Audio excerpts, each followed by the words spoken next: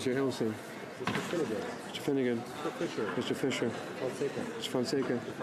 Mr. Fargas-Scottish. Mr. Fraser Westnova. Mr. Garrison. Mr. Graham. Mr. Hardy. Mr. Harvey. Mr. Housefather. Ms. Hutchings. Mr. Yakino. Mr. Johari. Ms. Khalid. Mr. Levitt. Mr. Long. Mr. Longfield. Ms. Ludwig. Mr. Lamoni. Mr. May Cambridge. Mr. McDonald. Mr.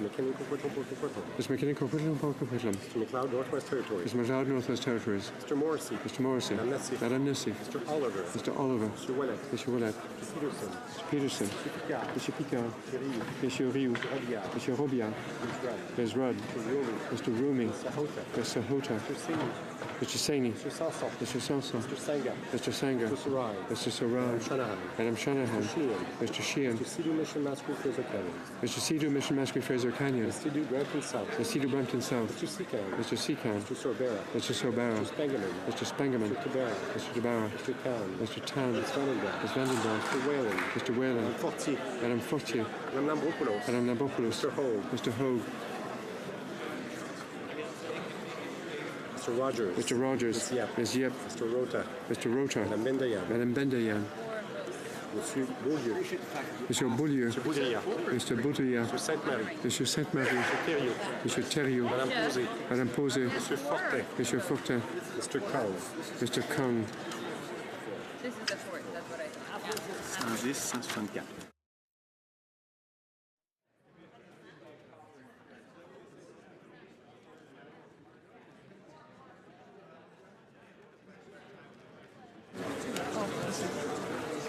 164. Yeas pour 110, 110. Nays contre 164, 164. I declare the motion number 44 defeated. I therefore declare motions 45 to 51, 53, and 54 defeated. The question is on motion number 52.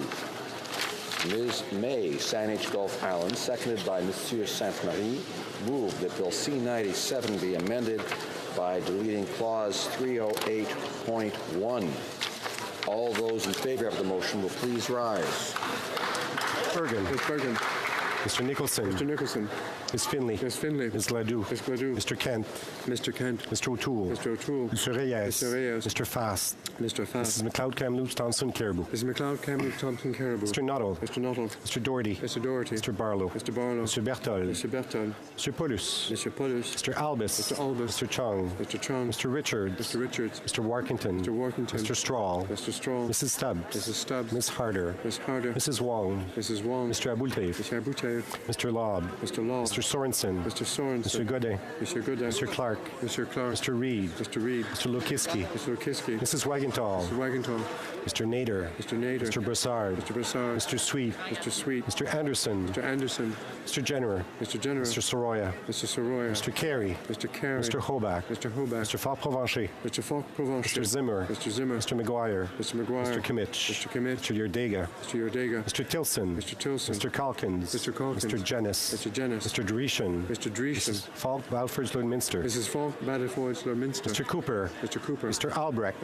Mr. Albrecht. Mr. Arnold. Mr. Arnold. Mr. Généreux. Mr. Généreux. Mr. Gould. Mr. Gould. Mr. Waugh. Mr. Waugh. Mr. Schmale. Mr. Schmale. Mr. Macaulay Edmonton West. Mr. Macaulay Edmonton West. Mr. Shields. Mr. Shields. Mr. Diot. Mr. Diot. Ms. Leach. Ms. Leach. Mr. Leipert. Mr. Leipert. Mr. Vierson. Mr. Vierson. Mr. Weber. Mr. Weber. Mr. Motts. Mr. Mott. Mr. Benson. Mr. Benson. Mr. Lloyd. Mr. Lloyd. Mr. Barrett. Mr. Barrett. Mr. Davidson. Mr. Davidson. Mr. Stanton. Mr. Stanton. Mr. Sopak. Mr. Sopak. Mr. Van Kesteren. Mr. Van Kesteren. Mr. Shipley. Mr. Shipley. Mr. Iglinski. Mr. Iglinski. Mr. Miller, Bruce Gray, Owen Sound. Mr. Miller, Bruce Gray, Owen Sound. Mr. Trost. Mr. Trost. Mr. Julian. Mr. Julian. Mr. Massey, Windsor West. Mr. Massey, Windsor West. Mr. Bouleris. Mr. Bouleris. Ms. Benson. Ms. Benson. Ms. Kwan. Ms. Kwan. Ms. Ashton. Ms. Ashton. Mr. Caron. Mr. Caron. Mr. Garrison. Mr. Garrison. Madame Brosseau. Madame Brosseau. Madame Sans Souci. Madame Sans Souci. Ms. Jolibois. Ms. Jolibois. Monsieur Dussault. Monsieur Dussault. Monsieur Dubé. Monsieur Dubé. Monsieur Aubin. Monsieur Aubin. Monsieur Nantel. Monsieur Nantel. Monsieur Choquet. Monsieur Choquet. Mr. Blakey. Mr. Blakey. Mr. Duval. Mr. Duval. Mr. Johns. Mr. Johns. Ms. Hardcastle. Ms. Hardcastle. Mr. McGregor. Mr. McGregor. Mr. Cullen. Mr. Cullen. Mr.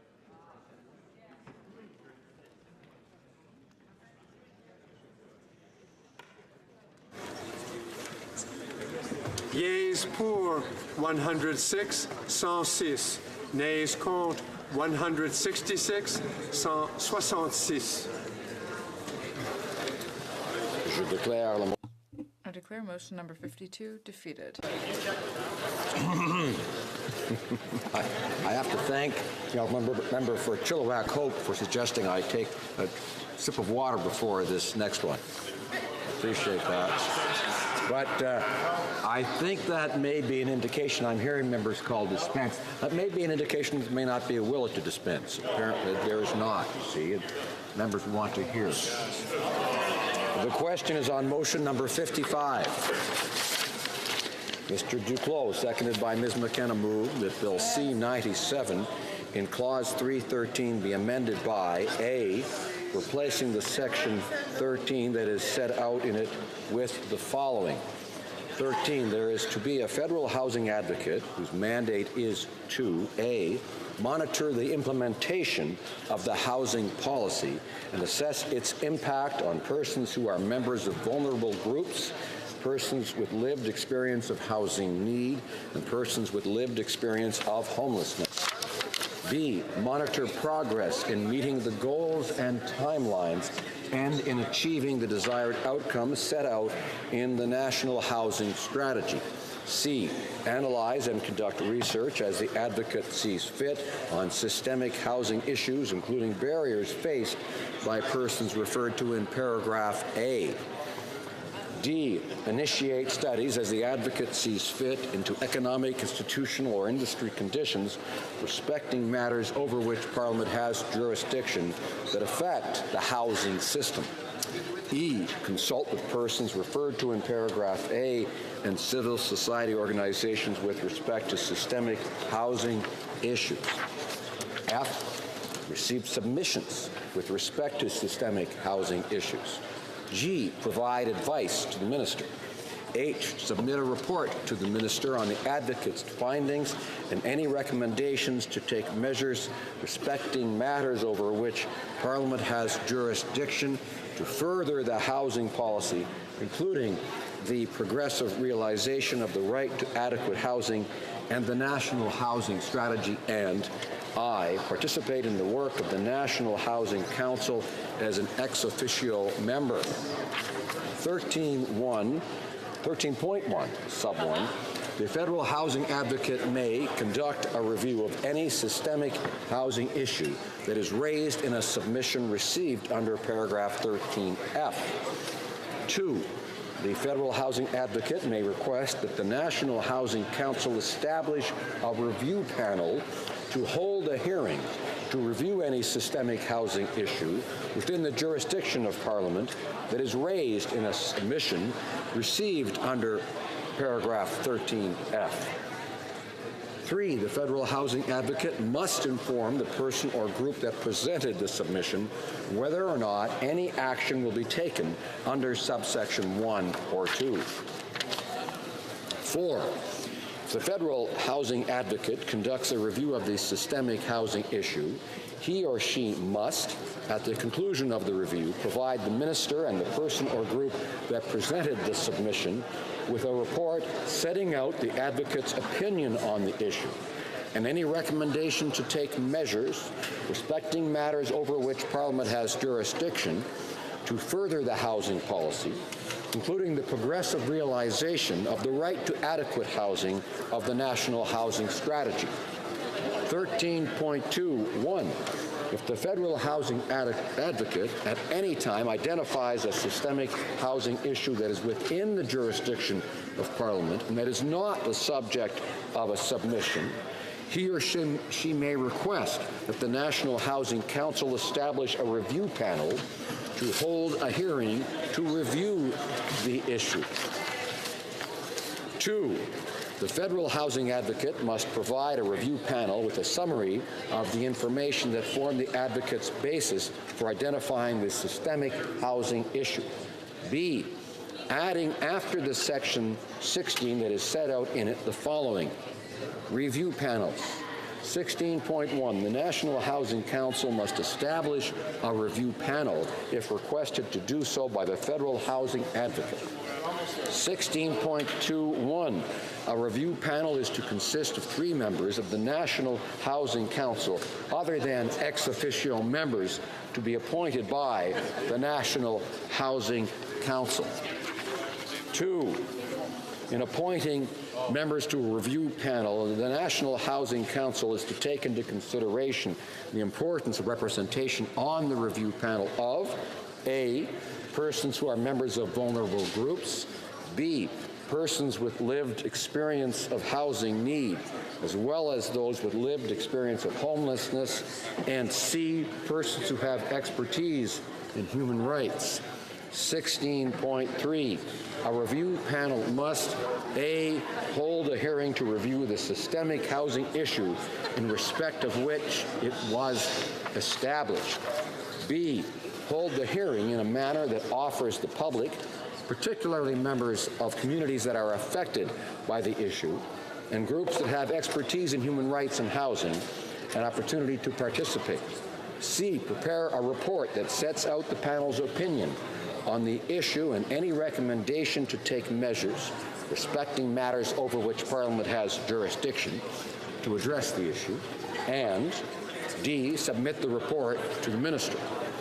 16.4, the Federal Housing Advocate is entitled to make representations and present proposals or recommendations to a review panel and may, for the purpose of doing so, work with communities that are affected by the issue that is before the review panel and with experts.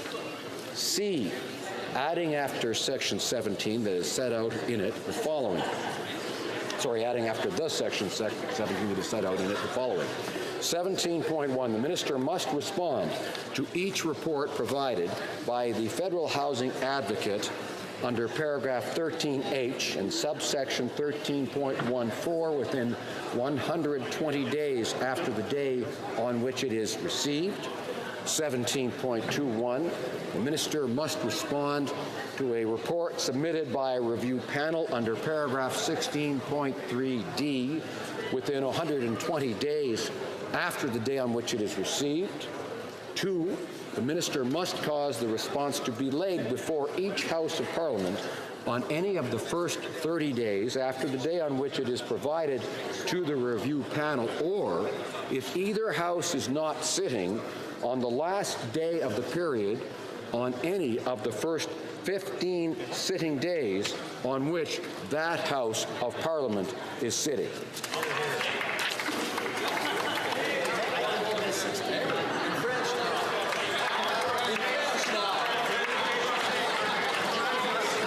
I once heard that Sir Laurence Olivier read the phone book and made it interesting. I'm no Sir Laurence Olivier. All those in favor of the motion will please rise. Ms. Chager. Ms. Chager. Mr. Hare. Mr. Madame Hare. Joly. Madame Joly. Mr. Goodale. Mr. Goodale. Mr. Rodriguez. Mr. Rodriguez. Ms. Murray. Ms. Murray. Ms. Qualtrough. Ms. Qualtrough. Mr. Morneau. Mr. Morneau. Mr. Lemetti. Mr. Lemetti. Ms. Bennett. Ms. Bennett. Ms. Haidu. Ms. Haidu. Mr. Hussain. Mr. Hussain. Mr. O'Regan. Mr. O'Regan. Mr. Blair. Mr. Blair. Ms. Tassie. Ms. Tassie. Ms. Jordan. Mrs. Jordan. Mrs. Jordan. Ms. Mahichuk. Ms. Mahichuk. Mr. Casey Cumberland Colchester. Mr. Casey Cumberland Mr. Easter. Mr. Easter. Mr. McKay. Mr. McKay. Mr. Knoll. Mr. Knoll. Ms. Groh. Ms. Groh. Mr. Eiking. Mr. Eiking. Mrs. Lockhart. Mrs. Lockhart. Mr. Cormier. Mr. Cormier. Mrs. McCrimmon. Mrs. McCrimmon. Ms. Jones. Ms. Jones. Mr. Algabra. Mr. Algabra. Mr. Oliphant. Mr. Oliphant. Ms. Gould. Ms. Gould. Mr. Sohi. Mr. Sohi. Mr. Holland. Mr. Holland. Mr. Champagne. Mr. Champagne. Mr. Garneau. Mr. Garneau. Ms. Duncan Topco-North. Ms. Duncan Topco-North. Mr. Duclos. Mr. Duclos. Ms. McKenna. Ms. McKenna. Madame Bibeau. Madame Bibeau. Mr. Cosner. Mr. Cosner. Mr. Casey Charlottetown. Mr. Casey Charlottetown. Mr. Vaughan. Mr. Vaughan. Mr. Serré. Mr. Serré. Mr. Miller-Ville-Marie de Sud-Ouest-des-Serres. Mr. Miller-Ville-Marie de Sud-Ouest-des-Serres. Mr. Schiffke. Mr. Schiffke. Mr. Bagnall. Mr. Bagnall. Mr. Paradis. Mr. Paradis. Mr. McGinty. Mr. McGinty. Mr. Scarpeligia. Mr. Scarpeligia. Mr. Sims. Mr. Sims. Ms. Ratanzi. Mr. Ratanzi. Mr. Fergus. Mr. Fergus. Mr. Ananda Sangri. Mr. Anand Sangari. Ms. Goldsmith-Jones. Ms. Goldsmith-Jones. Ms. Demoff. Ms. Demoff. Mr. Lefebvre. Mr. Lefebvre. Mr. Mendocino. Mr. Mendocino. Mr. Duguid. Mr. Duguid. Mr. Lamoureux. Mr. Lamoureux. Mr. McKinnon-Gatineau. Mr. McKinnon-Gatineau. Mr. Beach. Mr. Beach. Mr. Lightbound. Mr. Lightbound.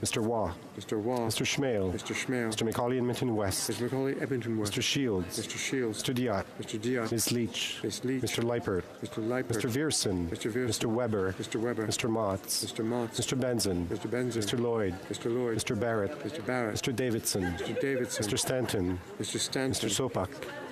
Mr. Sopak. Mr. Van Kesteren. Mr. Van Kesteren. Mr. Shipley. Mr. Shipley. Mr. Iglinski. Mr. Iglinski. Mr. Miller, Bruce Grey, Owen Sound. Mr. Miller, Bruce Grey, Owen Sound. Mr. Trost. Mr. Trost. Monsieur Beaulieu.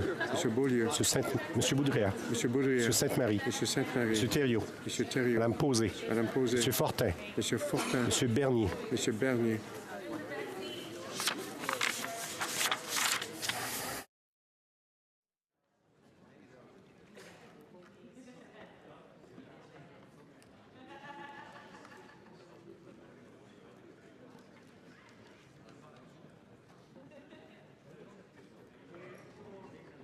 (92, 192, nays, contre, 82, 82. I declare motion number 55 carried. La mise au voix. The question is on motion number 56. A vote on this motion also applies to motion number 57. Ms. May, Saanich Gulf Islands, seconded by Mr. Sainte-Marie, moved that Bill C-97 be amended by deleting clause 334. All those in favor of the motion will please rise. Mr. Julian. Mr. Massey, Windsor West. Mr. Massey, Windsor West. Monsieur Boulris. Monsieur Boulris. Ms. Benson. Ms. Benson. Ms. Kwan. Ms. Kwan. Ms. Ashton. Ms. Ashton. Mr. Caron. Mr. Caron. Mr. Garrison. Mr. Garrison. Madame Brosseau. Madame Brosseau. Madame Sans Souci. Madame Sans Souci. Ms. Jolibois. Ms. Jolibois. Monsieur Dussault. Monsieur Dussault. Monsieur Dubé. Monsieur Dubé. Monsieur Aubin. Monsieur Aubin. Monsieur Nantel. Monsieur Nantel. Monsieur Choquette. Monsieur Choquette. Mr. Blakey. Mr. Blakey. Mr. Duval. Mr. Duval. Mr. Johns. Mr. Johns. Ms. Hardcastle. Ms. Hardcastle. Mr. McGregor. Mr. McGregor. Mr. Cullen. Mr. Cullen. Mr. Stetsky. Mr. Stetsky. Madame Quash. Madame Quash. Madame Boutin-Sweet. Madame Boutin. Madame Laverdière. Madame Laverdière. Madame Moore. Madame Moore. Ms. Duncan, Edmonton, Strathcona. Ms. Duncan, Edmonton, Strathcona. Madame Hughes. Madame Hughes. Monsieur Beaulieu. Monsieur Beaulieu. Monsieur Boudria. Monsieur Boudria. Monsieur Sainte-Marie. Monsieur Sainte-Marie. Monsieur Thériault. Monsieur Thériault. Madame Posé. Madame Posé. Monsieur Fortin. Monsieur Fortin. Miss May, Saanich Gulf Island. Miss May, Saanich Gulf Island. Mr. Manley. Mr. Manley. Mrs. Philpott. Mrs. Philpott. Mrs. Cesar Chavan. Mrs. Cesar Chavan. Mr. Weir. Mr. Weir. Ceux qui s'opposent à la motion vont être... All those opposed to the motion will please rise. Ms. Chager. Ms. Chager. Madame Joly. Madame Joly. Mr. Goodale. Mr. Goodale. Mr. Rodriguez. Mr. Rodriguez. Ms. Murray. Ms. Murray. Back to Mr. Hare. Mr. Hare. Ms. Quattro. Ms. Quattro. Mr. Morneau. Mr. Morneau. Mr. Lemaitre. Mr. Lemaitre. Ms. Bennett. Ms. Bennett. Ms. Haidu. Ms. Haidu. Mr. Hussein. Mr. Hussein. Mr. O'Regan. Mr. O'Regan. Mr. Blair. Mr. Blair. Ms. Tassie. Ms. Tassie. Mrs. Jordan. Mrs. Jordan. Ms. Mahichuk. Ms. Mahichuk. Mr. Casey Cumberland Colchester. Mr. Casey Cumberland Colchester. Mr. Easter. Mr. Easter. Mr. McKay. Mr. McKay. Mr. Nault. Mr. Nault. Ms. Groh. Ms. Groh. Mr. Eiking. Mr. Eiking. Mrs. Lockhart. Mrs. Lockhart. Mr. Cormier. Mr. Cormier. Mrs. McCrimmon. Mrs. McCrimmon. Ms. Jones. Ms. Jones. Mr. Algabra. Mr. Algabra. Mr. Oliphant. Mr. Oliphant. Ms. Gould. Ms. Gould. Mr. Sohi. Mr. Sohi. Mr. Holland. Mr. Holland. Mr. Champagne. Mr. Champagne. Mr. Garneau. Mr. Garneau. Ms. Duncan, Etobicoke North. Ms. Duncan, Etobicoke North. Monsieur Duclos. Monsieur Duclos. Ms. McKenna. Ms. McKenna. Madame Bibeau. Madame Bibeau. Mr. Cusner. Mr. Cusner. Mr. Casey Charlottetown. Mr. Casey Charlottetown. Mr. Vaughan. Mr. Vaughan. Mr. Serry. Mr. Serry. Mr. Miller, Ville-Marie, le Sud-Ouest et les Serres. Mr. Miller, Ville-Marie, le Sud-Est. Mr. Schiefke. Mr. Schiefke. Mr. Bagnall. Mr. Bagnall. Mr. Paradis. Mr. Paradis. Mr. McGinty. Mr. McGinty. Mr. Scarpellegia. Mr. Scarpellegia. Mr. Sims. Mr. Sims. Ms. Ratanzi. Ms. Ratanzi. Mr. Fergus. Mr. Fergus. Mr. Hernandez-Sangari. Mr. Hernandez-Sangari. Ms. Goldsmith-Jones. Goldsmith-Jones. Mr. Moff. Mr. Moff. Monsieur Lefebvre. Mr. Lefebvre. Mr. Manicino. Mr. Manicino. Mr. Duguid. Mr. Duguid. Mr. Lamour. Mr. Lamour. Mr. McKinnon-Gatineau. Mr. McKinnon-Gatineau. Mr. Beach. Mr. Beach. Mr. Lightbound. Mr. Lightbound. Ms. O'Connell. Miss O'Connell. Ms. Cara. Miss Cara. Mr. Verani. Mr. Verani. Mr. Fraser Central Nova. Mr. Fraser Central Nova. Miss Young. Miss Young. Mrs. Schultz. Mrs. Schultz. Mr. Poisson. Mr. Poisson. Mr. De Courcy. Mr. De Courcy. Mrs. Romanado. Mrs. Romanado. Mr. Massé Avignon-les-Métis, Matane, Matapédia. Mr. Massé, Avignon, Mrs. Matane, Matapédia. Mr. Hébert. Mr. Hébert. Mr. Jesneski. Mr. Jesneski. Mr. Dhaliwal. Mr. Dhaliwal. Mr. Pesky-Salido. Mr. Pesky-Salido. Madame Mendez. Madame Mendez. Mr. Dubourg. Mr. Dubourg. Mr. Leslie. Mr. Leslie. Mr. Aldegg. Mr. Aldegg. Mr. Arsenault. Mr. Arsenault. Mr. Aria. Mr. Aria. Mr. Ayoub. Mr. Ayoub. Mr. Badaway. Mr. Badaway. Mr. Bayliss. Mr. Bayliss. Madame Lapointe. Madame Lapointe. Mr. Biddle. Mr. Biddle. Mr. Boissonneau. Mr. Boissonneau. Mr. Bassio. Mr. Bossio. Mr. Bertina. Mr. Bertina. Mr. Breton. Mr. Breton. Mr. Chen. Mr. Chen. Mr. Bruson. Mr. Bruson. Miss Dillon. Miss Dillon. Mr. Drouin. Monsieur Drouin. Ms. Zerwitz. Mr. Sassi. Mr. El Khoury. Mr. Ellis. Mr. Erskine-Smith. Mr. Eyolfson. Mr. Finnegan. Mr. Fisher. Mr. Fonseca. Mr. Fragiscados. Mr. Fraser Westnova. Mr. Garrettson. Mr. Graham. Mr. Hardy. Mr. Harvey. Mr. Housefather. Ms. Hutchings. Mr. Iacono. Mr. Johari. Ms. Khalid. Mr. Levitt. Mr. Long. Mr. Longfield. Ms. Ludwig. Mr. Maloney. Mr. May Cambridge. Mr. McDonald. Mr. McKinnon Coquitlam. Mr. McLeod Northwest Territories. Mr. Morrissey. Madame Nassif.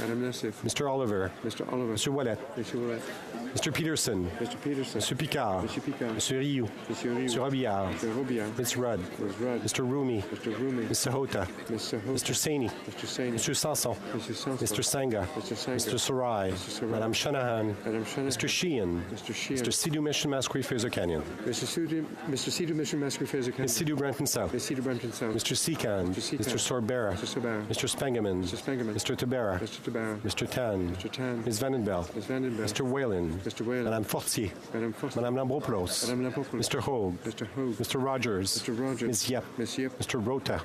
Madame Bendayan. Ms. Bergen. Mr. Nicholson. Ms. Finley. Ms. Gladue. Mr. Kent. Mr. O'Toole. Ms. Raitt. Mr. Fast. Mrs. McLeod, Kamloops, Thompson, Caribou. Mr. Nuttall. Mr. Doherty. Mr. Barlow. Mr. Berthold. Mr. Paulus.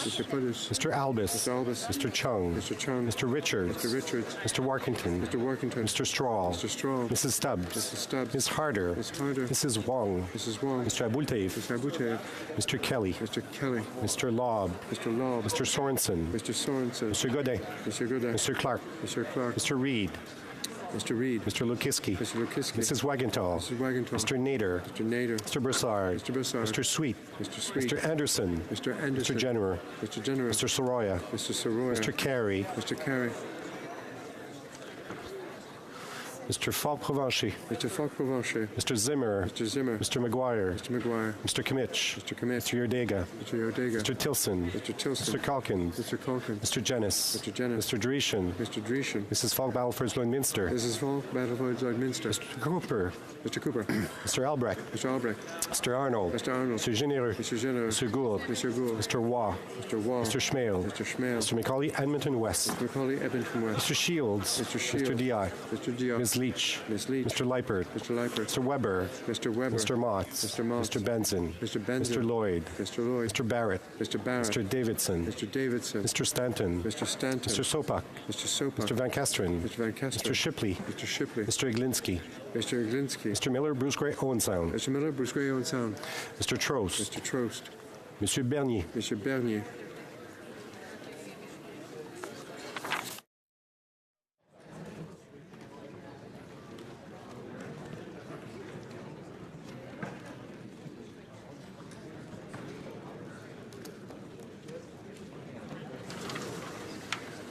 Yeas 40, 40, 40. Nays, compte 230, 230. I declare motion number 56 defeated.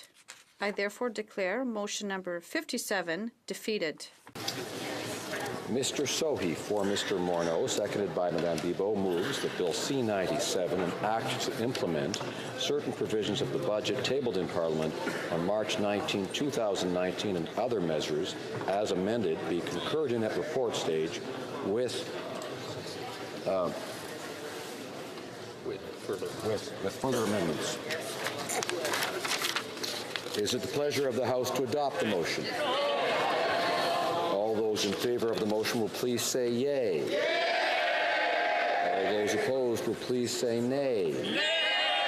In my opinion, the yeas have it. All those in favor of the motion will please rise.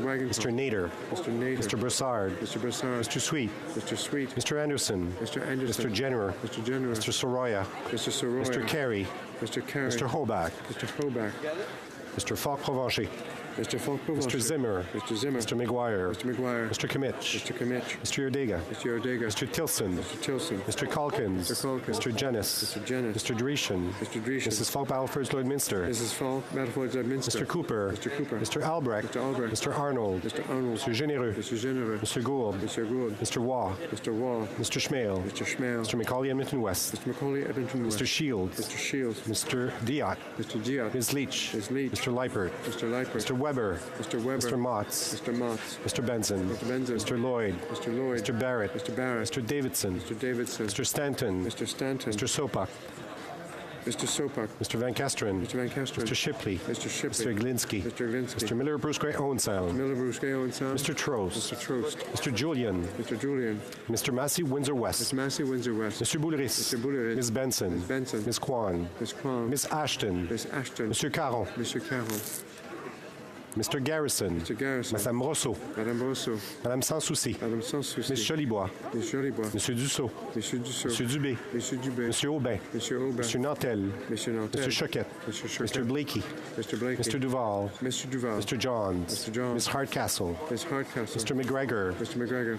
Mr. Cullen. Mr. Cullen. Mr. Stetsky. Mr. Stetsky. Madame Quash. Madame Quash. Madame Boutin-Suite. Madame Boutin-Suite. Madame Laverdière. Madame Laverdière. Madame Moore. Madame Moore. Ms. Duncan Edmonton Strathcona. Ms. Duncan Edmonton Strathcona. Madame Hughes. Madame Hughes. Monsieur Beaulieu. Monsieur Beaulieu. Monsieur Boudria. Monsieur Boudria. Monsieur Sainte-Marie. Monsieur Sainte-Marie. Monsieur Thériault. Monsieur Thériault. Madame Posé. Madame Posé. Monsieur Fortin. Monsieur Fortin. Monsieur Bernier. Monsieur Bernier.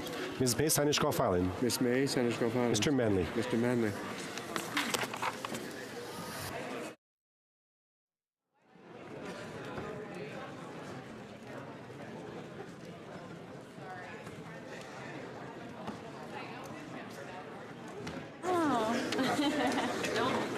Yeas pour 160, 160.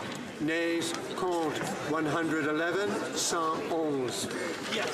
Declare the motion carried. When shall the bill be read a third time? Later this day, pursuant to order made on Tuesday, May 28, 2019. Tabling of documents.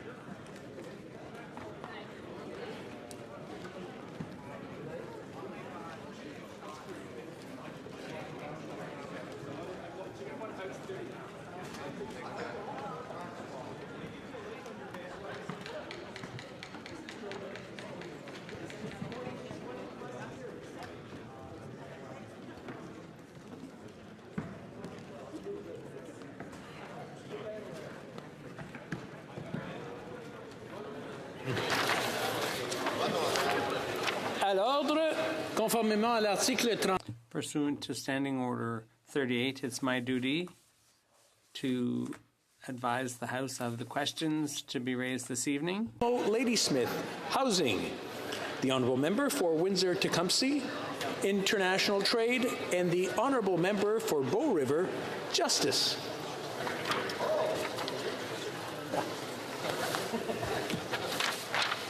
Let's take a look where we're at here.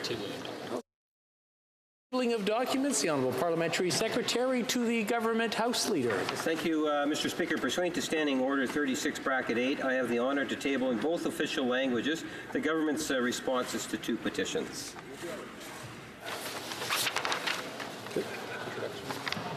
Okay. Introduction of government bills. Okay. Mr. Sohi for Mr. Murnau, seconded by Ms. Bibot, moves for leave to introduce a bill entitled An Act to Amend the Customs Tariff and the Canadian International Trade Tribunal Act. Cette motion est députée. The motion is deemed adopted. Mr. Murnau. Mr. Sohi for Mr. Morneau, seconded by Ms. Bibeau, moves that this bill be now read a first time and printed. The motion's deemed adopted. First reading of this bill. First reading of this bill. When shall this bill be read a second time? At the next sitting of the House. Statements by ministers. Reports from interparliamentary delegations. The Honourable Parliamentary Secretary to the Minister of Health. Mr. Speaker, pursuant to Standing Order 34.1, I have the honour to present to the House in both official languages the report of the Canadian Parliamentary Delegation regarding its participation at the bilateral mission to the Federal Democratic Republic of Ethiopia and the Republic of Rwanda, Addis Ababa, Ethiopia, and Kigali, Rwanda, March 10th to 16th, 2019. Presenting reports from committees. The Honourable Member for Kildonan St. Paul. Speaker, I have the honour to present in both official languages the 21st report of the Standing Committee on Indigenous and Northern Affairs entitled Main Estimates 2019-20. Presenting reports from committees, the Honourable Member for Yukon. Monsieur le Président, j'ai l'honneur. Mr. Speaker, I have the honor to present in both official languages the 96th report, the 96th report, rather, of the Committee on Procedure and House Affairs under the mandate of the Standing Committee on Procedure and House Affairs and oversight of the Centre Block Rehabilitation Project and the Long-Term Vision Plan.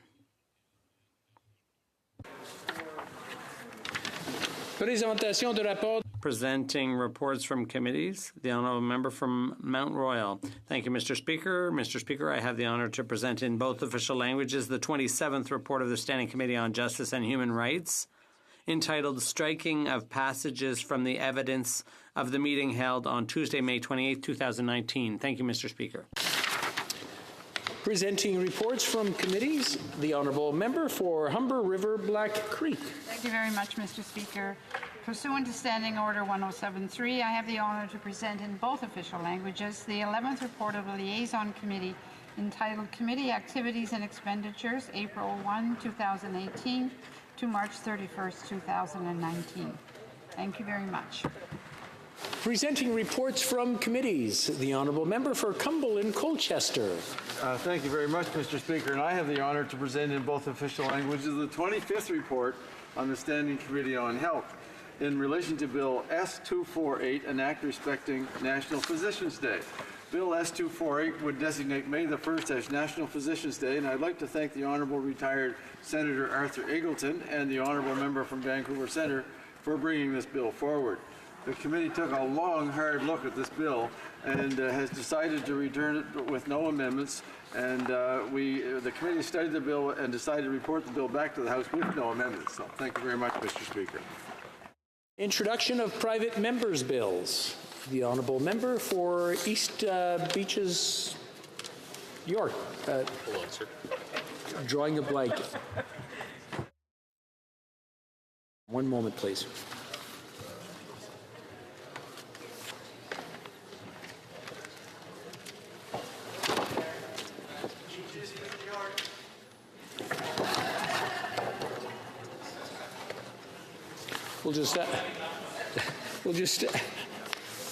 We'll just ask the Honourable Member for Beaches East York to hold on a second while we get staff organized.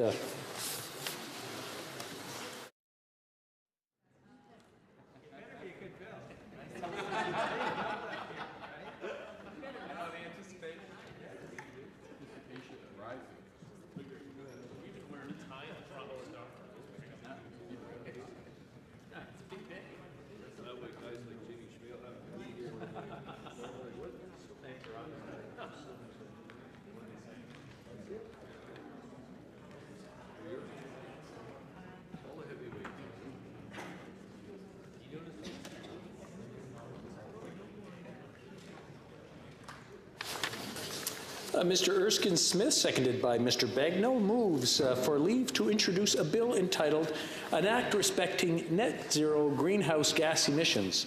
This motion is deemed adopted. The honourable member for Beaches East York. Thanks very much, Mr. Speaker. I'm honoured to introduce the Net Zero Greenhouse Gas Emissions Act. This government has made significant and meaningful progress to tackle climate change, but greater ambition is now required to meet our international, our intergenerational, and our moral obligations. Science demands greater action, Mr. Speaker. The Intergovernmental Panel on Climate Change notes, in model pathways with no or limited overshoot of 1.5 degrees, global net anthropogenic CO2 emissions decline by about 45% from 2010 levels by 2030, reaching net zero by 2050. Our international allies are already undertaking this difficult work. The UK in early May published a roadmap to net zero by 2050. The EU Commission and EU Parliament have adopted the same standard. Mr. Speaker, we've made important progress. Price on pollution, phasing out coal, slashing methane emissions, significant investments in public transit, clean energies, and more, Mr. Speaker. But the science demands greater ambition, and that's why this bill is so important. Thank you. Mr. Erskine-Smith, seconded by Mr. Bagnell, moves that the bill be now read a first time and be printed. This motion is deemed adopted. First reading of this bill, première lecture de ce projet de loi. When shall the bill be read a second time? At the next sitting of the House.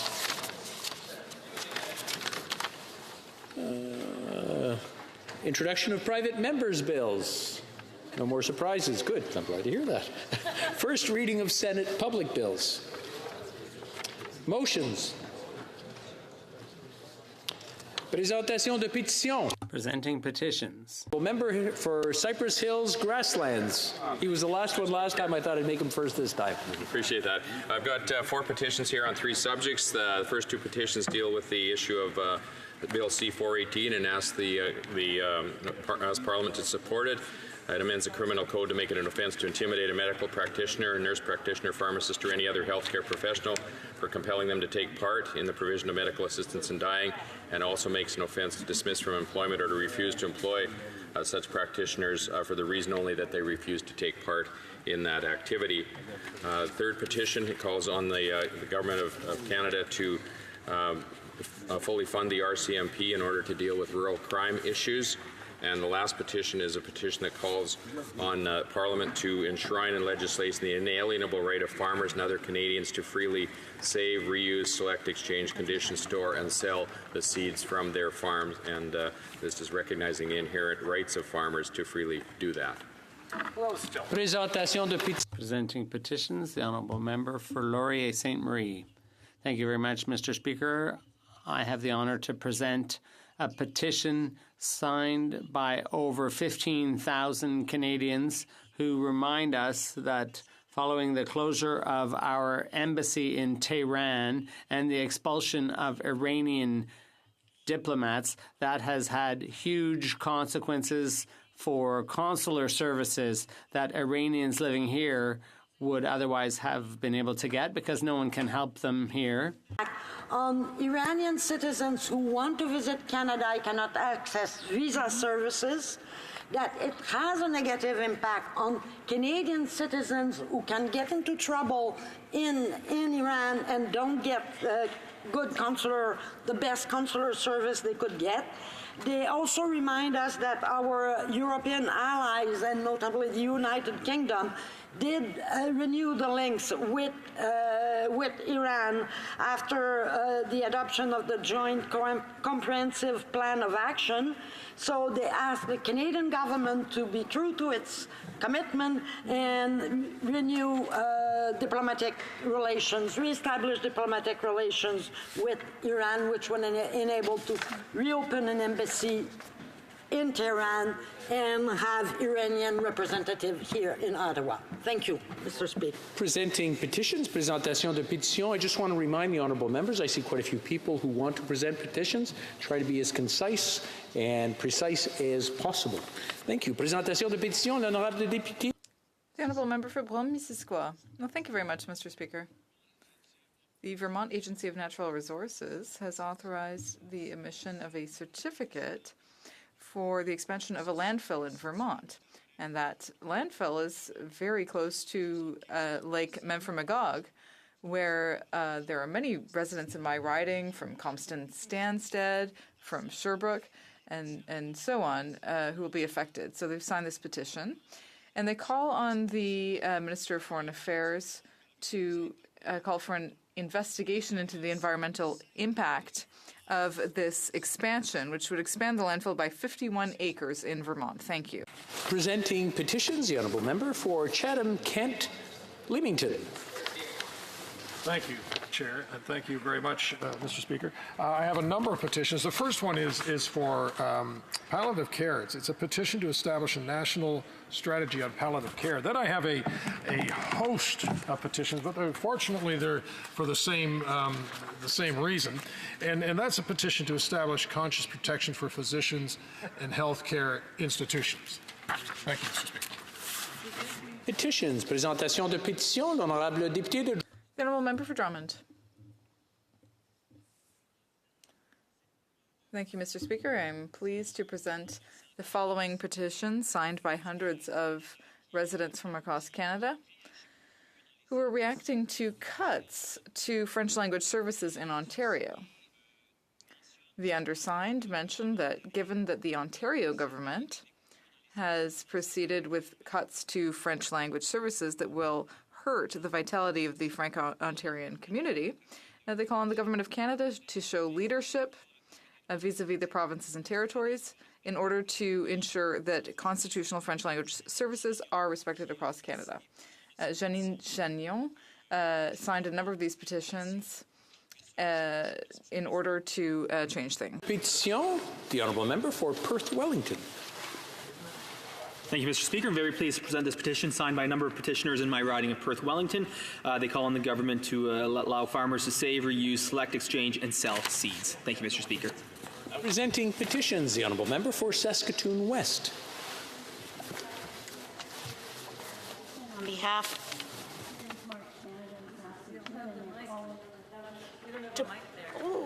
sorry, I didn't notice that. Can I start again?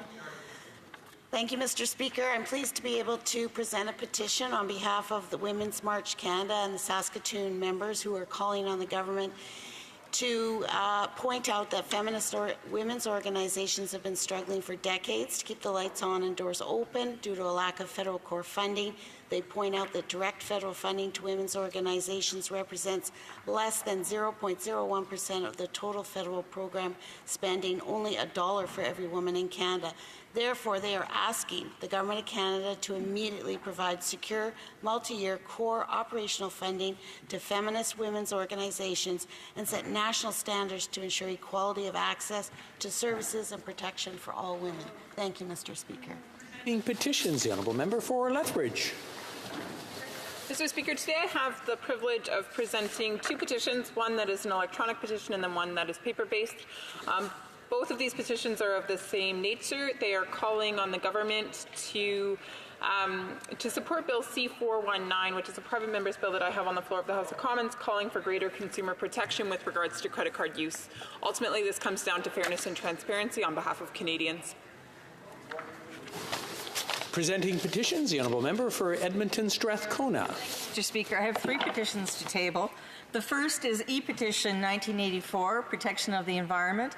It was established by a retired physician and member of Canadian Physicians for the Environment, Rocky Farrow, and it represents 1,000 signatures in support of enacting an Environmental Bill of Rights for Canada to impose the public trust duty on the government to protect the environment and give a bundle of rights to citizens.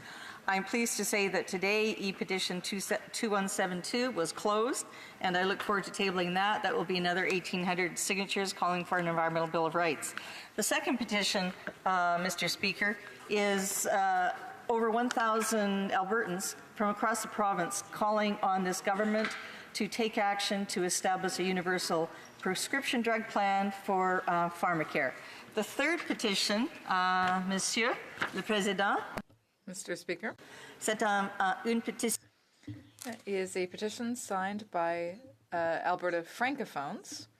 They say that every minute, 31 people are forced to flee their homes, and many of them are found in some of the poorest countries on the world, and they live in extremely difficult situations. They may be facing climate change, armed conflict, forced development, or persecution. The causes of forced migration are many. They're also complex and interrelated. So, petitioners call on the House of Commons to support citizens' groups that promote peace, democracy, and human rights. And they call on the government to invest further in diplomatic solutions and peaceful solutions to armed conflicts. No one should be forced to flee their home. Présentation de pétition. Presenting petitions, the Honourable Member for Algoma, Manitoulin, Kapuskasing.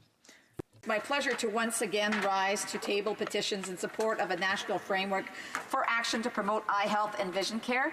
The petitioners note that the number of Canadians with vision loss is expected to double in the next 20 years, and that this is a crisis that affects all segments of the Canadian population, with Canada's most vulnerable population, seniors, children, and Indigenous peoples at particular risk.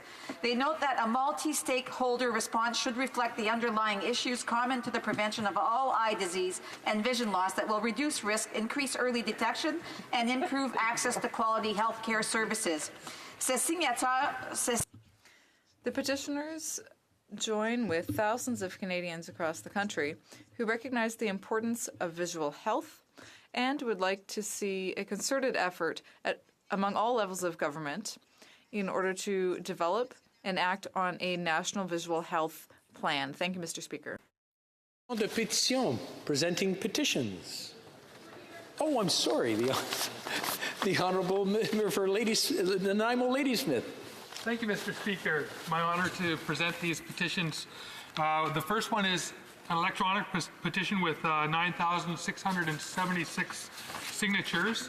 And this one is calling for a national plastic strategy, which includes an education and public awareness campaign highlighting the scope and impact of global plastic pollution, a ban on the manufacturing, distribution, and use of all plastics that cannot be recycled, a ban on all single-use plastics that are hard to recycle and most often end up in landfills or waterways, a commitment to encourage a circular plastics economy by keeping recyclable plastics out of landfills and instead reuse them in a closed-loop system, effectively saving billions in manufacturing costs while producing less water waste.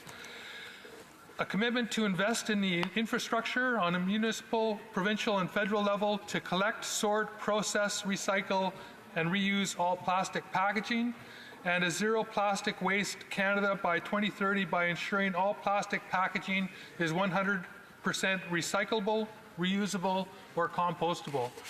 The second petition I have here is for Veterans Affairs Canada, and it calls upon the Minister of Veterans Affairs to remove any statutory limits on back pay eligibility for the disability allowance and work with individual veterans to achieve just and due compensation for disability allowance in a timely manner.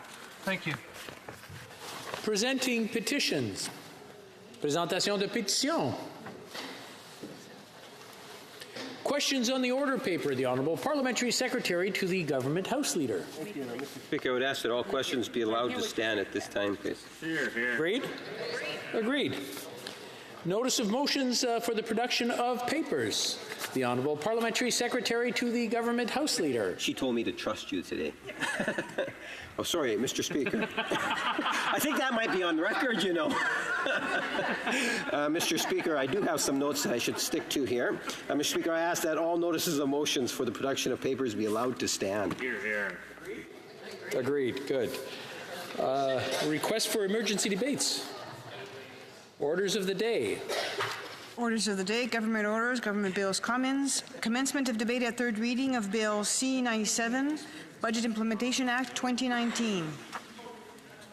Mr. Sohi for Mr. Morneau, seconded by Ms. Bibeau, moves that Bill C-97, an act to implement certain provisions of the budget, be tabled in Parliament on March 19th, 2019, and other measures be now read a third time and do pass. Debate. L'Honorable Secretary. The Honourable Parliamentary Secretary to the Minister of Finance. Thank you to my adoring crowd, Mr. Speaker. I'm very pleased to speak today in the House about Bill C-97. It's a bill that will allow us to implement significant investments that were included in Budget 2019. Most of all, it will allow the government to take new steps to help middle-class Canadians and to reduce inequalities in the country and to ensure that prosperity is truly inclusive. You will notice that I said new steps because Bill C-97 builds on the progress that we made over the last 4 years. So let's remember how we got here today. In 2015, the situation was very different. You'll remember, Mr. Speaker, that economic growth was sluggish, even stagnant, and that unemployment was up. Canada was technically in a recession in 2015. Salaries weren't going up quickly enough, but the cost of living was. Tough time making ends meet while saving for the future or for an emergency.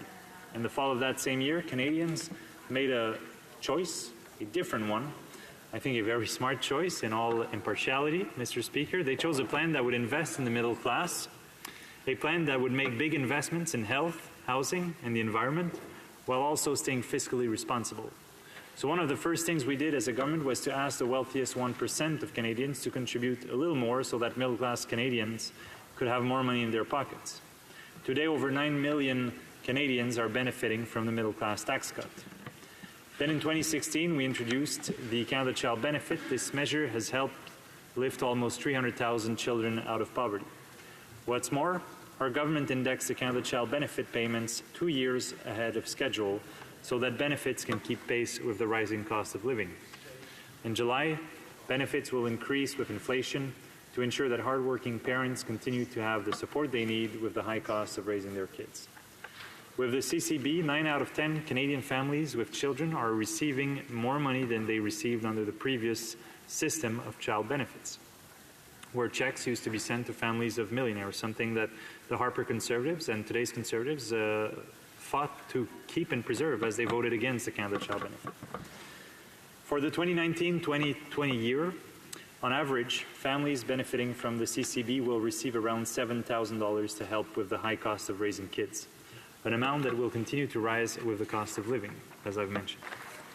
And when you combine the CCB with the middle-class tax cut, a typical middle-class family of 4 now receives, on average, according to the OECD, so I understand it's not the Fraser Institute, which the Conservatives like to quote, even though the studies they refer to often in the House has been debunked by just about anyone serious who's taken a look at it, because precisely it fails to take into account the Canada Child Benefit. So according to the OECD, a typical family of 4 in Canada now has $2,000 more in their pockets than they did under the Harper Conservatives. This is significant progress, Mr. Speaker. But we didn't stop here. We replaced the old working income tax benefit with the more generous Canada Workers Benefit. The new benefit puts more money in the pockets of more than 2 million Canadian workers who are working hard to join the middle class.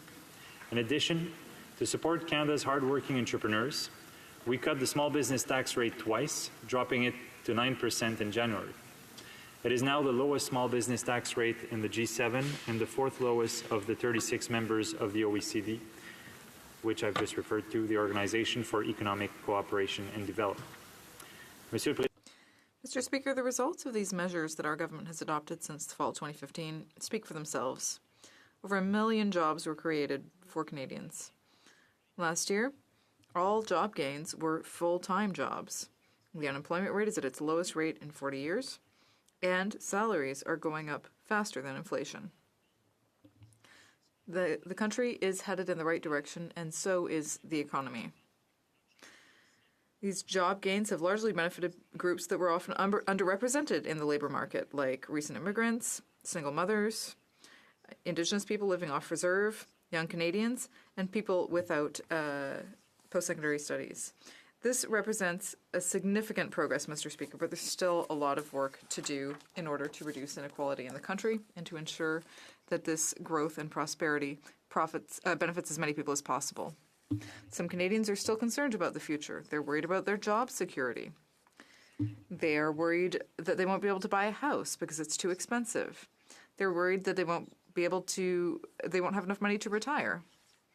These concerns are legitimate, and we will not let any Canadian fall through the cracks.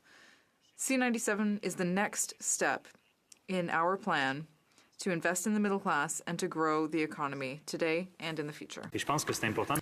And I think it's important to talk here,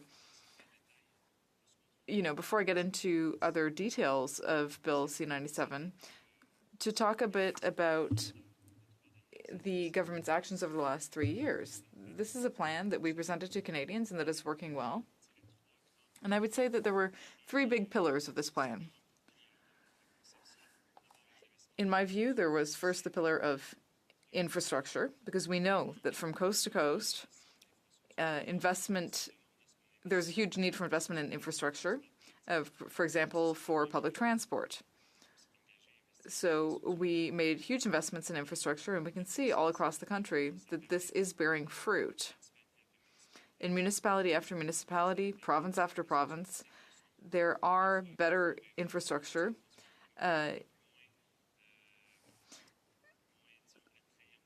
Some projects are more attractive than others, but they're all equally important. If you look at the treatment of water, that's a very important one. Now, the second pillar is reducing inequality through the measures that I just discussed. And the results of this over the last 3 years is that we have managed to to reduce poverty by 20%. We reduced child poverty by 40% in just 3 years. That is enormous, Mr. Speaker. So that was the second pillar. And the third pillar is competitiveness. In other words, ensuring that Canada has access to foreign markets, either through the TPP or CETA or the new NAFTA. We also reduced the small business tax rate and made strategic investments that were so needed in Canada under Stephen Harper's rule. During that period, they really neglected science and investments in science, and that undermined long-term prosperity and competitiveness. So those 3 big pillars for me are very clear, and we made some of the biggest investments in science in the history of Canada after a very dark decade for scientists and researchers under the Conservative government of Stephen Harper. So those 3 pillars in C97 really are really working, and they mean that Canada has one of the best growing economies in the G7 over the last 3.5 years. Quand je parle de compétition, speaking of competitiveness, I could mention skills. Talk about at this point, Mr. Speaker. In the first quarter of 2019, there were more Canadians employed than at any moment in Canada's history, including more women employed than at any moment in Canadian history. That's great news, but we can't take anything for granted. We know that not everyone has the right skills to take advantage of some of the new, well-paying opportunities. The nature of work is changing around the world, and the challenge for workers, for employers, and for governments is to find new ways to make sure that people have the skills they need to succeed in the changing work environment. For example, automation is on the rise. The OECD estimates that about 1 in 10 Canadian jobs are at high risk of automation within the next 10 to 20 years, and that 1 out of 3 jobs is likely to experience significant changes. Canada is not alone in this. Other countries will face the same challenge as workers try to figure out how to get the training they need to keep their existing jobs or prepare for new jobs. On this side of the House, we're determined to make sure that Canadian workers have the necessary skills to succeed in tomorrow's job market. And to do so, Canadians must have access to adequate training. And in Budget 2019, we presented a new program, the Canada Training Benefit. This is a personalized and transferable benefit that will help Canadians to gain the time and money they need to gain new skills. Bill C97 will implement a large part of this benefit with a $250 training credit every year per worker that can be also applied to future training programs. This credit may be up to $5,000 throughout someone's career. Eligible workers will receive their first annual credit this year in 2019, and they'll be able to use it as of next year to register for a course. The Canada Training Benefit will open more doors for workers. It'll help them to contribute to the Canadian economy and to benefit from our growth. This measure will also be advantageous for employers. They will have better access to a qualified workforce, which eventually will help their companies to grow and have better, well-paying jobs. Obviously, we want to make sure that Canadians are ready for the good jobs of tomorrow, and we're paying particular attention to the next generation of young people. That's something our government understands quite well. When the Minister of Finance tabled his budget in 2019, he shed light on measures that could be obstacles to training and education. Won't have to start repaying their Canada student loans for 6 months after they graduate. And interest won't accumulate during this period on these loans. Paired with the budget's commitment to lower the interest rate on Canada student loans, the interest-free grace period is expected to save the average borrower approximately $2,000 over the lifetime of their loan. Mr. Speaker, we're taking these steps because young Canadians need our help. They're the most educated, connected, and diverse generation this country's ever seen. They are changing our communities for the better and taking the lead on building a fairer and more sustainable future. But at the same time, we're hearing from many young Canadians that they're still worried about what the future holds for them. Will they be able to afford college or university? Will there be good jobs ready for them when they graduate? And will they be able to afford a good place to live? We're taking action to answer more of these questions for young people and for all Canadians. Take housing. Many young Canadians dream of owning their first home, a feeling shared by middle-class families. But with rising house prices, it's getting increasingly harder for people to make that dream a reality. Our government believes that every Canadian should have a safe and affordable place to call home. This is why we're taking important steps to make housing more accessible and affordable, especially for first-time homebuyers. The legislation we're debating proposes measures to help Canadians take their first step towards home ownership. It would amend the National Housing Act and allow the Canada Mortgage and Housing Corporation to offer shared equity mortgages to eligible first-time homebuyers. This important measure is called the First-Time Homebuyer Incentive. Through this new incentive, CMHC would provide 5% of the value of a home for a first-time homebuyer, helping to reduce the size of an insured mortgage and lower monthly mortgage payments. To encourage the construction of new housing supply, the incentive would increase to 10% for newly built homes. Now, this could mean a lot for a lot of young Canadians. For a middle-class family buying a new condo or a new house worth $400,000, the savings could be about $225 a month. That could make a real difference.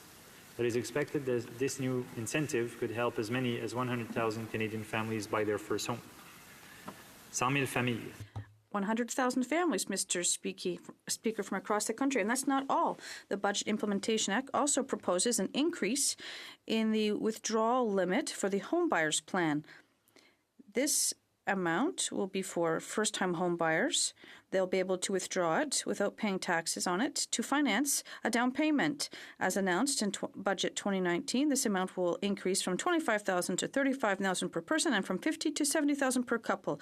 The maximum withdrawal amount has not been adjusted in 10 years, and we think it's time to do so. We have to modernize the home buyers plan so that a greater number of people can buy their first home or condo. Moreover, in Bill C-97, there's an act relative to the National Housing Strategy in Canada.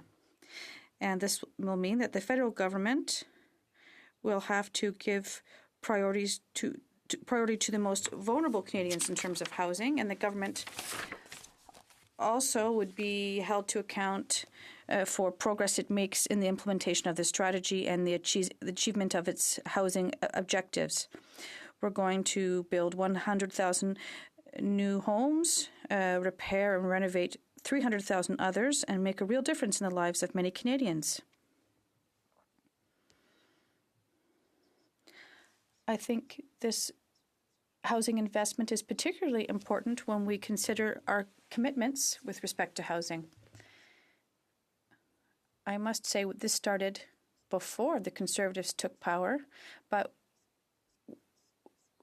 this problem was accentuated during the Harper decade, and the federal government, it was time for it to take on some responsibility, ambitious responsibility, in terms of housing.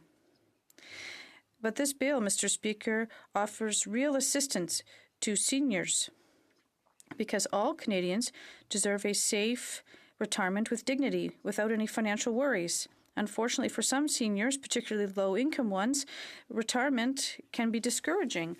Since 2015, our government has taken a certain number of measures to make retirement more affordable. For example, we increased the eligibility age to OAS and the GIS. We brought it back down to 65 years, whereas the Conservatives had it at 76, which had plunged hundreds of thousands of vulnerable Canadians into poverty.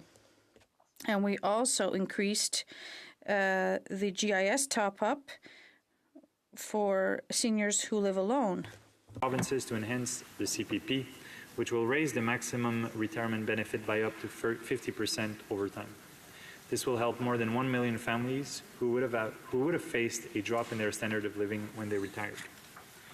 Budget 2019 and this BIA proposes a series of new measures to help even more Canadians age with confidence in their finances. To help low-income working seniors, Bill C-97 proposes to increase the earnings exemption of the Guaranteed Income Supplement and expand the exemption to self-employment income.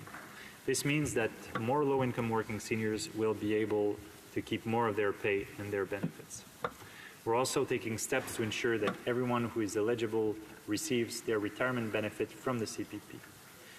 While the standard age to receive CPP benefits is 65, some people choose to delay receiving their retirement benefit until age 70, at which time they will receive a little bit more each month.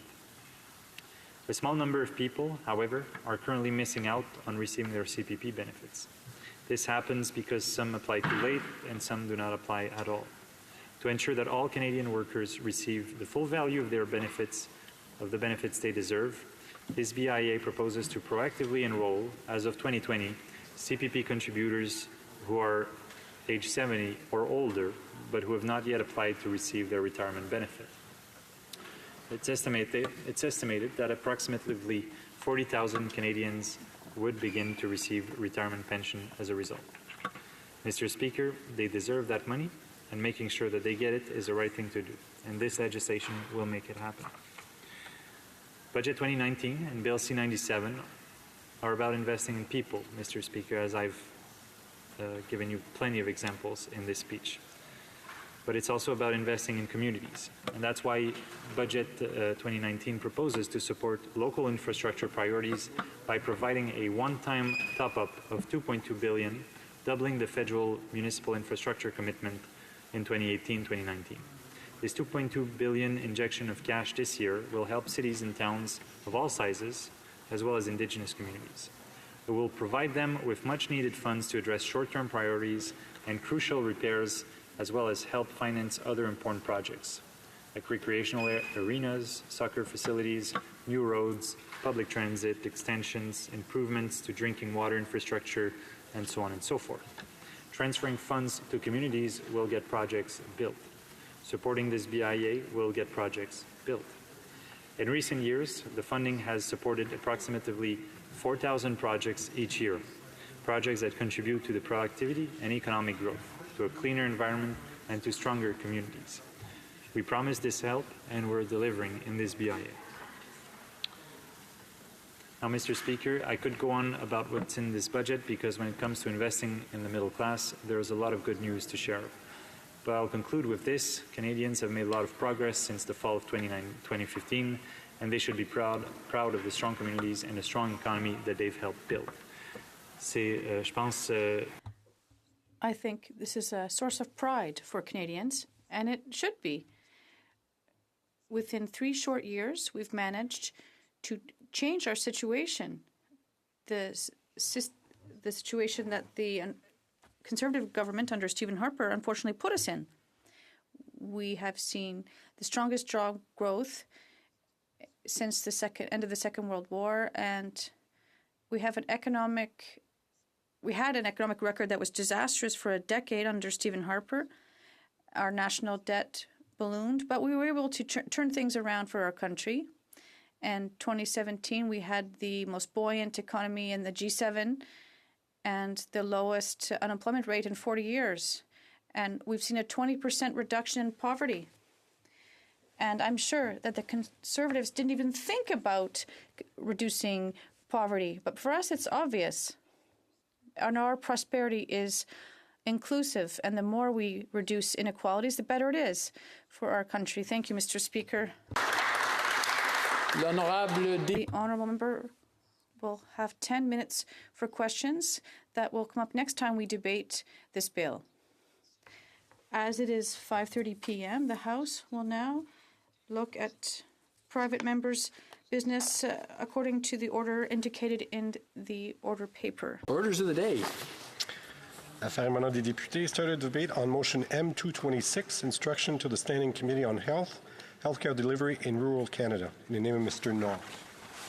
Mr. Nault, seconded by Mr. Sidhu. Mrs. Mission Matsui Fraser Canyon moves that the House call on the Standing Committee on Health to undertake a study and report its findings to determine 1. The factors that contribute to significant disparities in the health outcomes of rural Canadians compared to those in urban centres. 2. Strategies including the use of modern and rapidly improving communication technologies to improve healthcare delivery to rural Canadians, and B, call on the Government of Canada, the government to work with the provinces and territories and relevant stakeholders to further address and improve health care delivery in rural Canada. Debate. The Honourable Member for Kenora. Thank you very much, Mr. Speaker. It's an honor and a pleasure tonight to get the chance to speak to the private member's motion M226, which relates to healthcare delivery in rural Canada. Mr. Speaker, as a representative of the Kenora riding, one of the largest rural ridings in Canada that stretches from the almost American border all the way to Hudson's Bay, this is probably one of the easiest ridings to use to explain what it means to be remote and what it means to not be accessible or only accessible by plane or winter road when the lakes freeze over. Mr. Speaker, this is an important subject matter for all rural Canadians because, of course, it is one of those issues that all Canadians think about, and that's their health care, the healthcare delivery, and the abilities of government to deliver those healthcare products to all Canadians, and in particular, in this case, the North. For these reasons, Northwestern Ontario presents a unique case study in many ways, from infrastructure to environment, transportation to employment. The North forces us to think outside the box. Healthcare can be approached, I think, from many different angles, including mental health treatment, healthcare providers and availability, prescription drug coverage, and culturally appropriate care, Mr. Speaker, just to name a few. The 2016 Statistics Canada Census data indicates Canada's population was over 35 million individuals, of which 16.8% live in rural Canada. In a 2006 report by the Canadian Institute for Health Information entitled How Healthy Are Rural Canadians? In this assessment of their health status and health determinants, the report found that rural Canadians have higher death rates, higher infant mortality rates, and shorter life expectancies than their urban counterparts. Health-related factors such as higher proportions of smokers, lower consumption of fruit and vegetables, and obesity, and this disproportionately affects rural residents. Additionally, the population in rural areas tends to be older than in urban areas. The recruitment and retention of physicians and healthcare professionals, Mr. Speaker, are also a significant challenge, and I don't think anywhere in rural Canada will you find it easy in occasions throughout the years that I've been involved in finding enough professionals to work in rural Canada. According to the 2016 data from the Canadian Institute for Health Information, there were approximately 84,000 physicians in Canada, of which only 6,790, or 8%, of which practiced in rural settings. So, Mr. Speaker, as you can see, the 2006 Canadian Institute for Health Information issued a report that found that populations living in rural areas were having a shorter average life expectancy of almost 3 years for men, and of course higher smoking rates compared to their urban colleagues. These numbers are statistically significant according to the report. Mortality risk for diseases such as heart disease and heart attacks, as well as respiratory diseases like influenza and pneumonia, were also significantly higher in rural versus larger urban areas. There is a variation in the levels of service that are available as the lack of population base warrant the construction or lack of construction of extensive health infrastructure. In addition, rural and remote communities face challenges in recruiting and retaining healthcare professionals, and I'll keep repeating that, Mr. Speaker, because it's something we talk about back home in the riding almost weekly. On the youth side, there is no process for measuring health disparities in Canada. If we look at the experience of rural children and youth in the healthcare system, we get a good idea of some of that what's happening. I'll use Indigenous populations, particularly those who are rural and remote, because they are the most underserviced communities in all of Canada. I'd like to take a minute to provide an example of healthcare delivery in the north so that we can see how different it is from the urban experience. In September 2018, the Sioux Lookout First Nation Health Authority released their Our Children and Youth Health Report, which represents the experiences of 31 First Nation communities in the Sioux Lookout area. Since 1991, the population of Sioux Lookout area First Nations has grown by 74%. The primary point of care for the majority of these communities is the local nursing station, and in many cases, emergency services are available only by plane. For example, women from Sioux Lookout First Nations leave their homes and families and travel hundreds of kilometers to give birth at a hospital. Can you imagine that, Mr. Speaker, if any of us were put in a situation like that in communities where all births were basically families had to fly out, leave for weeks when it's getting close to the due date, and then be prepared to spend weeks waiting for the child to be born. Their primary point of care for the majority of these communities is their local nursing station, and in many cases, emergency services are available only by plane. For example, women from Sioux Lookout area First Nations leave their homes, as I said, and if an infant needs emergency care, they are transported out via medevac because there are no emergency departments in these communities. Since 2012, there have been 11% increase in the rate of emergency room visits for these infants. In the Sioux Lookout area, First Nations youth attend the emergency room department for mental health reasons at a rate 5 times greater than the Ontario average. Just think about that for a minute.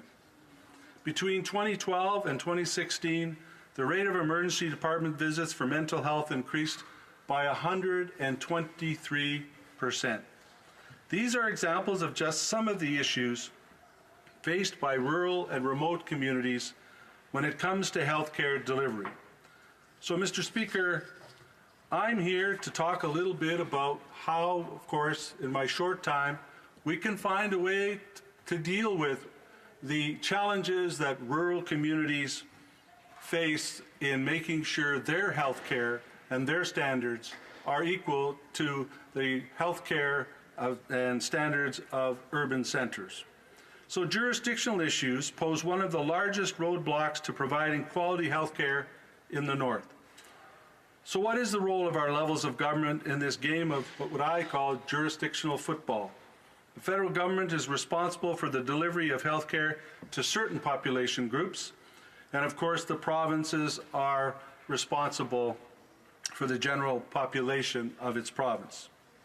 Section 10 of the Canada Health Act stipulates that each province's health insurance scheme must be universal, which means that it must entitle 100% of the insured persons of the province to the insured health services provided for by that plan. So what does this mean? It boils down to the need for a collaborative approach. Rather than working from the top down, we need to approach these communities and regions to establish their unique needs and find those solutions. Simply put, there is no cookie-cutter answer, and what works for one community may not work for another. Bottom line, we need to listen to those who live and work within the system every day to make sure that we understand how to deliver health care in rural Canada. So I thought, Mr. Speaker, in order to make this discussion one that people can compare apples and apples and oranges, when we have these discussions, sometimes it's hard to do. So I spent some time doing some comparisons between Canada and Australia. So when we look at Canada and Australia, like most all other developed countries, they have publicly funded universal health care coverage. The two countries have similar population densities and geographic areas. As of June 2018, just under 25 million people reside in Australia, 11.4% reside in remote or rural locations. The Australian federal government is playing an active role in addressing health disparities between urban and rural and remote populations. So the Australian government provides funding to incentivize physicians to work in rural and remote areas and to encourage the uptake of telemedicine technology in those areas.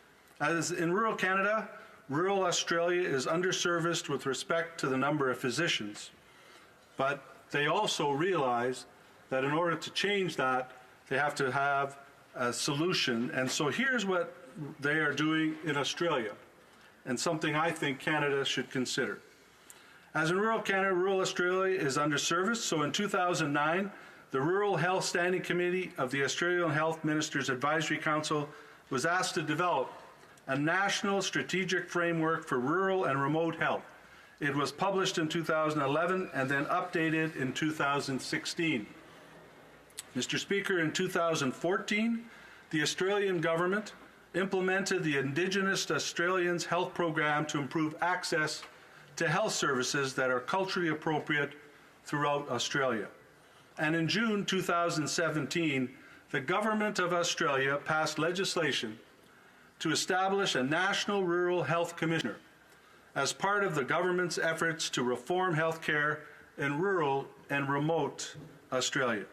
Much like Canada, the Indigenous population of Australia is more likely than non-Indigenous Australians to have respiratory diseases, mental health problems, cardiovascular disease, diabetes, and chronic kidney diseases, as well as reduced life expectancy. So, Mr. Speaker, in the private members business that we're in, it's always good to try and do this from the perspective of making sure that it's nonpartisan and it crosses party lines. And so last month, as you know, I was pleased to second Bill C-451, an act to establish a Children's Health Commissioner of Canada, which was put forward by the member of Simcoe Grey. Bill C-451 puts priority on the well-being, health security, and education of children and youth by recognizing that every child has the right to enjoy a standard of living that allows for their physical, mental, and social development to flourish. To help see these measures through, the bill seeks to establish an independent commissioner to report, advise, and provide recommendations to Parliament. So, Mr. Speaker, to complement Bill C-451, my motion seeks to shed further light on the healthcare delivery gaps between rural and urban Canadians. This area needs to be studied because current evaluations of the health status of rural Canadians are very limited. And because we don't have the population density to build some of the health infrastructure necessary to deliver adequate services, we must look at existing new and emerging technologies to address this service gap. This particular type of study has never been undertaken in Canada, so I look forward to working with all the parties to see that that takes place. Mr. Speaker, in my riding, in the few minutes that I have left, I want to say that we are working on an all-nations hospital.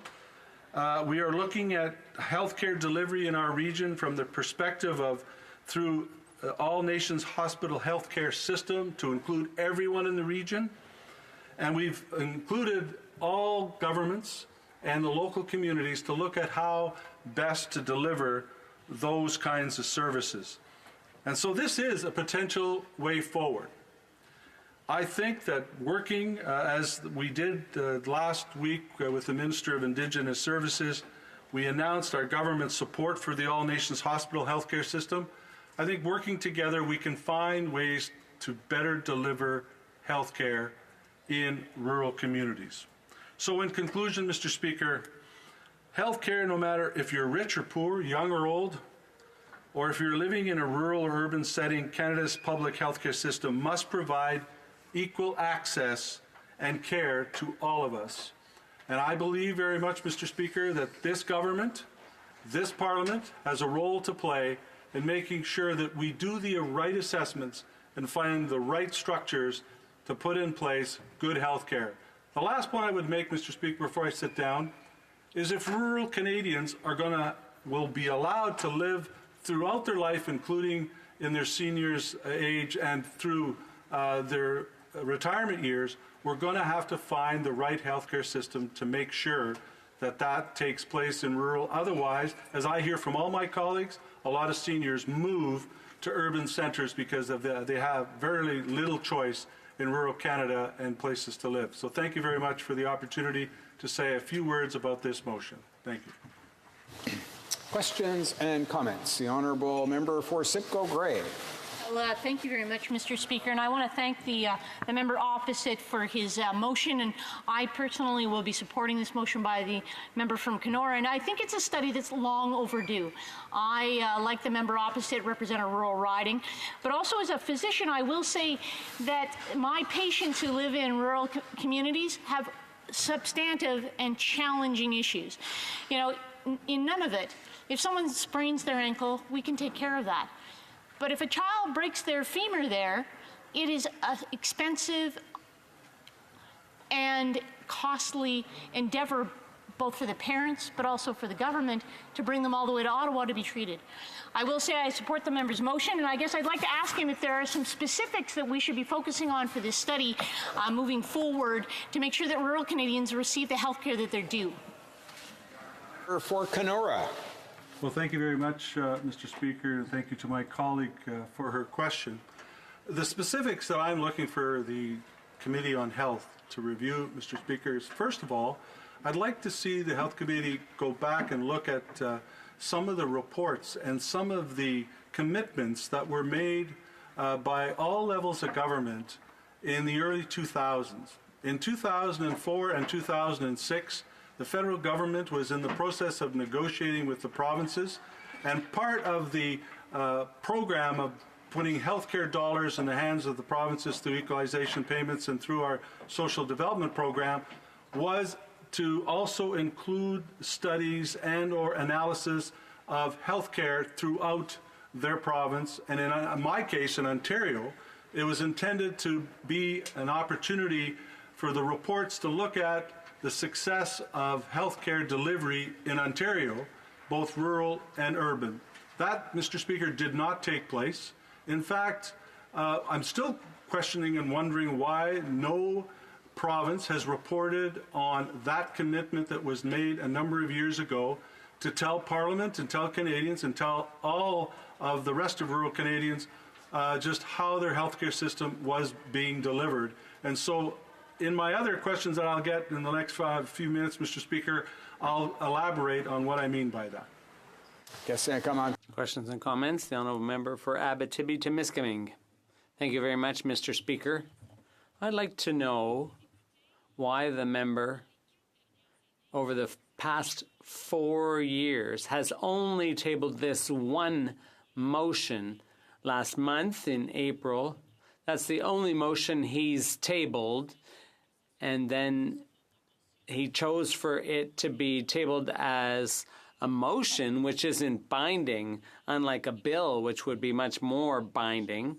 And why did he choose to table a motion that talks about having a committee do a study when we know full well that that study will never take place because the House is about to wrap up in the next 2 weeks, and it's very likely that we won't even have time to vote on this motion?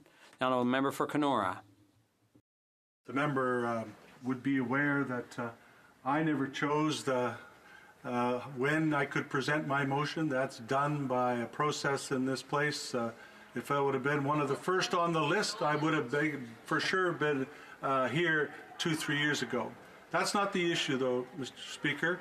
The real issue is many of us will know, and many of us will argue, that we don't need to have this conversation because it's a provincial jurisdiction, and healthcare being a provincial jurisdiction, the Government of Canada cannot move legislation to make things different and as it relates to rural. We need a partnership with all the other levels of government, both provincial, municipal, First Nation.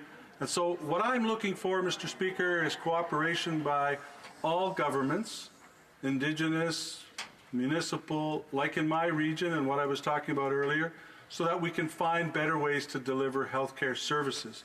I've also said, and I say it again, this is not a partisan issue. This is what Canada is all about. We have a huge piece of geography, and we're trying our best to make sure that all citizens, no matter where they live, have good health care and better health care indicators. As I mentioned in my comments earlier, Mr. Speaker, our health care indicators in rural Canada are not as good as they are in the urban centres, and so we need to work together. We need to start this debate, and I wouldn't worry so much if I was the member about the election. Elections come and go, and we'll all be back in some form, and we want to continue to move in this conversation because I think rural Canadians deserve better than they're getting so far because we've not put enough time and emphasis on this issue. And I personally, Mr. Speaker, want to live my life in rural Canada, and I don't want to have to move when I get older because of health care or lack of. And so that's why this conversation for all of rural Canadians is very, very fundamental and important. Resuming debate, the honourable member for Sarnia-Lambton. Merci, Monsieur le Président. Thank you, Mr. Speaker. It's a pleasure for me to rise today to speak to motion M226, which is an instruction to the Standing Committee on Health, instructions on healthcare delivery in rural Canada. There's a shortage of doctors and nurses in Canada, particularly in rural areas, and this is extremely concerning. And the lack of broadband internet service also prevents rural communities from accessing online healthcare services. The disintegration of hospitals in rural Canada is another concern to be taken into account in this study. I want to thank the member for Kenora for bringing this motion before the House. My daughter was a nurse in his lovely riding of Kenora, so she was well acquainted with the hospital there and the healthcare services that are available. As the member for Sarnia-Lambton, Sarnia is a mixture of urban and rural, and so we do have quite a number of parts of my riding as well where services and transportation are not available. And so I want to start by talking about the current situation in healthcare in general in Canada. We know that we have already a shortage of doctors and nurses across the country. I have traveled from coast to coast to coast and spoken with various ridings, and I want to give you a few examples. Starting with what I think is one of the worst cases I heard was Cape Breton. Cape Breton was missing 52 emergency room physicians and a vascular surgeon. If you cut an artery in Cape Breton, you would lose your limb or die because they could not get you to Halifax in time to get the service. If we look across the country, the wait times in Ottawa here, 6 years to get a family doctor. I know the former member of Nanaimo, Ladysmith, ran provincially, and one of the priority issues she brought was the shortage of doctors in BC. And so truly, there is a shortage of healthcare workers, and that's particularly disturbing as we see an aging population. We have 1 in 6 seniors right now, and that will be 1 in 4 in the next 6 to 10 years. And with that comes a need for a number of different services. First of all, we're seeing a movement towards more chronic disease, in part due to rising obesity, smoking issues, etc. But also, as people are living longer, we are seeing an increase in dementia. We are seeing a need for palliative care. And of course, I've been a strong advocate for palliative care during my time here in this House. And 70% of Canadians don't have any access to palliative care. And that's especially true in rural and remote places. So it's a pressing problem, and as I look to the government that's been in power for 4 years, I see absolutely no plan to address the gaps that exist for these resources in terms of healthcare workers, also for all the infrastructure that is needed. In Petrolia, which is one of the hamlets within my riding, right now the electrical and mechanical systems in place at the Charlotte Engelhardt Hospital are so obsolete and so likely to fail that they are making plans of how, when the systems fail, how they will shut down the hospital and have to move all the patients to the nearby high school. They need $5 million to repair that infrastructure. And I could tell you similar stories across the nation of hospitals that have not received any funding for infrastructure, and clearly the provinces don't have money for that. So one solution the government could bring in that light is a program that would specify rural hospitals and their infrastructure needs to address some of the things that are outstanding there. Another need that we have in many rural and remote places is that of broadband internet. As we move increasingly to virtual services, virtual palliative care, virtual consultations, you need broadband internet in order to receive those services. And there's a huge need in the north. My own riding has got several places where there's just not a good internet system for people to access. And so I think that will be incredibly important. One of the other problems with the rural and remote healthcare system is even accessing the services. Transportation can be very costly, and as the member from Kenora has mentioned, it can take a really long time. Now in Kenora, they've got transit by airplane. In my riding, even though we have many services, a lot of people have to go to nearby London, which is an hour away. But for people who are low income, for people who don't have any transportation, there's no service to take them there for their cancer treatments that they would have to do, weekly, for people that are having other procedures. So I think transportation is a big barrier, and we need to find solutions of how we're going to address that. Now, there have been some really innovative solutions that I discovered when I was working on the Palliative Care Private Members Bill. And one of them was the use of paramedics to deliver palliative care. So by training paramedics, they would, on their non-emergency hours, go and distribute pain medications and procedures that patients needed. This is really cost efficient because obviously they're already on the payroll. But it's a great service for those people who have trouble accessing services and can't get the transportation they need. So it's those kind of innovations that I think will be really important as we move forward.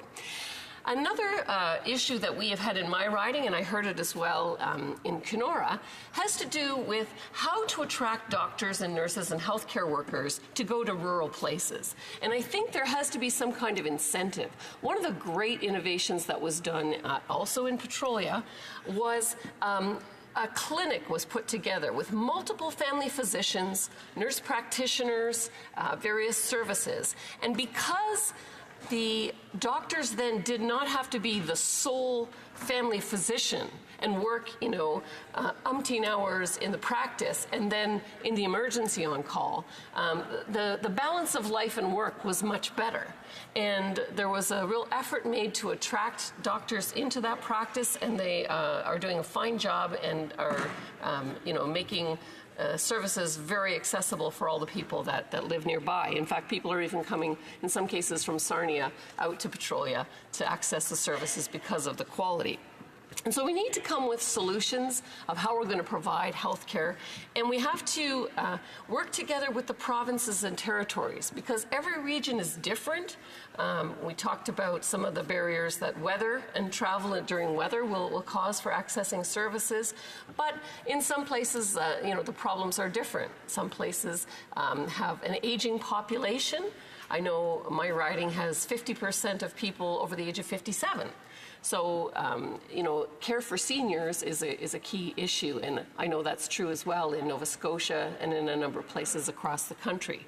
So really, at the end of the day, I'm glad to have the Health Committee. I wish we had time in this parliamentary session, but has already been pointed out, it's unlikely that study can be taken up at this point in time. But in the future Parliament, this is an urgent need and something that we need to consider. We need to put together that plan, the plan that will identify the healthcare workers that are needed and how we get them.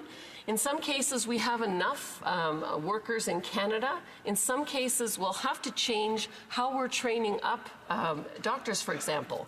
There was a very innovative example in New Brunswick where, although they don't have a teaching hospital, a teaching university to have the residencies, they've partnered with Dalhousie University in Sherbrooke in order to have a residency program that then provides medical services in New Brunswick and allows the doctors to be certified.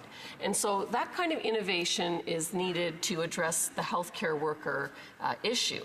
In addition, there is a need for an infrastructure plan, as I've mentioned, with broadband internet, with what we need for hospital care, and for other services as well, like we see the increasing need for home care. And home care in rural and remote situations is increasingly difficult because of the amount of travel time, in some cases the barrier of weather, etc. And so when we get this plan together with the resources, with the infrastructure, and we decide which services we're going to need as we see a move to more chronic disease and we see an aging population with more dementia, with a need for more palliative care, then we can start to execute that plan. And it couldn't happen soon enough because, as I've said, 1 in 6 seniors right now will be 1 in 4 within 6 to 10 years. So it's an urgent issue. I thank the member again, and I'm happy to support this motion. Thank you, Mr. Speaker.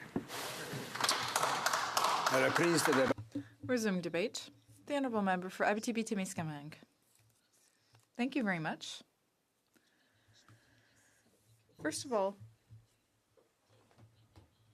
in terms of this motion, although the federal government has some jurisdiction in health, for example, the responsibility of ensuring equal access to healthcare for all Canadians, the practical application actually falls under provincial jurisdiction.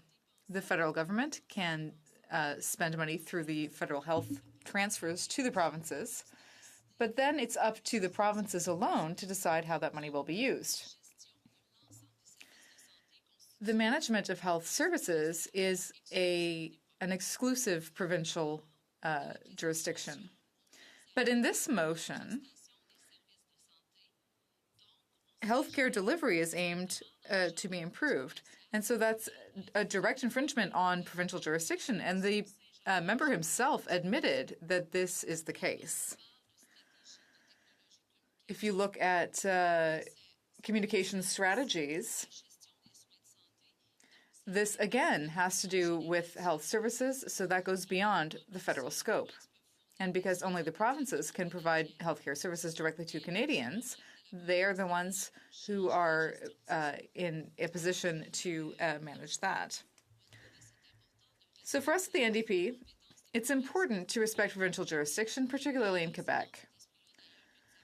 And it's in that spirit that we adopted the Sherbrooke Declaration, the Sherbrooke Agreement to ensure a fair role for Quebec. So here, the member's motion directly infringes on provincial jurisdiction. Another important aspect, in my opinion, is the whole timing of how this motion was tabled. When the member answered my question, he said that he didn't have the choice of deciding when the motion would be tabled, but he did have the choice to table more than one motion or to table various motions over the course of the past 4 years. For example, I tabled a number of bills and motions that I think deserve study, even though I knew that they wouldn't be debated, because unfortunately, members only have one shot at a PMB.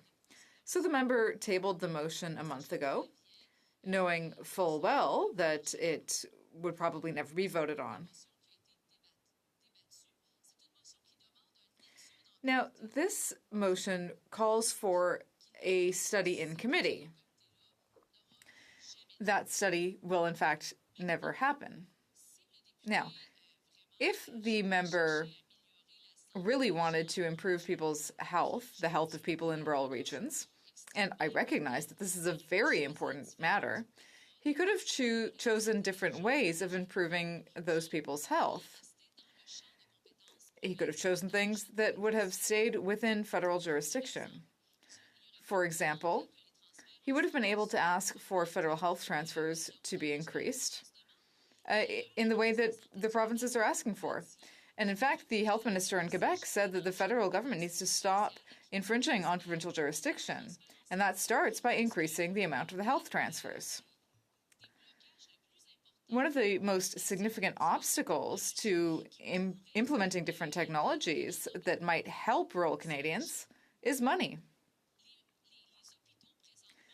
Currently, hospitals are running deficits because they have to pay so much overtime to nurses because of the labor shortage and the fact that many staff are burnt out. And the current amount of the health transfers is not enough for the provinces. So this is something that the member could have asked for, and that would have fallen within federal jurisdiction. Now, speaking of labor shortages, another thing that would have helped a lot, and that, again, would have remained under federal jurisdiction, would be improving the whole immigration process and the process for recruiting professionals abroad. When I speak with hospital directors, they tell me, oh, I managed to find a really great candidate, a specialist from abroad, but the candidate became discouraged and decided to settle in a different country where the paperwork was less burdensome and less complex.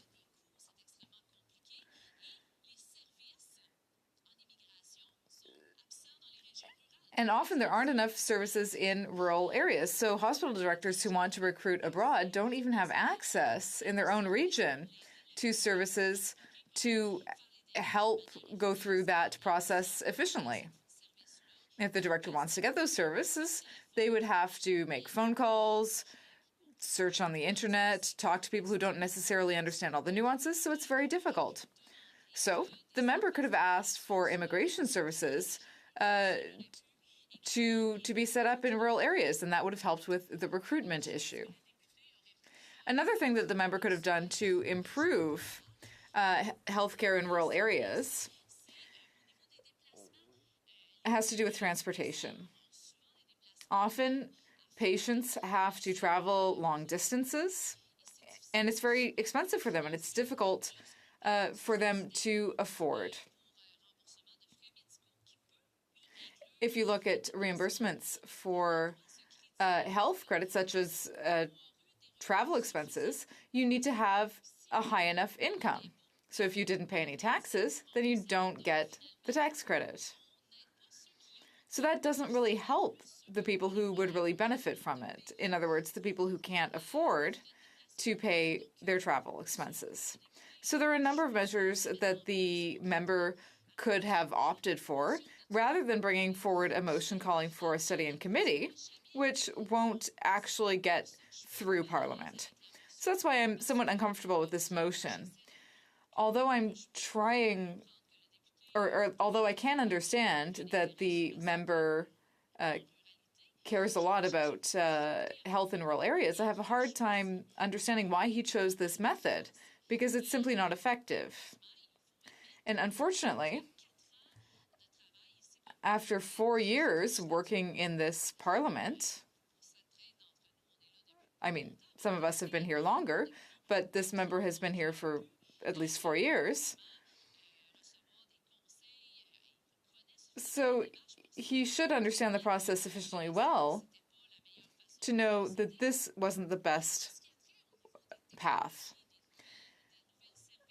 When it comes to new technology, new research and innovation, there are a lot of options. If the member wanted to know everything that was happening in that file, you know, we as members of Parliament can use the Library of Parliament, for example, who can do research for us. So the member could have asked the Library of Parliament to do an exhaustive search of the various mechanisms that were set up in different regions of Canada and around the world in order to improve rural healthcare.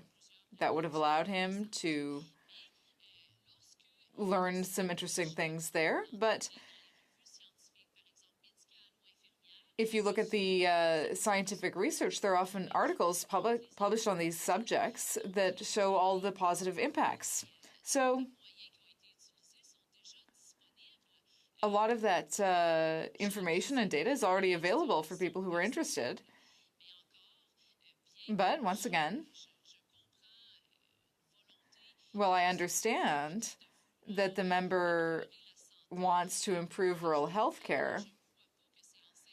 I don't think that infringing on provincial jurisdiction is the best way of doing that. And as I said, I think there are a number of other ways that we could tackle the problem that would be more effective for rural people and that would fall within federal jurisdiction. And I strongly recommend that he discuss this with his colleagues, that he talk to the Quebec health minister, who suggested that the current government should stop infringing on provincial jurisdiction when it comes to health, and that the federal government should increase the health transfers to the provinces so that they have bigger budgets and so that they will be able to implement things that they currently can't implement because they don't have enough money. Resuming debate, the honourable member for Sackville-Preston-Chesapeake. Thank you, Mr. Speaker, and it gives me great pleasure to speak on motion 226, of course, concerning healthcare delivery in rural Canada.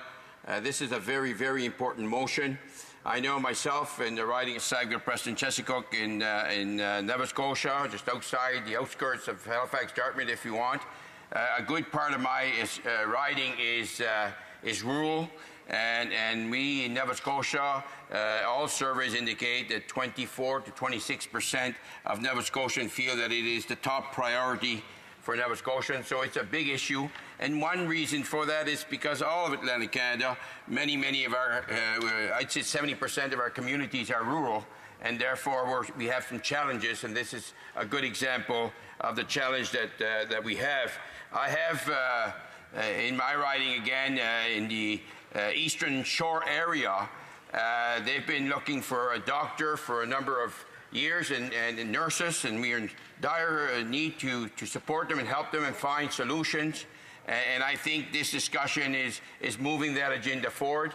I've had discussion myself, and so have Nova Scotia Caucus, with the minister to try to find different incentive that we could put together to move this forward, all kinds of strategies. And what I like is the motion that my colleague has brought forward allows for various solutions to come to the table. So if we recruit doctors, students, high school students or from rural communities to get into medical school, and the chances of them, if we bring them to practice residency in their rural communities, those would all be factors that could help, all kinds of different incentives.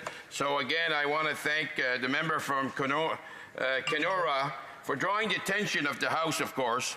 And I want to recognize also his hard work on this agenda, because he's been a strong member of the Liberal Rural Caucus now for 4 years.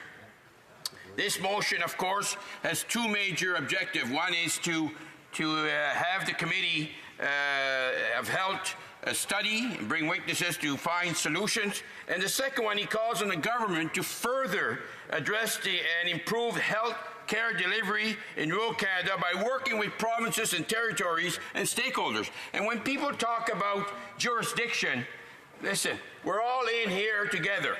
And it's the responsibility of all levels of government, even if it belongs to jurisdiction in one particular, to work together to find solutions to make life better for Canadians right across this country, and this is the opportunity this brings.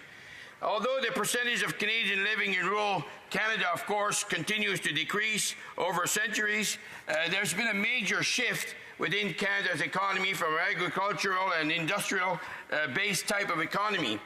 And we can agree that rural Canada continues to play a very crucial part of Canada and contributes directly to Canada in many ways. And that's why we have to find doctors, we have to bring a broadband, we have to do more for rural Canada and bring that lens. And this is what our government, just appointing a new minister for rural Canada, those are guarantees us that we will focus even more on these issues. Canadians take pride in the fact that we live in a country where we're fortunate enough to have a world-class medical system. However, while the healthcare system's achievement are very successful, our government recognizes that there are some discrepancies that exist, especially in rural contexts. The Canadian Institute of Health in 2006 report How Healthy Are Rural Canadians? An assessment of their health status and health determinants found that rural Canadians have higher death rates, higher infant mortality rates, a shorter life expectancy, than their urban counterparts, if you want. These health disparities are even more pronounced in Indigenous communities located in rural areas. First Nation men and women have average life expectancy that are 8.4 or 7.9 years shorter, respectively, than other Canadians. The determinants of health in rural population in Canada differentiates their health needs and outcomes from urban populations. Health-related factors such as higher proportion of smokers, lower consumption of fruit and vegetables, and obesity disproportionately affects rural residents. The availability of medical professionals in rural areas is also a very important issue. The recent study of the medical professional conducted by the Canadian Institute of Health Information found that in 2017, only 8% of physicians were working in rural communities when we had 18% of the people living there. Once again, the Indigenous people living in rural communities, the situation is even worse. According to a 2015-2016 Rural Health Survey, 22.6% of First Nation peoples over the age of 18 have even more barriers in trying to find availability for doctors. The statistics demonstrate that recruitment and retention of healthcare professionals such as physicians is a significant challenge in rural communities. This may be because personal and professional considerations such as social isolation, the longer working hours, factors that disproportionately affects rural medical professions when compared to urban counterparts. Yet, despite the challenges associated to rural medication, there are many solutions available to us. While primary responsibility of the provision and delivery of health care services falls under the provincial and territorial government, the Government of Canada recognizes that we have also a role to play and welcome constructive feedback to help move this agenda forward. For instance, it has been shown that medical graduates from rural backgrounds or who practice, who has residency in rural communities, are more likely to stay. In order to retain more physicians in rural communities, government could explore providing greater levels of support for, say, high school students that are inviting them to take on the sciences, and increasing the acceptance rate of medical school applicants for rural areas. That would be a very big help as well. In 2018, the pre-budget submission of the College of Family Physicians in Canada, entitled Advancing Rural Families Medicine, also argued that more needs to be done to support specific competencies for rural family doctors and rural specialist medicine, and to provide support for obtaining these competencies through physician training and practices.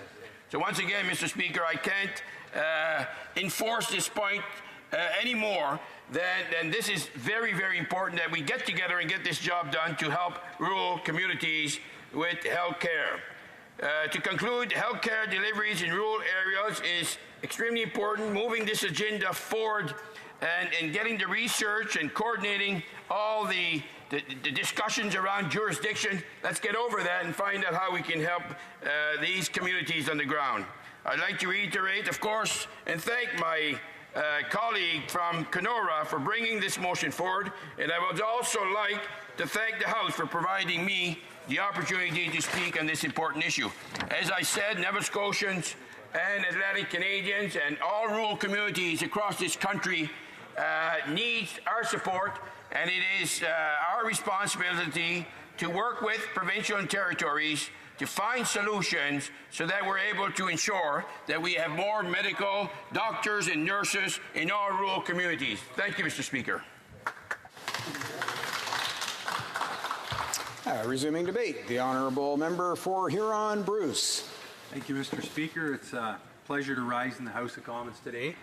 And as a lifetime resident of a rural community, it's a pleasure to talk about rural health care and rural issues. And so just talking amongst different healthcare providers in the riding, and obviously what you see in the news, and talking to other farmers in our communities, the mental health issues that we have in our rural communities are probably as most significant as we've ever seen, and certainly with farmers, not just to point them out, but the stresses with finances, the stresses with crop prices, the stresses with trade, and of course the stress of last year's harvest and this year's spring plant.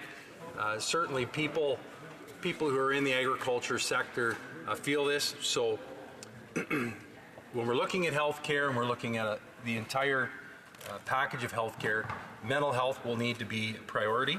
And of course, with this study that we're looking at, it won't be in this Parliament, but hopefully it'll be in the 43rd Parliament.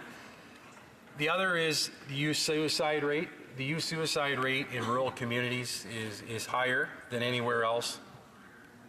Any information, any strategies that we can put together to dovetail these two, speaking with mental health and youth suicide rates, would be certainly very important. Another topic is addiction. There's obviously an opioid addiction crisis from coast to coast in our small communities. Certainly opioids are a big issue, and then obviously crystal meth are another issue, and it doesn't really matter what part of the country you're in at this point in time. In 2019, it's in every one of our communities. So addiction treatment, mental health treatment, having facilities that are state-of-the-art, world-class, that'll help people of all ages deal with these issues, but primarily in a rural area where you have to go so far. And it's not just down the street for your treatment, it could be several hours. Another issue is the number of healthcare providers that would provide a certain service. And if you look at mental health, you may have a need, you may require treatment, but you may also be told that it may take 3 months to get an appointment. When you're at the point where you actually have come forward and said, I need help, the answer to somebody, well, you can get that help in 3 months, is not a solution to the problem. And so getting hard data to put into this report would be fantastic to try and build out these action plans. I know there's a lot of them out there anyways, but to really try and hammer this home. Rural Canada, rural Ontario, where I'm from, for years and decades, we've had higher rates of diabetes, heart disease, and obesity. There's been numerous strategies put together with this, but we need to continue on in our rural communities.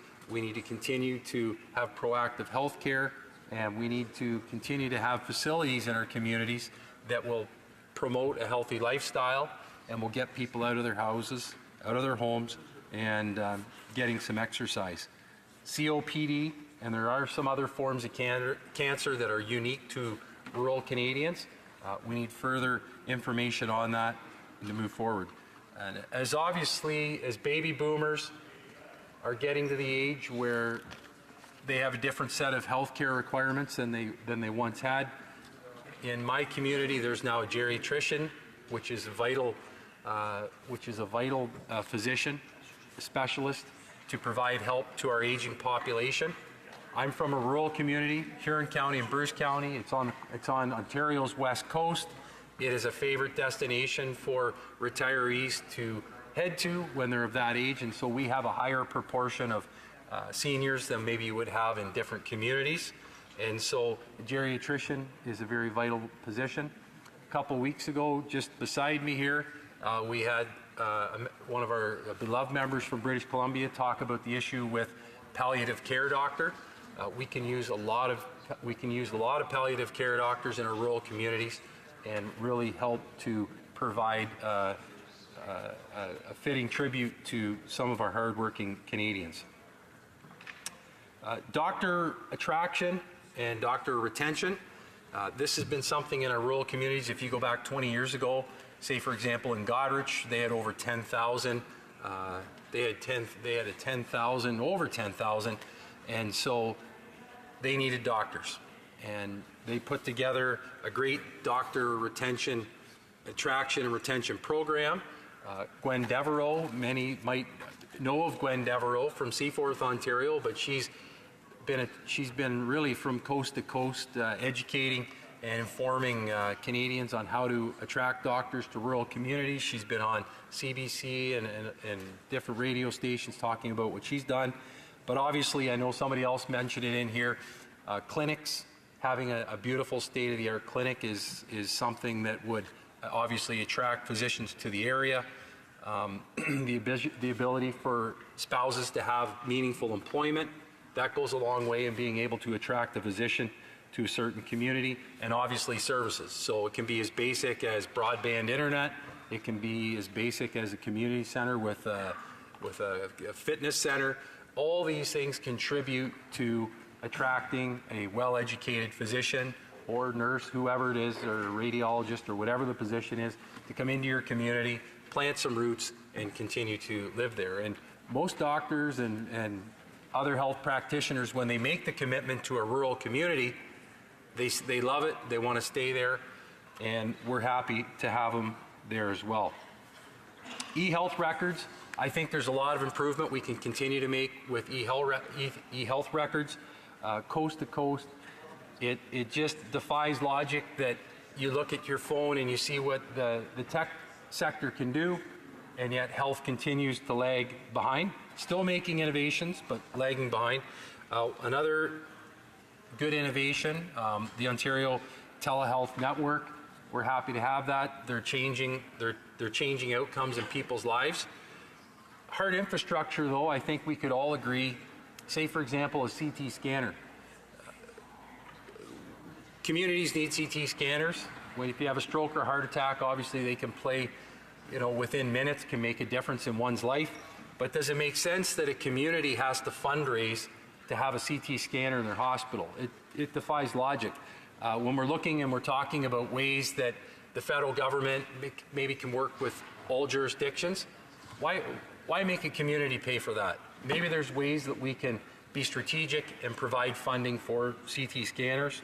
Another one that all our communities are desiring now are locations for a hospice. They're few and far between.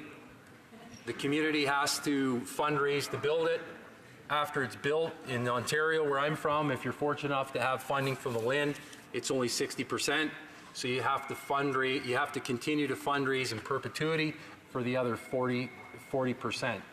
Maybe there's a role where federal government can work on a national plan to maybe change this and be a little more fair to our communities. Long-term care, same thing. Many of our long care facilities are way out of date and need a serious update and upgrade. Addiction treatment centers, we have none really in our area, and they're regional, yes, but there's a whole pile of changes we could make to that. And one last thing, and probably most importantly, if we do a study in the 43rd Parliament, the Gateway Centre of Excellence in Rural Health should be invited. They're in my riding.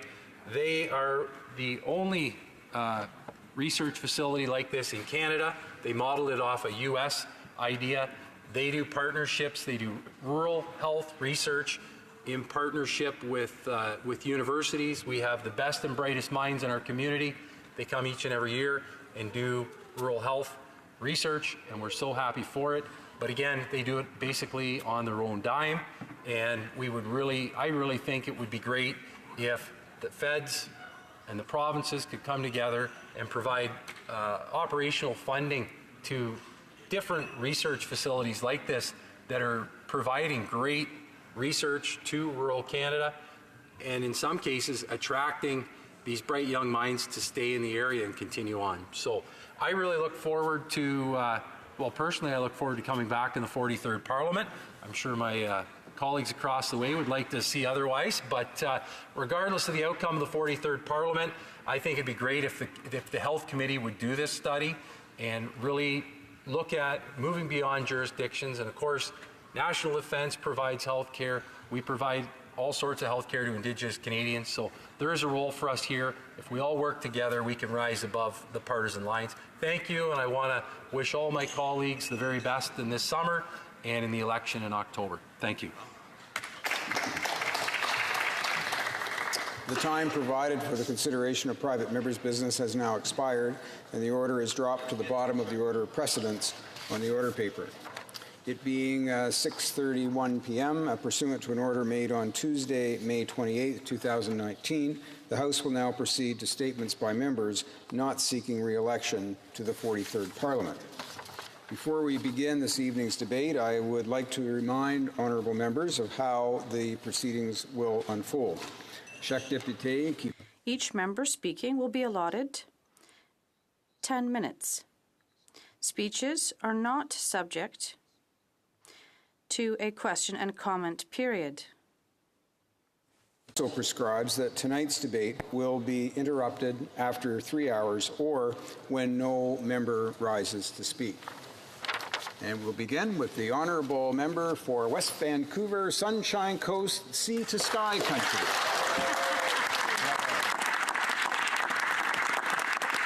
Monsieur le Président, chers collègues. Mr. Speaker, colleagues, parliamentarians.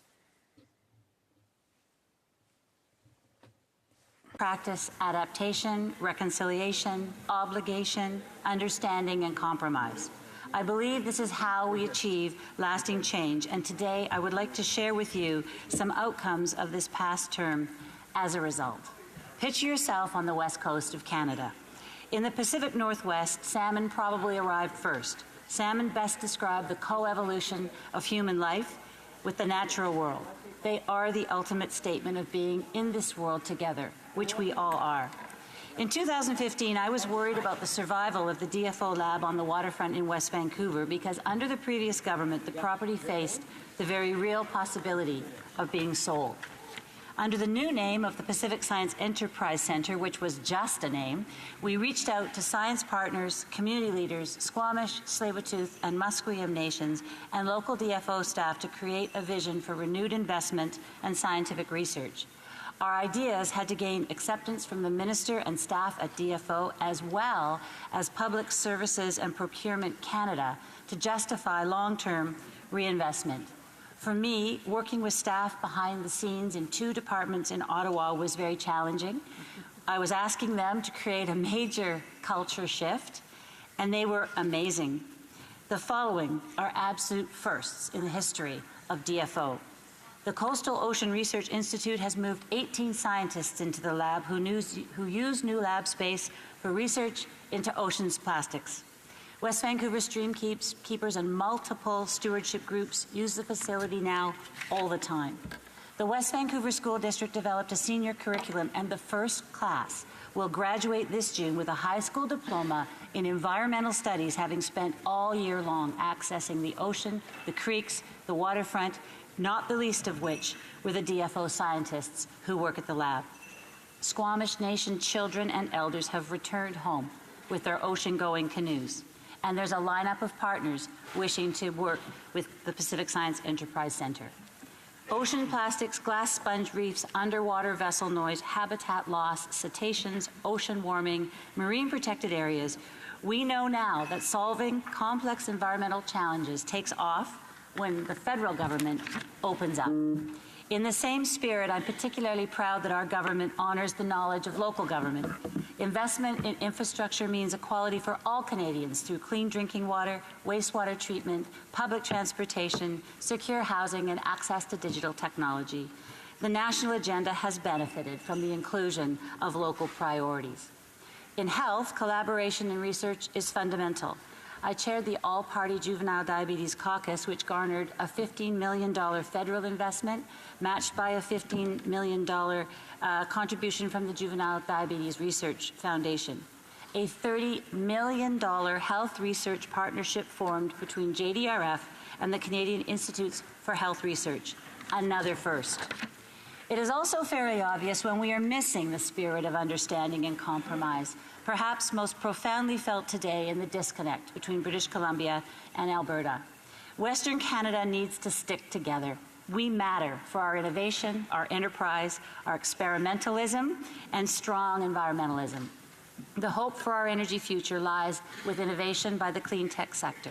It lies with companies who understand that a price on pollution drives innovation, with Indigenous communities who want to work together to transition Canada to a clean energy future and share in the ownership and management of resource companies, and with investors who are already moving us toward a low-carbon future. No amount of yelling comes close to innovation and inclusion. Obligation means that no one should be afraid to expose money laundering in Canada. Pacific Caucus stressed this to Minister Morneau in 2015, and early studies began, and I'm very pleased that Minister Eby in BC is pursuing this and that our government is supportive. Our housing strategy responds directly to the values of equality and inclusion, as does the Canada Child Benefit. And I have always, and I will always, be working toward truth and reconciliation. For me, we should be more afraid of exclusion than inclusion. Turning to global affairs, I would like to thank two ministers of foreign affairs who I've had the privilege of serving as parliamentary secretary. In 2015, on the first day I met with Minister Dion, he said three things. 1, know your files. 2, do not let me down in the House of Commons. And 3, tell me one thing you want to achieve and I will support you. I said I'd like to work on women, peace, and security. Women play a marginal role at best in bringing peace in international conflict situations. It is short-sighted in the extreme. The research is clear. When women are involved in peace building, peace negotiations, peace talks, and the implementation of peace processes, outcomes are better. Today, under the leadership of our current Minister of Foreign Affairs, Canada's foreign policy is a feminist foreign policy, as is our international development policy. The Government of Canada is committed to improving opportunities for women in defence and for women in policing. The Government of Canada has just launched the Equality Fund to leverage the philanthropic community and the private sector to build gender equality. I would like to thank the Minister and extend my gratitude to the current Minister of Foreign Affairs. She leads with considerable knowledge and experience, with pragmatism and with understanding. I'd also like to thank the former Minister of International Trade because he placed his trust in me. He credits his whole team with our successes, and he led an effort that built and broadened free trade agreements with Europe and the Trans-Pacific region. We worked hard to engage around the world, and our negotiators kept inclusivity and accommodation top of mind. There seems to be a belief that a member of Parliament can't speak up or deviate from the party. I can think of some occasions where I deviated. When the Minister of Finance brought in tax reforms that were not popular at home, I told him I no doubt would be very engaged in serious public consultation.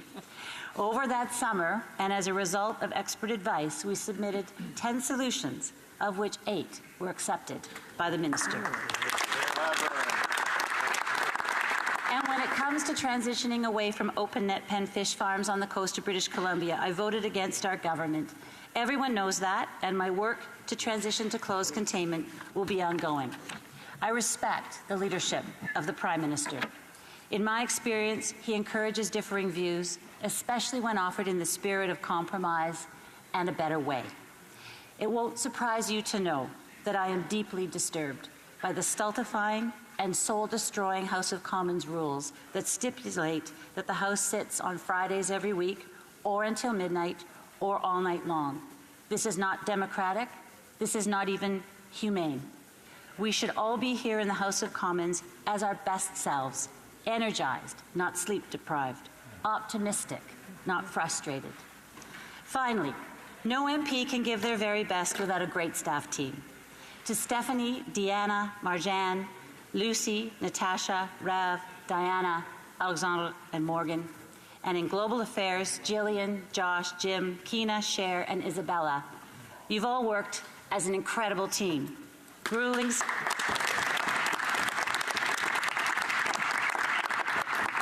schedules, mountains of material, stressful conditions, multiple demands on your time somehow brought you together.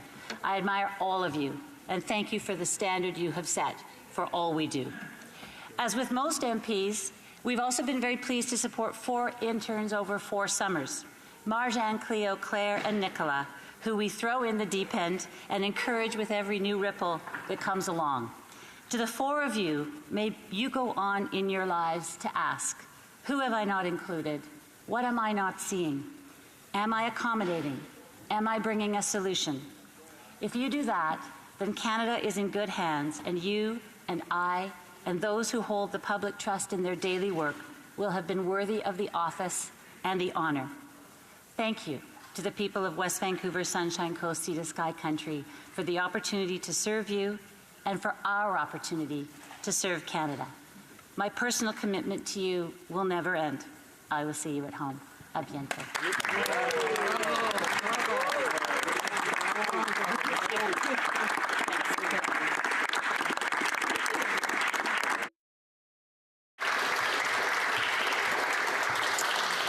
The honourable member for Oakville. Here, here. Here, here.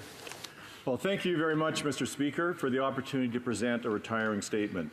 It has been an honour to represent the residents of the riding of Oakville and to serve as a member of the 42nd Parliament. I want to begin by saying thank you to the residents of Oakville for this opportunity.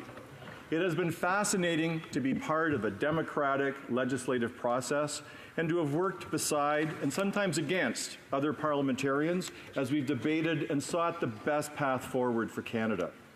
I've never gotten over the sense of responsibility that overcomes you as you walk up to the Parliament building, enter the door, and take your seat in this chamber. And I've never gotten over the feeling of gratitude to the residents of Oakville for entrusting this responsibility to me. I'm proud of what our government has accomplished over this term, from renegotiating NAFTA, to supporting middle-class families, to fighting climate change, lifting 825,000 Canadians out of poverty, and stimulating the creation of over 1 million new jobs. The government is making real and positive change in the lives of Canadians. But, Mr. Speaker, I entered this role with a focused set of priorities. I want to reflect on those briefly tonight. I also want to talk about the unexpected things that have happened to me over the past years that have enriched my understanding of my community and, surprisingly, my family. When I was elected, at the top of my list was working to protect the Canada health system. It was an honour to have been asked by the Prime Minister to serve as Parliamentary Secretary to the Minister of Health and to speak on her behalf with Canadians and in the House of Commons. I was delighted to be part of the Standing Committee on Health. We issued numerous reports and recommendations on issues affecting the health of Canadians. But another big priority for me was my concern that coverage of essential medicines is not part of our universal health care model. Mr. Speaker, no Canadian should be denied access to essential medicines because they can't afford them. I was part of the standing committee that issued a very clear recommendation that universal, single-payer coverage is critical to ensure that all Canadians have equal access to essential drug therapy. And I was overjoyed to see provisions in the 2018 budget to appoint a council to study the implementation of national pharmacare, and to see provisions in the 2019 budget to create a Canadian drug agency and take steps towards the development of a national formulary. I've been honored to chair the All-Party Health Research Caucus, working with Research Canada, profiling in Ottawa the amazing health research that's happening across Canada. Besides health, I was focused on jobs and ensuring that the government was creating the right conditions for success in the advanced manufacturing industry. In Oakville, Ford Canada is the largest employer. I was honored to have chaired the Liberal Auto Caucus and to have fought hard for appropriate funding to stimulate innovation in the sector, including zero-emission vehicles and autonomous operations. As Vice Chair of the Canadian-European Parliamentary Association, I participated and once led a mission to promote trade between Canada and the EU. And finally, Mr. Speaker, with the leadership of Andrew Quinn, my executive assistant, I was happy to see our motion, M168, Protecting Net Neutrality in Canada, receive unanimous support in the House.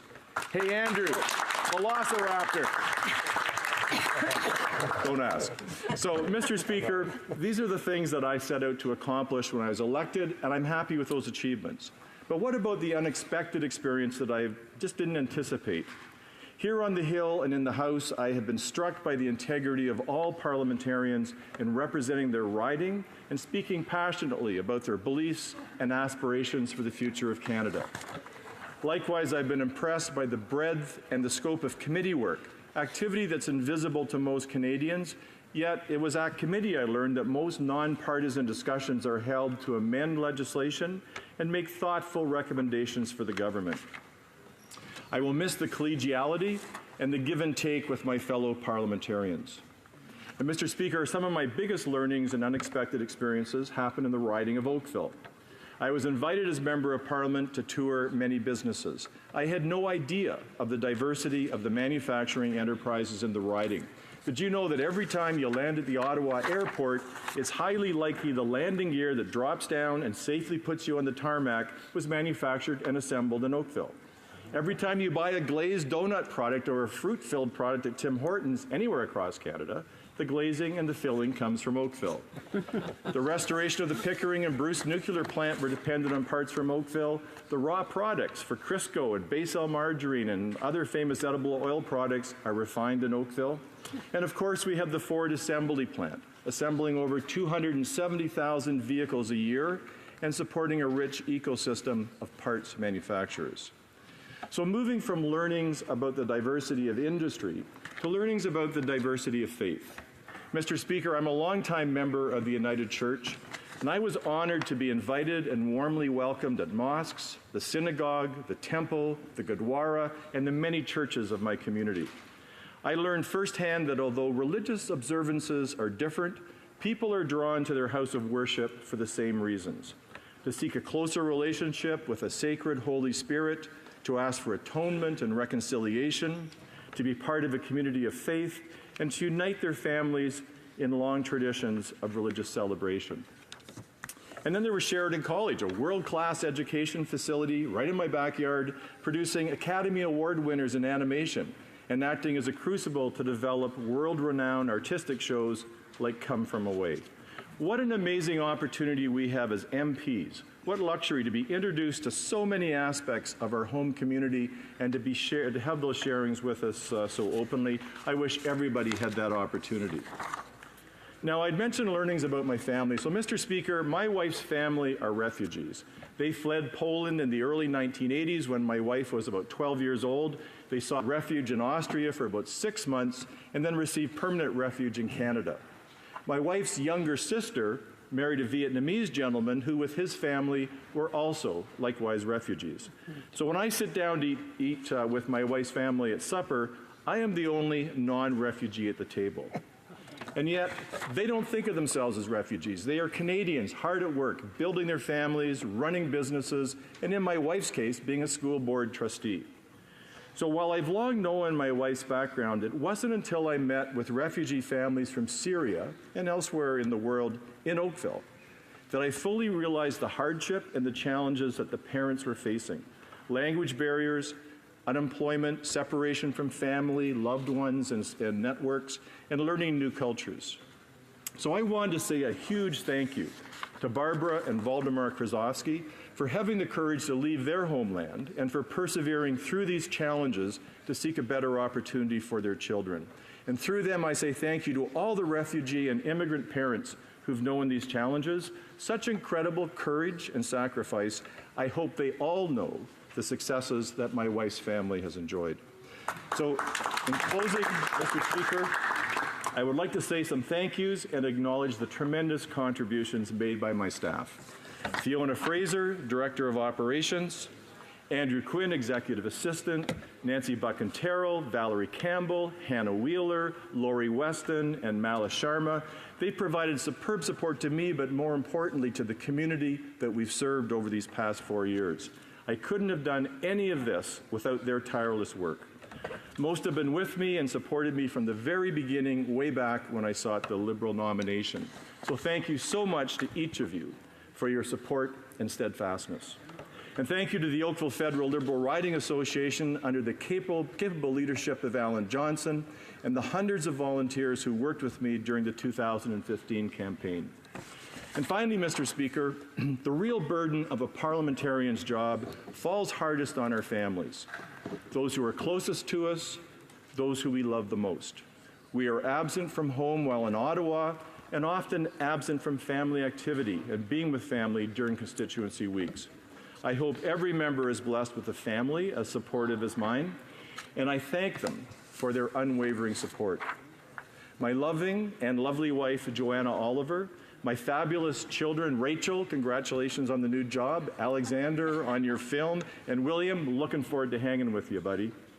My inspirational mother, Elise Oliver, and my sister and brother, Heather and Richard Oliver. Sadly, we lost my father, Peter Oliver, during this Parliament, but we remember him through his longtime friend, Annie Chandler. It's been said that families are the compass that guide us. They are our inspiration to reach great heights, and they are our comfort when we falter.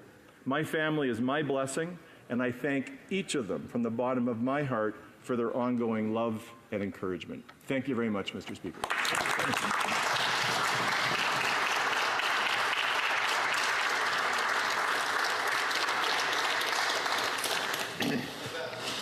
The Honourable Member for Simcoe Grey. Here, here. Being a Canadian is a privilege almost without equal in the world. To be selected by your fellow Canadians as a representative in the House of Commons is as high an honour as there is. Thanks to the incredible people of Simcoe Grey who put their faith in me, I've been a Member of Parliament for 8 years. First and foremost, I want to say thank you to them.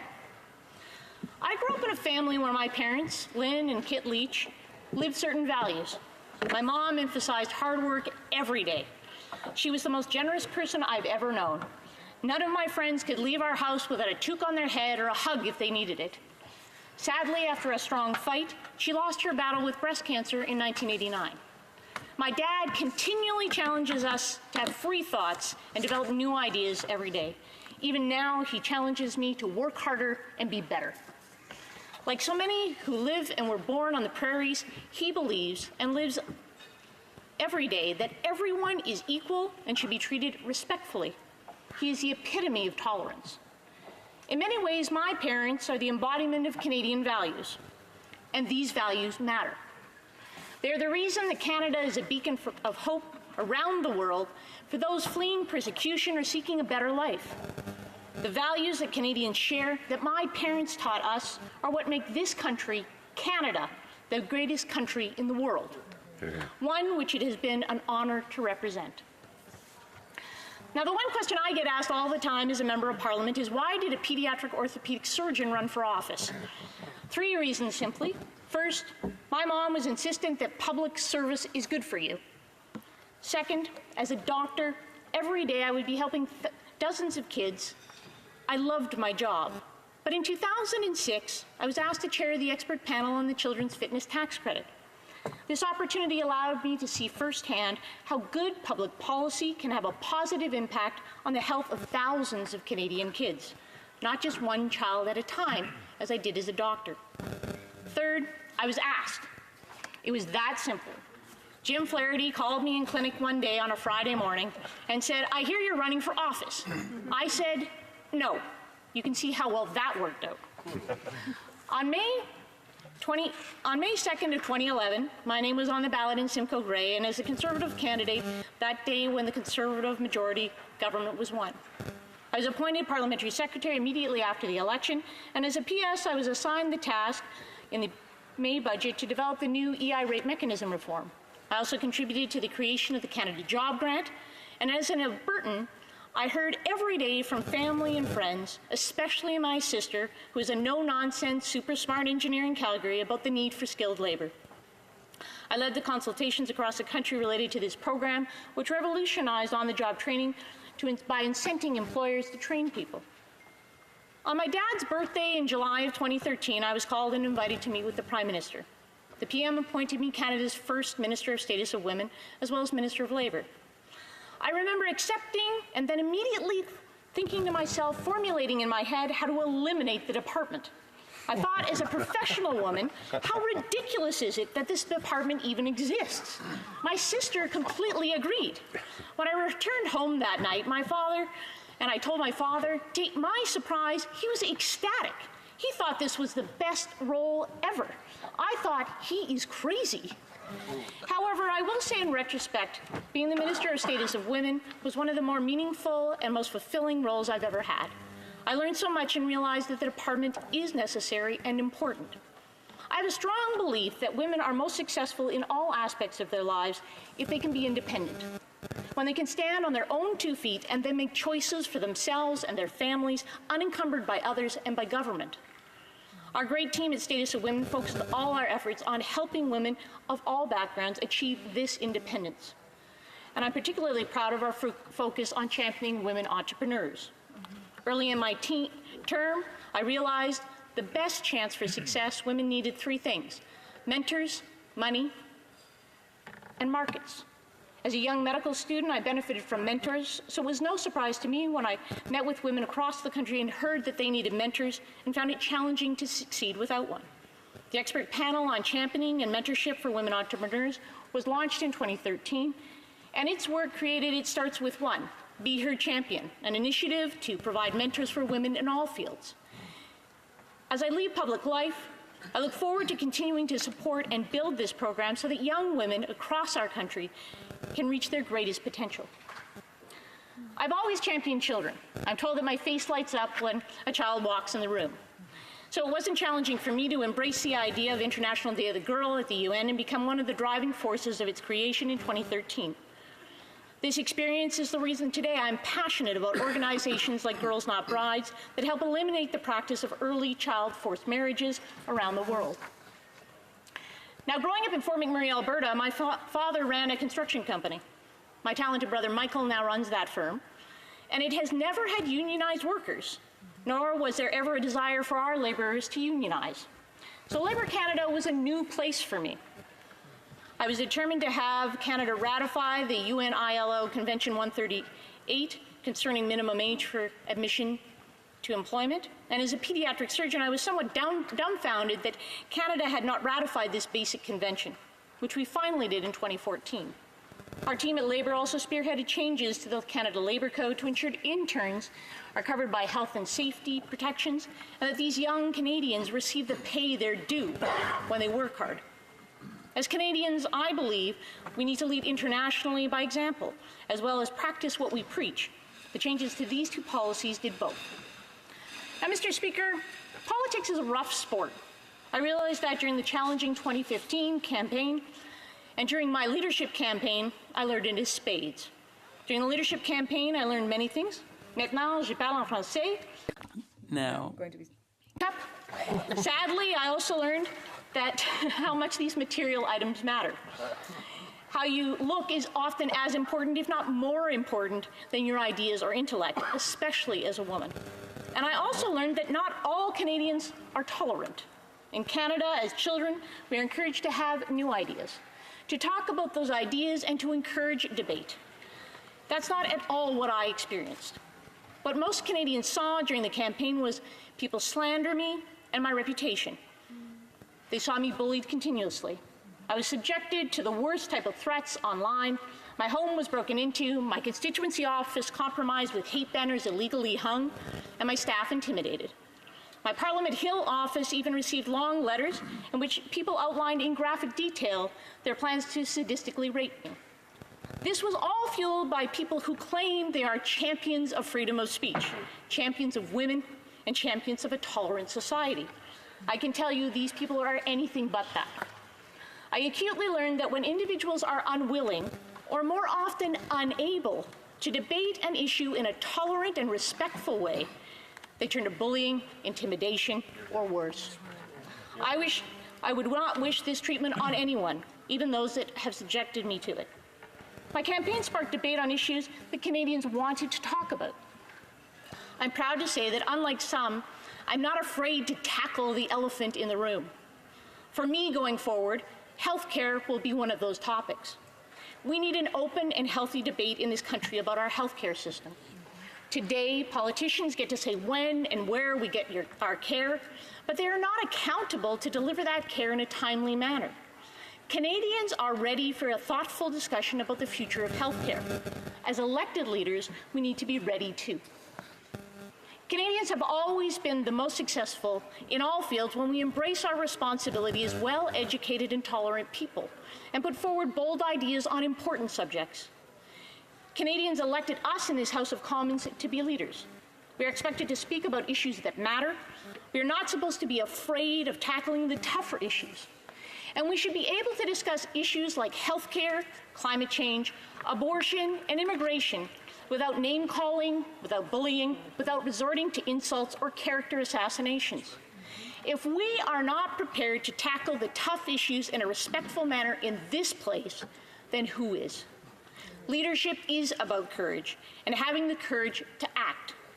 As one politician once accurately outlined, most politicians, with the exception of a few with great courage, wait to see how political events are breaking before they risk their own political capital. Mr. Speaker, I can say that I now understand that. Even with my challenging experience during and following the leadership, I will continue to talk about issues that matter to Canadians, the ones that they talk about every day at the dinner table and at Tim Hortons. This country and the responsibility we have as Canadians to help others both here and abroad is too important to me not to. And I challenge members in this House to not shy away from bold and controversial issues. Don't be afraid of the critics and the media, the trolls and the angry people. Have courage. Have courage and move forward. Mr. Speaker, it's been an honor to serve in this House. I have many friends in this place, and I've had many conversations, some more animated than others. No matter what our beliefs or political background, we share a common dedication to this country and making it better. For that, I say to my colleagues, thank you. And I encourage the leaders in this place to remember, take courage, bring forward bold ideas. Canadians are expecting us to do so. Thank you very much.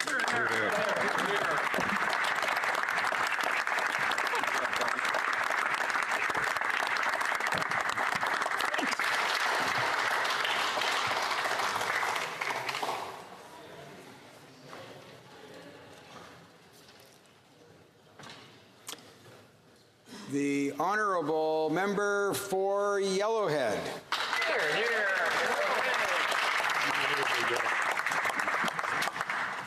Mr. Speaker, as most of you know, I will not be running in the upcoming fall election. So tonight I will be saying goodbye to all my colleagues in this House of all sides. It's hard to say goodbye to fellow workers, to a job or a career that you really enjoy. Retirement. This isn't my first kick at the can. Over 50 years in public service have been very rewarding to me. And I'm ending it now. I don't really know. I'm not sure yet. I was blessed to be born in a great country and a prosperous province, Alberta. Life has been good to me. For me to give back was just natural. I am a second-generation Ukrainian who grew up on a farm near Chipman, Alberta. After graduation, I joined the RCMP in April of 1968. I took a train, headed to Regina to be a Mountie. I think like most of the farm boys did back in the 1960s. It was a good choice for me. I served 35 years, had 9 posting, 5 detachment commands. I went from a constable to a staff sergeant and finished my career in the city of Fort St. John in BC. Fort St. John is a great community in northern British Columbia. Sorry, getting emotional for a moment. I met my first wife, Stephanie, in 1968. We had 2 daughters, Kim and Susan. Stephanie was with me throughout my service, losing her to cancer the last month after I retired.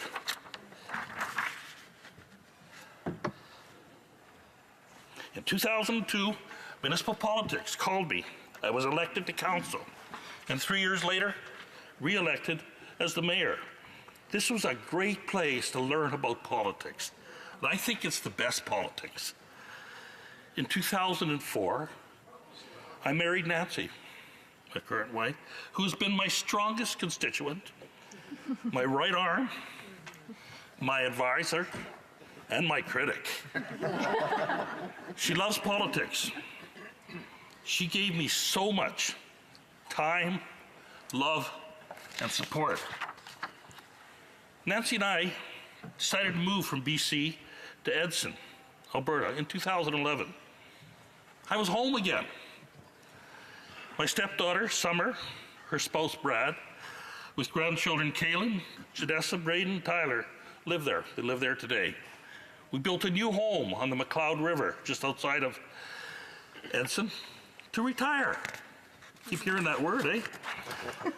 But then we met Rob Merrifield, who was a member of Parliament for Yellowhead. Oh, I know that guy. The next thing I knew, he asked me to join his EDA. Then I ended up being president. I never could say no. I've got to learn that one day.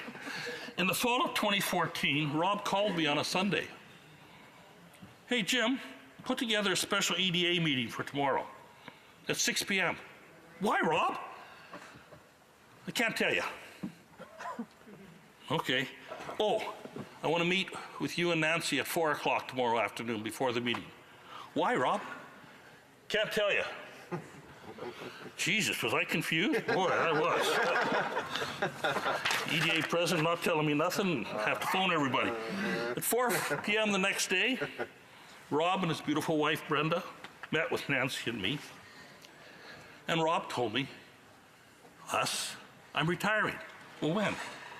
Immediately. Nancy and I said, what? What are we going to do? What are we going to do? Rob replied, Jim, I think you should run. I spoke to Prime Minister Harper. I think you'll be a great person. It'll be a great honor for you to serve as federal MP for Yellowhead. I said, no, I can't. I mean, look at me, I'm older. No, he said, you're great. You got lots of experience. I said, well, how long do I need before I make up my mind? 2 hours. I want to tell the EDA. Well, 45 days later, I was MP for Yellowhead riding. Here. I was so proud to serve the Yellowhead riding. I want to thank all of my supporters in Yellowhead for electing me in 2014 and again in 2015. What a year. 2 elections, opening an office in Ottawa and an office in Edson. I remember that first week in Ottawa when I was walked down the corridor here by the Prime Minister, being sworn in. Administration gave me a set of keys. It says, your office is 301 Justice. Where's that? Down the hill. Okay. You meet with finance. You can only spend this. You can't spend that. Be careful. hire someone to work in your office, or where I find, we'll look around, you'll find somebody. Oh, by the way, you're on the Immigration Committee. It's on Tuesdays and Thursdays. Make sure you're there tomorrow.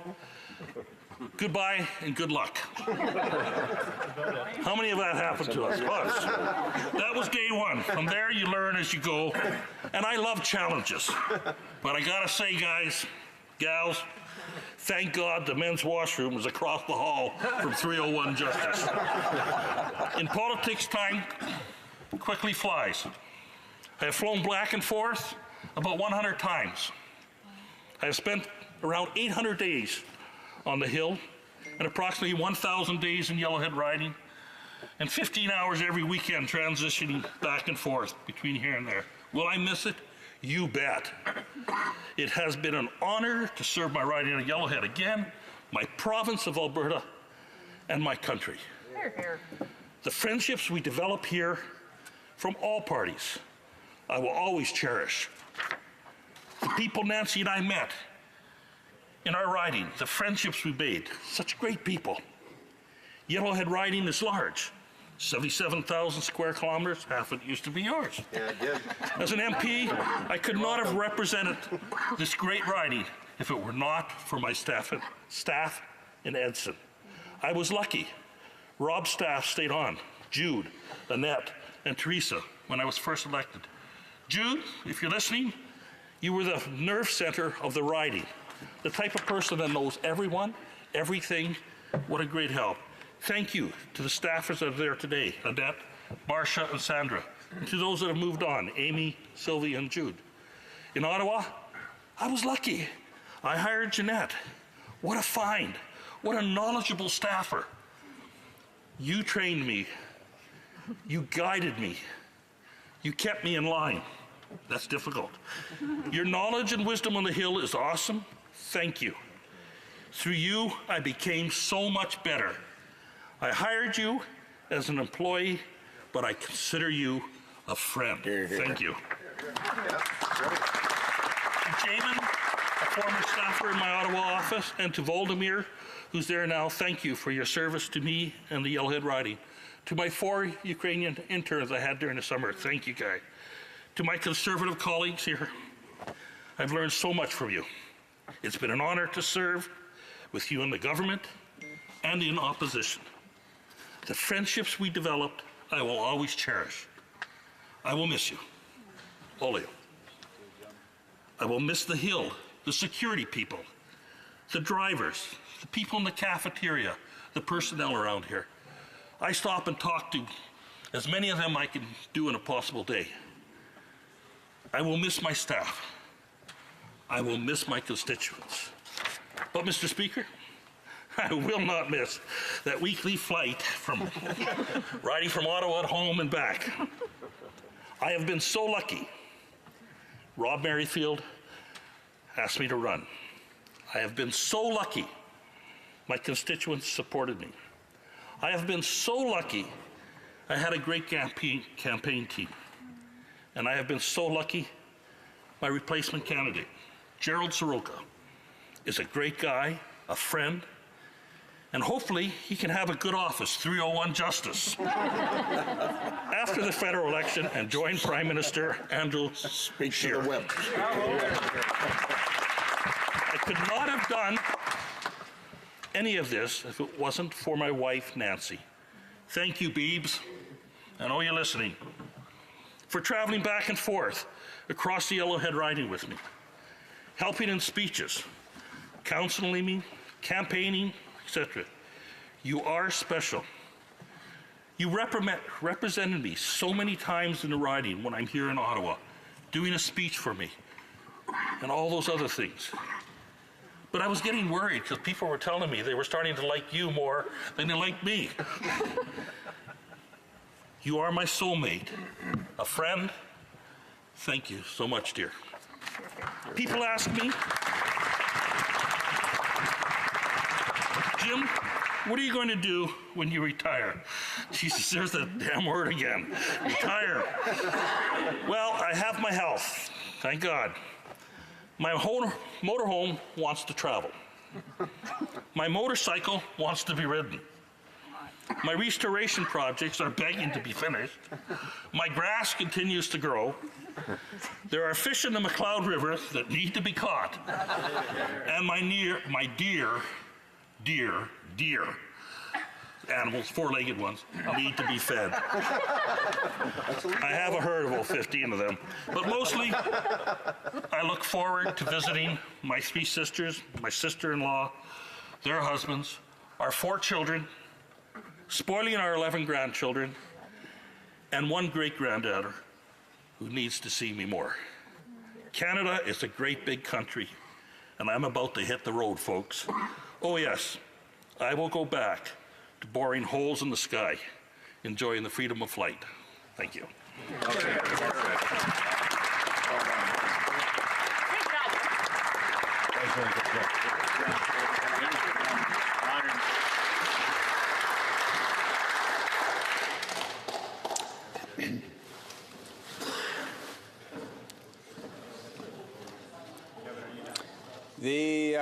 The honourable member for Saskatoon University.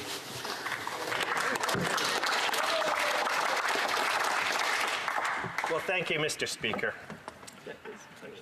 First, I want to start with the thank yous. To my staff of over 15 years as a Member of Parliament, I have been blessed to have wonderful, loyal staffers. Murray Heinzelmeyer, Vicky Ruby, and Brianne Tupin started with me 15 years ago and are still with the team today. Al Chan put in 13 years, and when he retired, I was, in his words, improving my staff by hiring his wife, Elizabeth. Matea Murta, who joined the team these last few years, Danae Ferguson, who started out doing maternity leaves until her own maternity leave caused her to move on. And I must also remember my humble staff of previous years, Arlene Goulet and Melanie Bain. You have all been very loyal, and I appreciate you putting up with the quirks and mannerisms of your boss. To have so many of you stay for so long has meant a lot to me. Thank you to Laurie Eisinger, my first campaign manager, who was and is gracious and kind. She helped me put together a team in 2004 that won a riding that was considered unwinnable. Thank you to Ron Ardell. You were very special, my friend, and we all miss you. Volunteers like Denise Hunjay Roth, campaign managers like Rod Meyer, riding presidents, volunteers, supporters, and donors that are too numerous to mention in all my campaigns. You supported me, and I thank you, my friends. My leadership campaign team, Russ, Joseph, Wally, and Wayne. Thanks. Thank you for all that we went through together. And to my family, my mom and dad, who were there in each election, my brothers and their families. Thank you for your support. My service here was definitely a family accomplishment. And they were your wins as much as they were mine.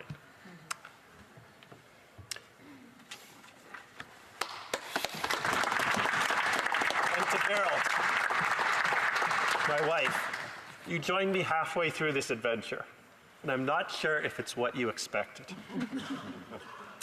But you have embraced it with enthusiasm. Thank you for your support, your love, and your encouragement. I love you very, very much. And to the voters of Saskatoon Humboldt and Saskatoon University, thank you for the privilege of being your voice. I have tried to serve you faithfully, whether I received your vote or not. I was once told the Trost family motto should be, a Trost is a majority of one. And in my time in the House of Commons, I have striven to stick to the principles that I came here with. Because while it has been said that politics is about compromise, I have always believed politics should be about principle. What are some of the principles I've stood for during my years here? Human life matters from conception to natural death. This is a fundamental right which should never be denied. To take away sweet human life as we do in our country is the greatest tragedy of Canada's history.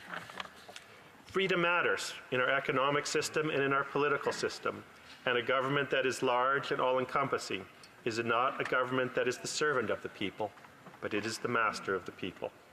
Government aid is often to be feared more than government neglect. Democracy matters. The price previous generations of Canadians paid for our system of government is one that should not be forgotten. And even if we do not agree with everything that this system has given us, it is still the best. It is still the best the world has ever seen. Let me close my brief speech by saying something to Isabel Anno Trost and Helena Isu Trost, my two little girls. Your dad ran for office, not because he thought he could win, but because it was the right thing to do. Hear, hear.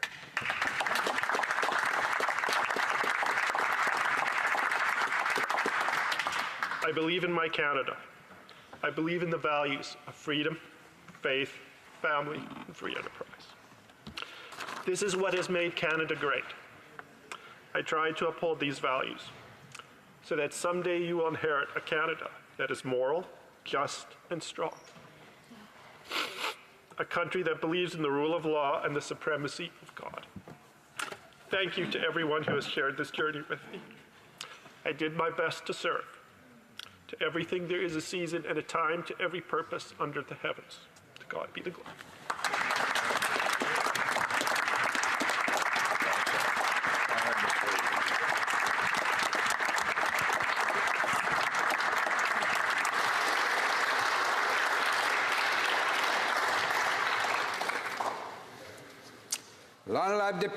The honourable member for Salaberry-sur-Roi. Thank you, Mr. Speaker. I'd like to thank my colleagues. The first time I was elected on May 2nd, 2011, was with the famous Orange Crush. It was a shock and at the same time an honor and a privilege to represent the citizens of my riding and to defend my values in this honourable House. I'd like to thank the people from Beauharnois-Salaberry who gave me this opportunity to dive into active politics and live this intense, enriching experience. It was a real pleasure to serve you. My first speech in this House was to defend a topic that was very close to my heart as a union activist. It was a bill, a special bill on Canada Post. That was on June 24th, 2011, during Saint Jean-Baptiste Day. We stood up to the Conservative government of the time for 3 consecutive days to allow unionized postal workers to negotiate the working conditions with the leaders of crown corporations. It was a never-ending week. And my second speech was also very emotional. It was C4 about boat people. And it was a talk about boat people and how my family arrived in Canada and the repercussions of the Vietnam War. People lived in refugee camps. They had experienced difficult conditions, and we welcomed them. And that's the Canada that I know, that gives opportunities to refugee families to prosper. And I was able to become their member of Parliament for 2 consecutive terms. As one of the few MPs of Vietnamese origin, I was able to meet and work with various members of the Vietnamese community in Canada to underscore the Vietnamese contribution to Quebec and Canada. And having worked for the NDP for 8 years, I've met many mentors and wonderful MPs, colleagues who helped me reaffirm my convictions, and I'm very happy to have worked with them. I've laughed many times with them in this hectic political life. And I had to discover my riding, and that was my first challenge. It takes a lot of time, and you have to understand the challenges of the various regions. There is a strong agricultural region in my riding. There's also a business sector, the Mohawk Nation, and my riding was redrawn in the Soulange region. That was another territory that I had to grow to understand. So I went across my riding on bike, on foot, and by car, and I met with the 400 community organizations, and through the sweat of their brow, I was able to grow and learn from them. I'd like to thank you all for having contributed to my learning and helping me for your advice when I drafted bills and to helping me understand the challenges that concerned you. I'd like to thank all the citizens who participated in the various public consultations, who sent me their feedback and communications.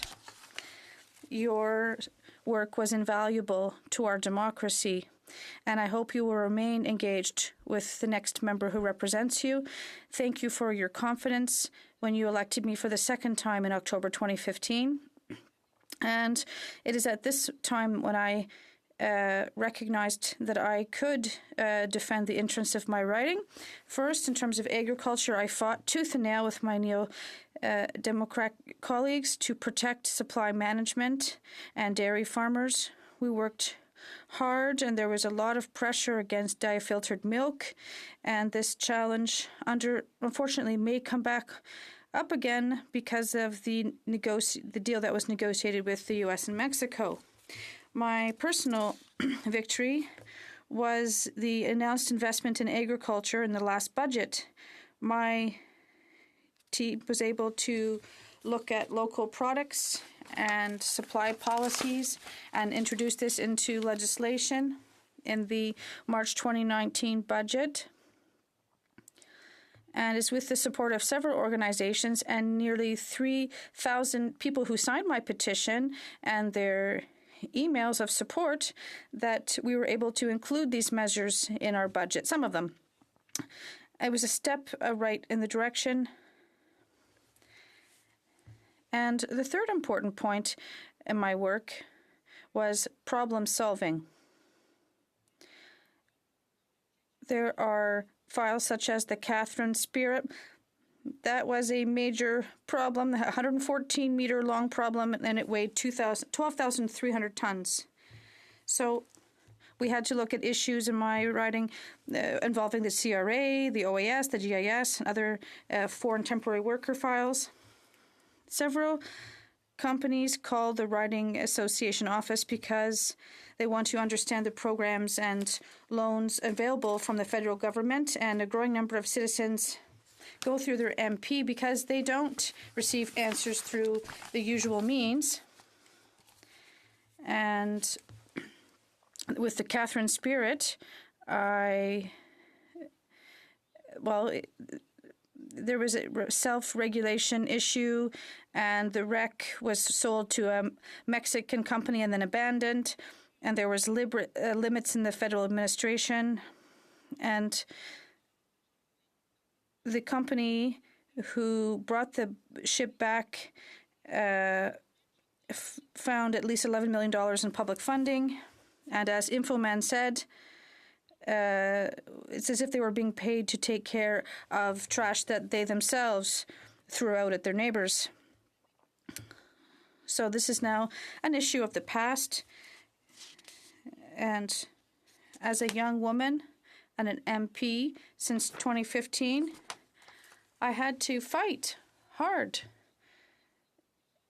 to make sure I was credible as a young person here. And in 2014, with many other women from the NDP, I wanted to make sure that we were able to nurse our children here in the House of Commons up to the age of 18 months at least, and we won this battle. Another battle was to have a family room in the Parliament, and now this is a reality. I'd like to thank my colleagues, Nicole Sommet at the time, who fought with us as well to create this room and to create better conditions for mothers. I'm also proud to have created the Femme de Tête event, and between 80 and 150 women have participated in this event every year since 2016. And there's still a lot of work to be done, particularly getting women involved in politics and creating a better work-life balance. It's hard sometimes when we sit up to midnight every night, but there has been improvement. We must continue this work. I'd like to underscore the work I've done for the Francophonie. I'm proud to have debated in French at the House of Commons for the past 8 years. and I created the Youth Francophone Network. And I'd also like to talk about the young people and many of their challenges. People often say that these are the most involved and active portion of the population, and it's true. We have to listen to them. They're challenging the way we think and the way we do things. But we still don't have enough young people involved in decision-making processes. And that is why I submitted a bill regarding young people at the House of Commons. And I would like to have an action plan. And I'd also like young people to be able to say what is going well and what is not without going through the communication office. Another important topic for young people, regardless of their color, is these are issues for everyone.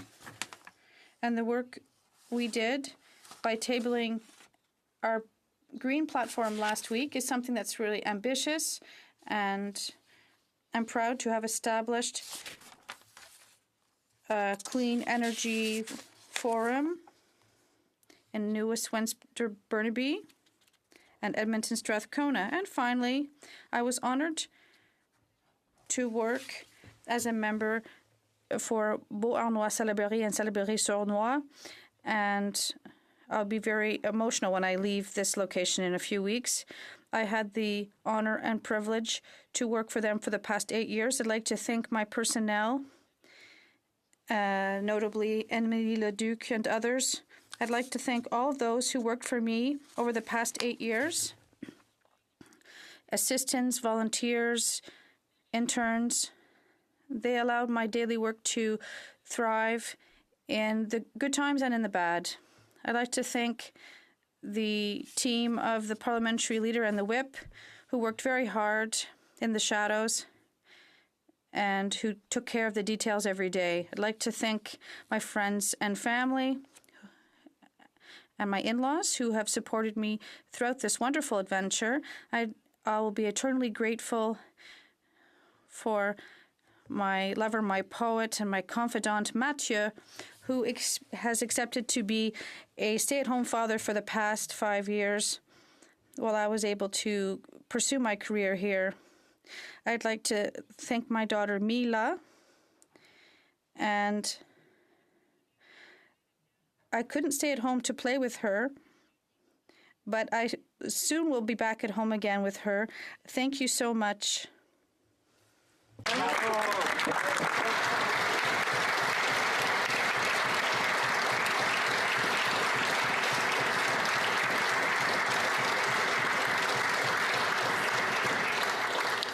Resuming statements, the Honourable Member for Skeena Bulkley Valley. Thank you very much, Mr. Speaker.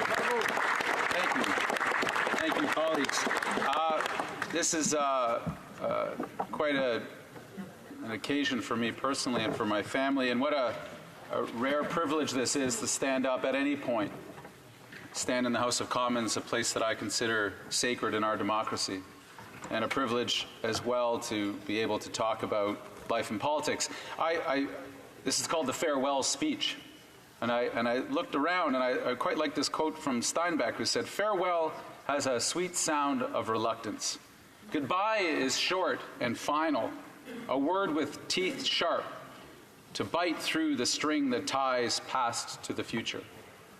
I like the idea of farewell. The last number of weeks and months has been quite a strange experience for me. It's been a bit like being at my own funeral, actually, as people come up and talk to me about how they feel about me, good and bad, and I get to hear comments that I think sometimes we don't share with each other nearly often enough. I had some reluctance to giving this speech. I didn't want to do it at all, and my wife Diana said, "Don't be stupid," which is often the advice she has for me, because how do you in a 10-minute speech sum up 15 years in politics? How do you properly in 10 minutes sum up all of the proper thank yous that I have for the many volunteers, the staff, the people that support us and make what we do possible? And how in 10 minutes can you properly express the gratitude I feel for the privilege, for the opportunity it's been to be a member of Parliament.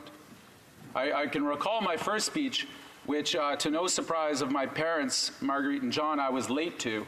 I was rushing to the House, and I was a new MP, and they told me your staff write your speech, and then you read it, and so I bolted into the House, and as soon as my backside touched the seat, the Speaker said, "The member from Skeena-Bulkley Valley." So I popped up and I started to read the text that had been prepared over many diligent hours by my staff, Jerry, and within the first paragraph, I was bored out of my mind. And I thought, well, if I'm bored, it's very unlikely anybody else is interested in what I'm saying, so I turned the page over and I just spoke as best as I could.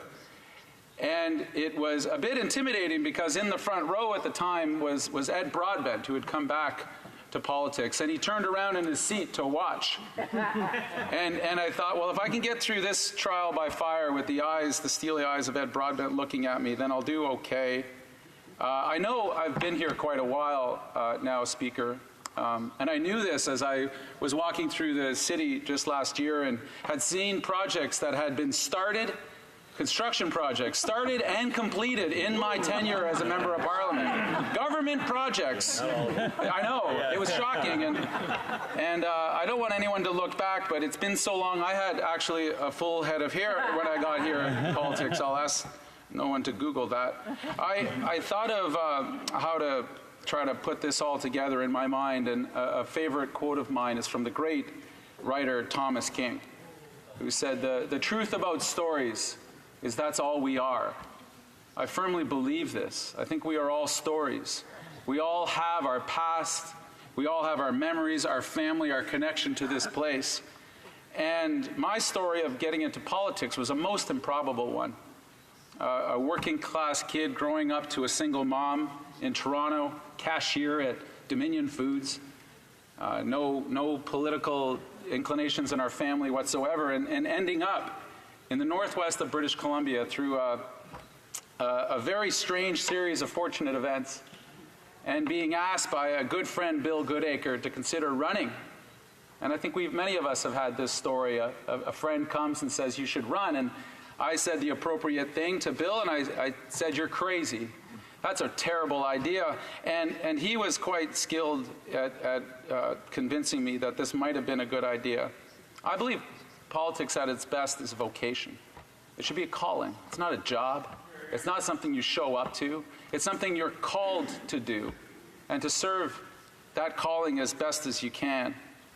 My goals in coming to Parliament 15 years ago were quite modest. I wanted to leave with my health, I wanted to leave with my family, and I wanted to leave with what integrity I came with intact. Now, those might seem like modest goals, but they're actually not that modest, as I learned, because this can be a brutal place. This can be hard on families. It can be hard on relationships. It can be hard on us as individuals, and we don't often talk about the strains that we have being away, the mental health struggles many of us have and don't talk about, maybe increasingly so now. And to represent a place like Skeena-Bulkley Valley, for those of you who have not been, you ought to go. It's this magnificent part of the world. It's vast, it is beautiful, it is breathtaking, it is the very best of our country. And even better still are the people who live there. We have an expression up north. We say, the people don't make the land makes the people. We are informed by that place. And I'm proud of the work that we've done. In this strange life, I've had these opportunities to meet great, powerful men and women, presidents and kings and queens, and they're all impressive in their own way, I guess, but the most impressive people to me have been the leadership that I've been fortunate enough to encounter in the northwest of British Columbia. Local mayors, local community activists, Indigenous leaders who have let me into their hearts and their worlds to express what their vocation is. A number of years ago, I was attending a Niska celebration called HoC. It's a beautiful, ancient celebration. It's the coming back of the salmon and the ulikan to the northwest. And there's a ceremony. It goes on all night, and the chiefs at one point come into the hall. You have to imagine a community hall in northwestern BC, and a beautiful night, and the chiefs are all milling about outside in their beautiful regalia, amazing, amazing masks. And one of the chiefs walked over to me and said, walk with us in. And I said, whoa, that's not my place. This is your hall, this is your place. I'm just an observer. And he said, we've talked about it, you're walking with us. And as you come into the hall for HoBA, the first 3 rows on either side are the women singing. And they sing into the middle where the chiefs walk. And outside of them are the drummers. And the Niska have a tradition of turning a bentwood box drum on its corner, and the big Niska dudes pound away, and it's a heartbeat rhythm. And so I walk in with the chiefs, and it's a very slow procession. And they sing into their leadership. They call their leadership forward and hold them up to represent them. And I thought, what do we need to learn from that as parliamentarians, as people who purport to lead, to speak on behalf of others?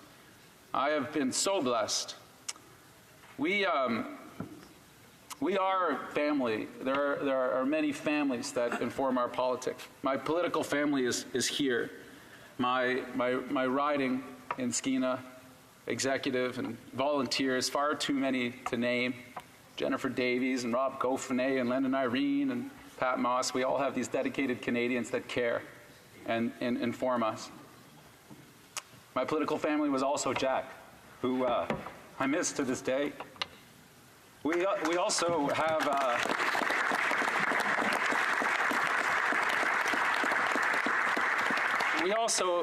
have our parliamentary family, and that's not often spoken of.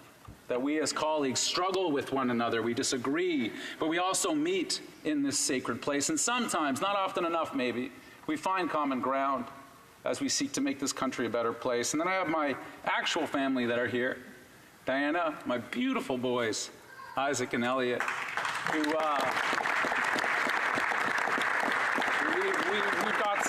got some plans, we've got some time together, which I so look forward to.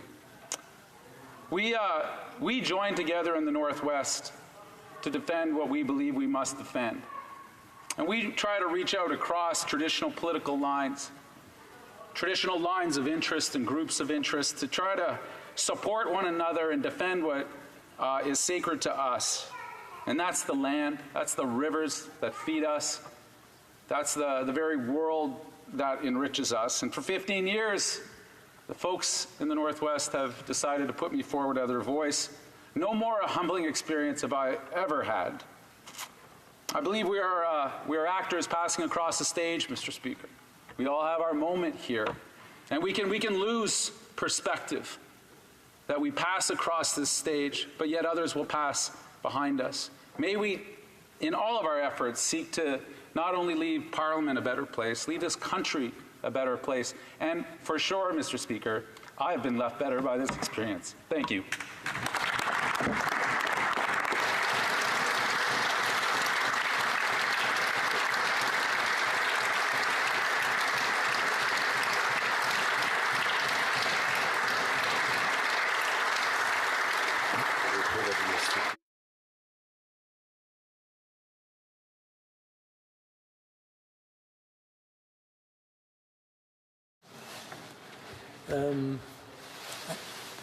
Pierre, une question?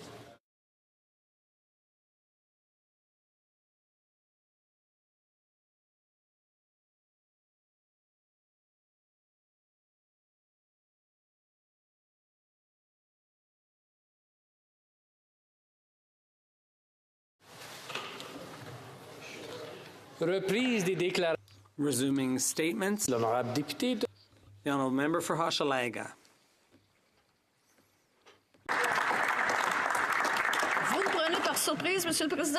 You're taking me by surprise, Mr. Speaker. I thought my turn was later. Mr. Speaker, I had the extreme honour of being elected as the member for Hochelaga on May 2nd, 2011, the first woman elected federally to this riding and the first NDP member for this riding. The class of 2011 had to learn quickly. After a month only here, the Conservative government imposed back-to-work legislation for Canada Post employees. The week was an endless one, NDP members defended the rights of workers night and day for 58 consecutive hours. The Conservatives misled Canadians by saying that the strike was harming small and medium-sized business when, in fact, it was the employer that locked out the workers. And the Conservatives imposed a lower pay raise than what the employer was offering. Talk about Conservatives interfering in the affairs of Crown corporations. My first speech in the House was about protecting people's rights and making their lives better. I spent the night writing it, but I was proud to be part of the NDP team on that June 24th, even though it meant I missed my first national holiday, Quebec national holiday, in my riding as an MP. After that, no one could dare tell me that the NDP doesn't stand up for workers. I remember meeting someone who signed a petition and said it was the first time that they said what they had to say. They had the feeling that someone was listening to them and that somebody was hearing them. And yet that's supposed to be our work as MPs. And I agreed to sponsor a petition to take steps to oppose the building of a truck ramp between the highway and the Port of Montreal in my riding of Hochelaga. One of my favorite themes is housing, and my cross-Canada tour and long discussions with housing groups clearly showed that government cuts and the lack of sufficient funding from successive Conservative and Liberal governments are responsible for the crisis we're experiencing now. And that's why I pushed through motions, bills, questions, statements over the years for the right to housing and for a true national housing strategy. And I repeatedly called on ministers to come up with a true homeless partnering strategy. Unfortunately, the Conservatives didn't believe that housing was a right, and the Liberals didn't sufficiently fund their strategy to ensure its success. In Hochelaga, an MP who doesn't work on the ground and it doesn't do their job and isn't close to the people is quickly a former MP. François, Catherine, Maxime, Chantal, Patrick, Philippe, Olivia, Eric, Julien, Ariane, Anne, Alexandre, Neil, Sandrine, Samuel, and Émilie, all my dedicated and devoted assistants, helped build an excellent reputation for the NDP team in my riding over the years, and they taught me a lot of things. People from other ridings, I won't mention Liberal, call us regularly to get help that they can't get elsewhere because they've heard of what a good job we do. I owe all of my colleagues a debt of gratitude. Thank you. It's thanks to their help that a homeless shelter was able to reopen. Jessica got funding from the federal government to help her with her children with disabilities, and Annette was able to remain in Canada with her 2 children and no longer face threats from Mexican cartels. They also helped plan a food bank, which I believe is the largest on the island of Montreal, which feeds hundreds of disadvantaged families in the neighborhood. With the help of volunteers and people doing work placements, my office has organized a number of celebrations for new Canadians who feel welcomed and appreciated. We give them a certificate and take a photo, and they really love that activity. Another event that people in my riding like is our annual brunch. It's a big community meal where we talk, we tell them what we can do for them, and we meet with neighbors. That brunch will be this Saturday, and like every year, it's a full house. We work on problems caused by gentrification and by the opioid crisis. As you can see, never a dull day in Hochelaga. I've learned millions of things and had a lot of good fortune in this work. I made speeches before the Council of Europe through the Canada-Europe Parliamentary Association, and I visited all Canadian provinces. I was NDP whip for 3.5 years and had the good fortune of working with Rob, Anthony, Christian, Chuck, Teresa, Wasim, and Audrey. These are very generous, warm, and knowledgeable group of people. with them and some of my colleagues, as well as the Speaker of the House, I was able to make this Parliament easier for young families, and I'm very proud of that. I have to admit that we're pretty spoiled here in the House of Commons. The staff treat us like royalty. It makes our job so much easier and more pleasant. Thank you. I'd like to apologize to my friends and family and my step-family, Papa Gilles, Maman Solange, Jacques, Elena, Michel, Karina, Claude, Sylvie, Guy, Manon, Linda, Richard, Peggy, Marnie, for all the events I missed. I love you. Husband Doug, okay, this is where the tears come. And without my husband Doug, my sons Alec and Nicholas, and their partners Lauren and Anne, without your support, your love, I simply would not be here. You believed in me.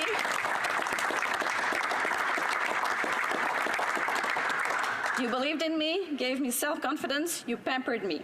Did I ever tell you I love you? Only 1,000,000 times. To Canadians, you have to send all these great NDPers back to Ottawa and even more in October. They're here for you, not for themselves. It's in their DNA to work to improve people's lot in life. I know them well. They've become good friends over the years. Trust me. To the people of Hochelaga, thank you for who you are, warm, imaginative, authentic. You've honored me by allowing me to represent you, and you've charmed me.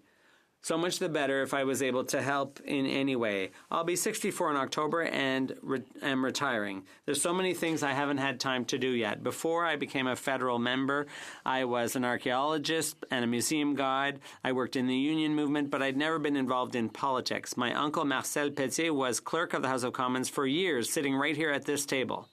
My ancestor, Charles-Alphonse Pantaléon Pelletier, was a federal and provincial member of Parliament, a senator and Speaker of the Senate, we can't all be perfect, and Lieutenant Governor of Quebec. So perhaps Anne-Marie Aubert and Jack Layton sensed something in me, and my career in politics was preordained after all. Thank you.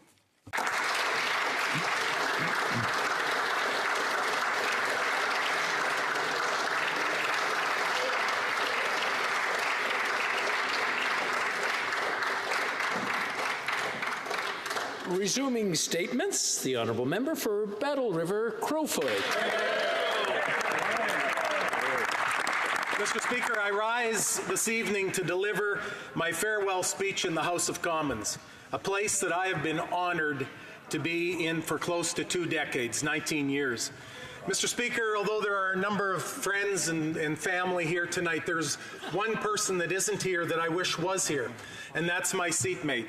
My seatmate, Mark Warwa, who is in a hospital tonight in Langley. And Mark, if you're watching or listening, our prayers are with you tonight. Not just ours and our families, but our entire caucus's prayers are with you. I also have another friend tonight, a very close friend that lies on a bed in Castor, Alberta Hospital. Dale Marquardt is in a tough battle, and Dale, you are a close friend, and you mean a lot to us all. 6 elections, 19 great years, and various positions in the official opposition and the government. Now it is the time for me to spend more time with my family who have so selflessly and stoically stood by my side through this long and demanding journey. It's time for me to return to the farm and dedicate more time to those that mean the most to me, my family, my community of Killam, Alberta, and the county of Flagstaff. But I do so with a very heavy heart, as I have so much enjoyed the privilege of being a member of Parliament. And not just a member of Parliament, but a member of Parliament for the riding of Crowfoot, which later got the name changed to Battle River Crowfoot. I cannot thank the good people of my riding enough for their support. For 19 years, they were my boss. Every day, I receive letters, emails, telephone calls, and face-to-face words of encouragement and prayers that mean more to me than they will ever know. Mr. Speaker, I was first elected in November of 2000. I stood in this House in February 2nd, 2001, to deliver my maiden speech, in which I said this, and I will quote, "To all the people of Crowfoot, thank you for bestowing your faith in me. I promise to be respectfully and truthfully represent your views and your concerns in Ottawa. I pledge to work hard with the same diligence that the majority of you demonstrate daily as you go about your occupation and your careers in our predominantly rural riding." Mr. Speaker, I can say that I have worked hard to keep my word, and I firmly believe that is why I was returned to Parliament in 2004, 6, 8, 11, and 2015. The people of my riding are important. But it's been my faith in Jesus Christ and the hope that he offers the world that has been at the heart of me keeping my word, staying principled, serving with humility and respect, and working hard every day to earn the trust of my constituents. When I thought about writing this speech, I thought I better go to Wikipedia and see what they say about me. It sounds a little selfish and vain, but I just want to quote some of the things that they viewed as accomplishments.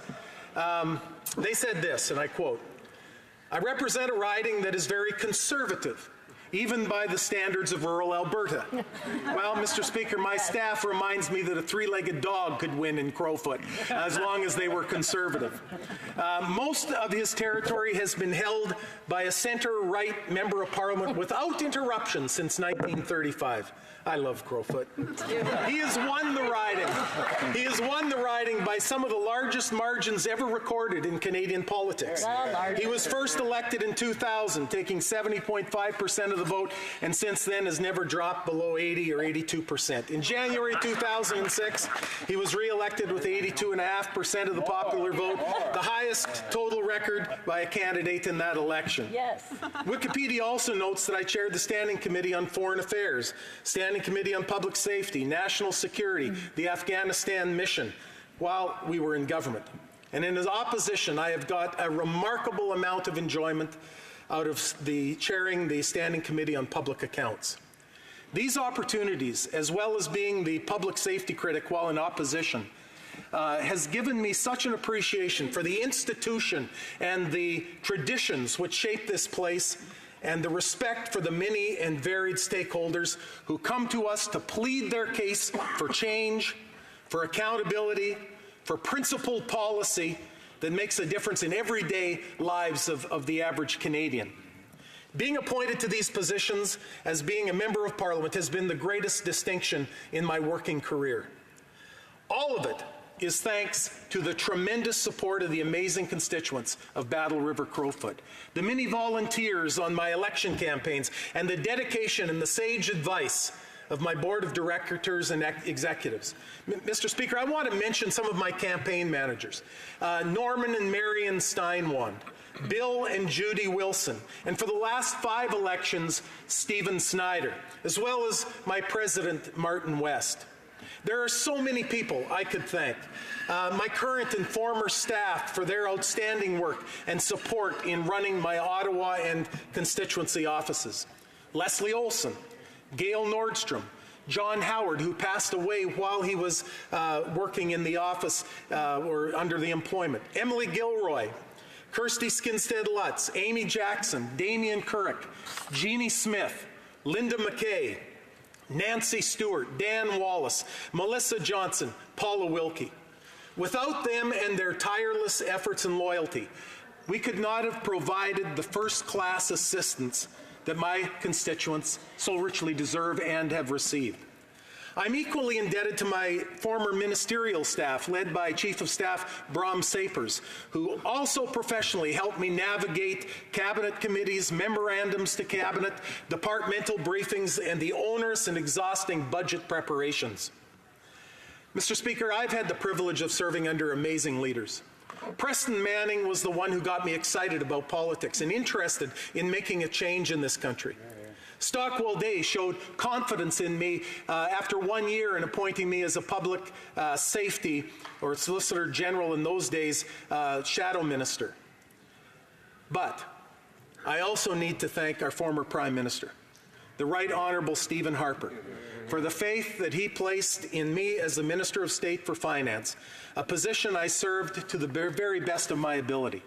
I am so proud to have called the Honourable Stephen Harper my Prime Minister, my leader, and more importantly, my friend.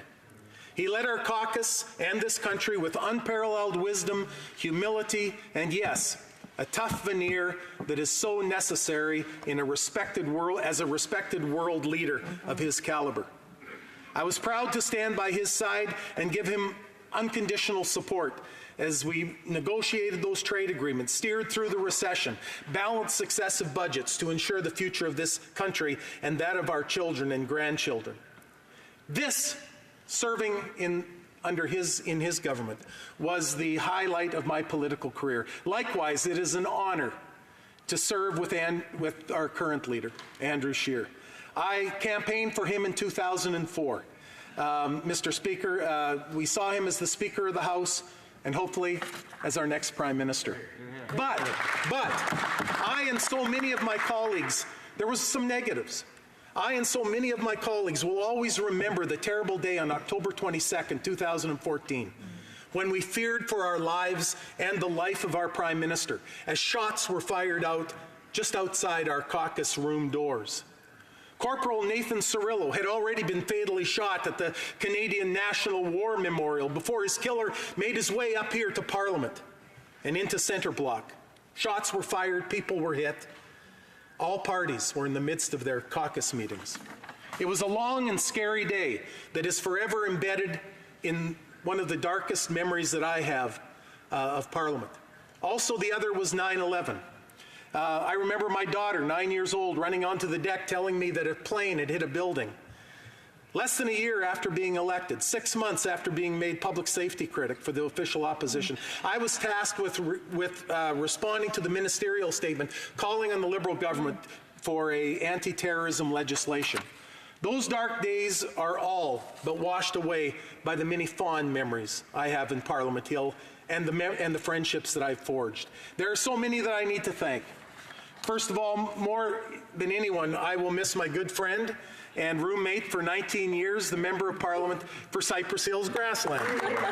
David and his wife Sheila have become lifetime friends.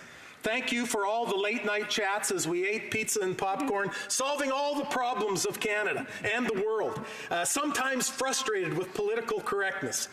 Today is his anniversary, Mr. Speaker, and he has been together with Sheila almost as long, or I guess a little longer than he's been with me.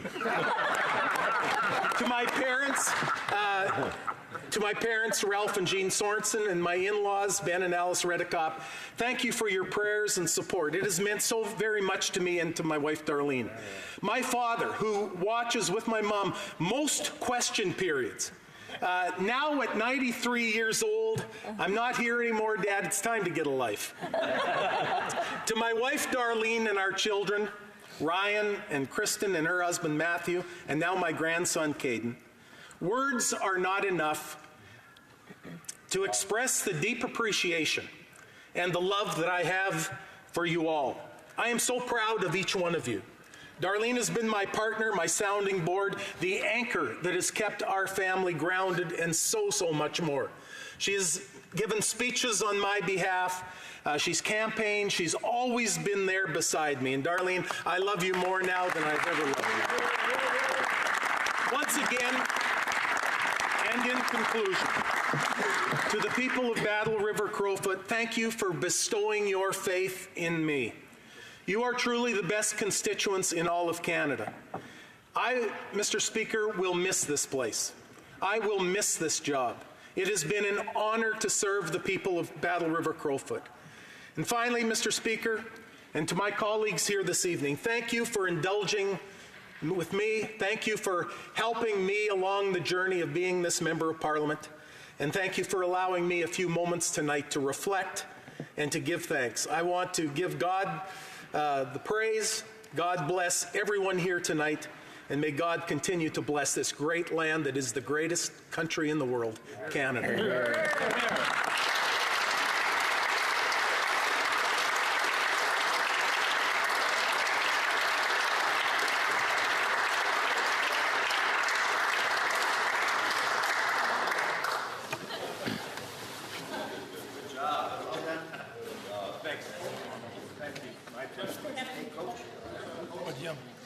James.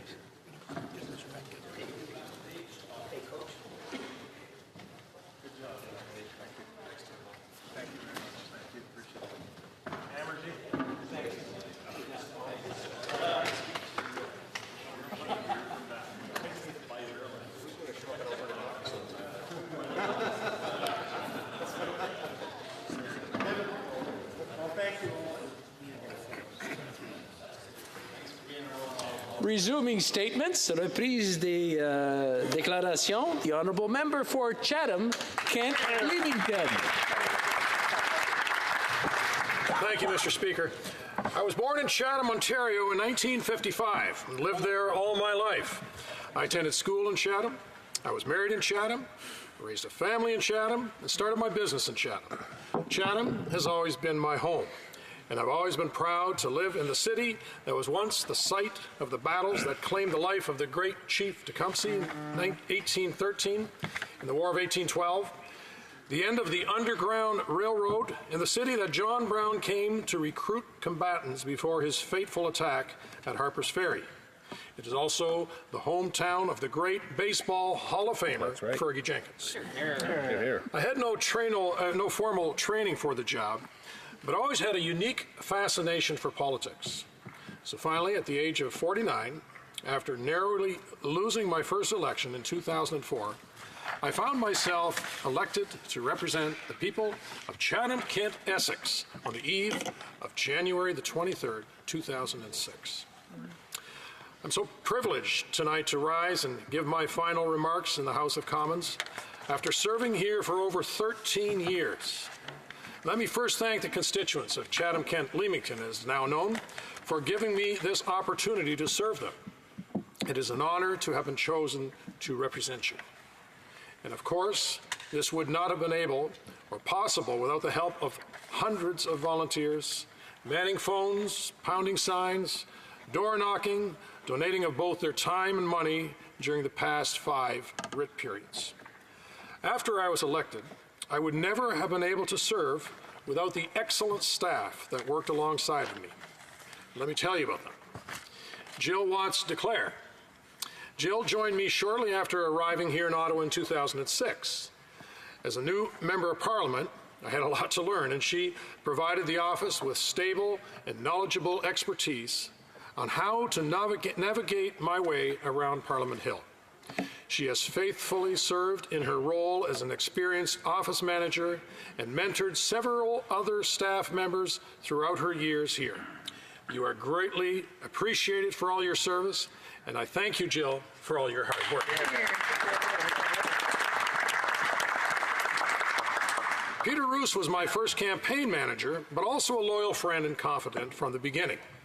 Peter joined the office team in 2010 and finally decided to hang them up just before his 80th birthday last year.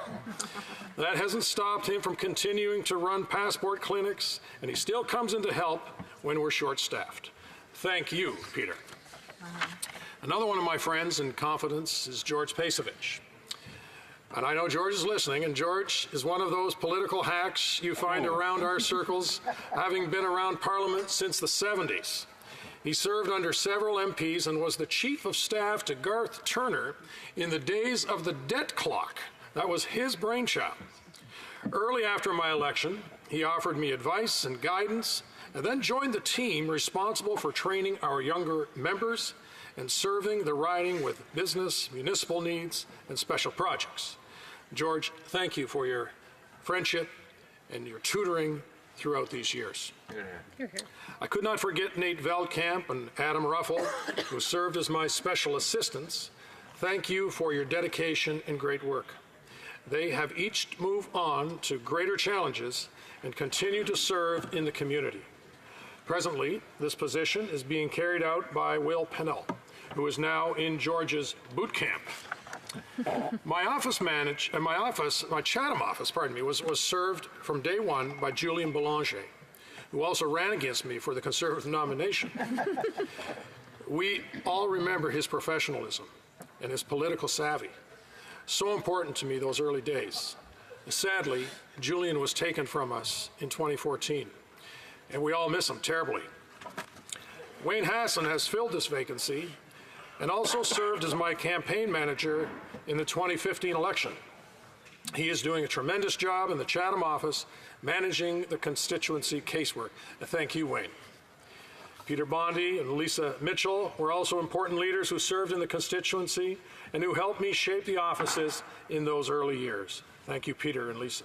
And of course, to my EDA, Dale, and I'm always afraid to do this, Eldon, Bernice, Mike, Gary, there's so many more. All there right from the very beginning and still there today. Thank you for your loyalty and for your hard work. And now, Mr. Speaker, let me tell you about my family. My wife, Faye, and I are blessed with 8 children and their spouses, Jeremy and Jolene, Rachel and Justin, Mike and Angela, David and Katie, Joel and Shauna, Andrea and John, Adam and Mel, and Eric and Katie. More. And 39 grandchildren.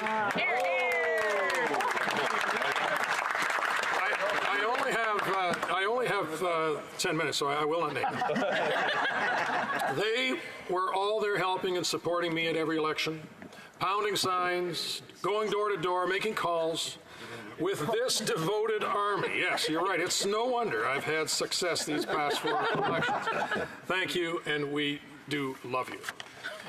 To Jeremy and Jolene, who under their leadership and with David and Joel grew a mom and pop dealership and faithfully built it into one of the finest Hyundai dealerships in the country. Thank you for your sacrifice. Here, here. My wife, Faye, has traveled beside me these 44 years on some crazy paths, and yet has continued to support me, encourage me, advise me, and keep me grounded throughout the trip. She is the one who has kept the home fire burning, tending to our children and grandchildren all the years I was away. She is the unsung hero who helped make all this possible. Many times I have advised those seeking political office that unless they have the full support of their spouse, they had better not consider this job.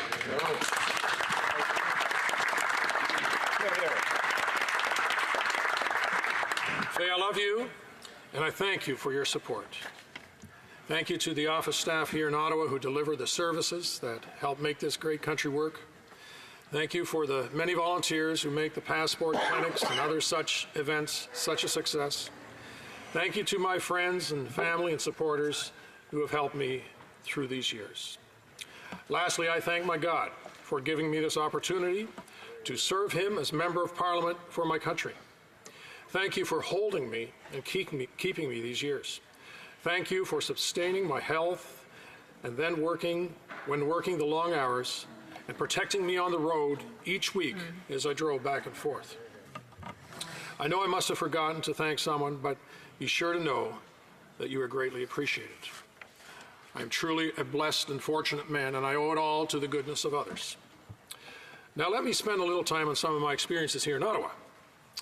This job has allowed me to travel to all parts of the world to meet with leaders and experts in many countries. I have witnessed the vibrant economy of Asia, honored our soldiers in Europe, witnessed democracy at work in South America, encouraged peace in the Middle East, and saw extreme poverty, but also hope in Africa. I have served on many parliamentary committees, ethics, fisheries, industry, finance, foreign affairs, international trade, status of women, health, and currently as Vice Chair on the Library of Parliament. Here, here. Last but not least, all the years as Chair of Ontario Regional Caucus. I have shared these experiences with some extraordinary men and women. I want to talk about Stephen Fletcher, the one I want to mention. Stephen is a quadriplegic who overcame tremendous obstacles after an accident and he told me he even had to relearn how to breathe.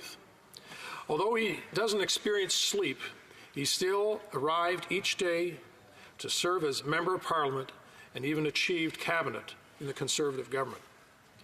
I have met so many special people here, and many have become my closest friends. I will not begin to name them, as that would be unfair. Their friendship will always remain as we return to our private lives. So in closing, let me say, Mr. Speaker, that this has been a tremendous honor, but it's time to go back home. Back to my family, back to Faye, back to the folks at Chatham, Kent, Leamington, and maybe some of you will join me there soon so that Faye and I can give you some southwestern Ontario hospitality.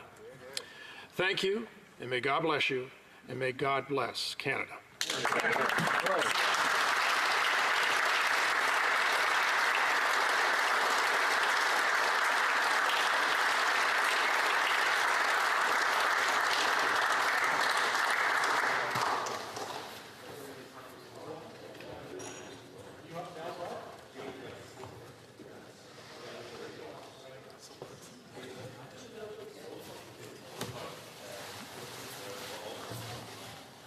Thank you. Resuming statements, reprise des déclarations, the Honourable Member for Dauphin, Swan River, Thank you very much, Mr. Speaker. I should point out right off the bat that Mr. Speaker was part of team Member of Parliament for Dauphin, Swan River, Neepawa at the Range Day on the Hill yesterday, and thanks to his efforts, our team won. Bravo. Thank you, Mr. Speaker. He had to use his speaker's voice to yell "pull," though, because he's normally fairly quiet. So it was a pleasure to serve with you on that team. I've had the honor of being elected in this House. It'll be 9 years come this October. I was elected in 2010 as in the minority government, 2011 again, 5 months after my first win with the majority government, and 2015 again. So I've experienced minority, majority, opposition, and I had the honor of spending a lot of time in center block. So over a 9-year career, I've been very, very fortunate. So why does a person enter politics?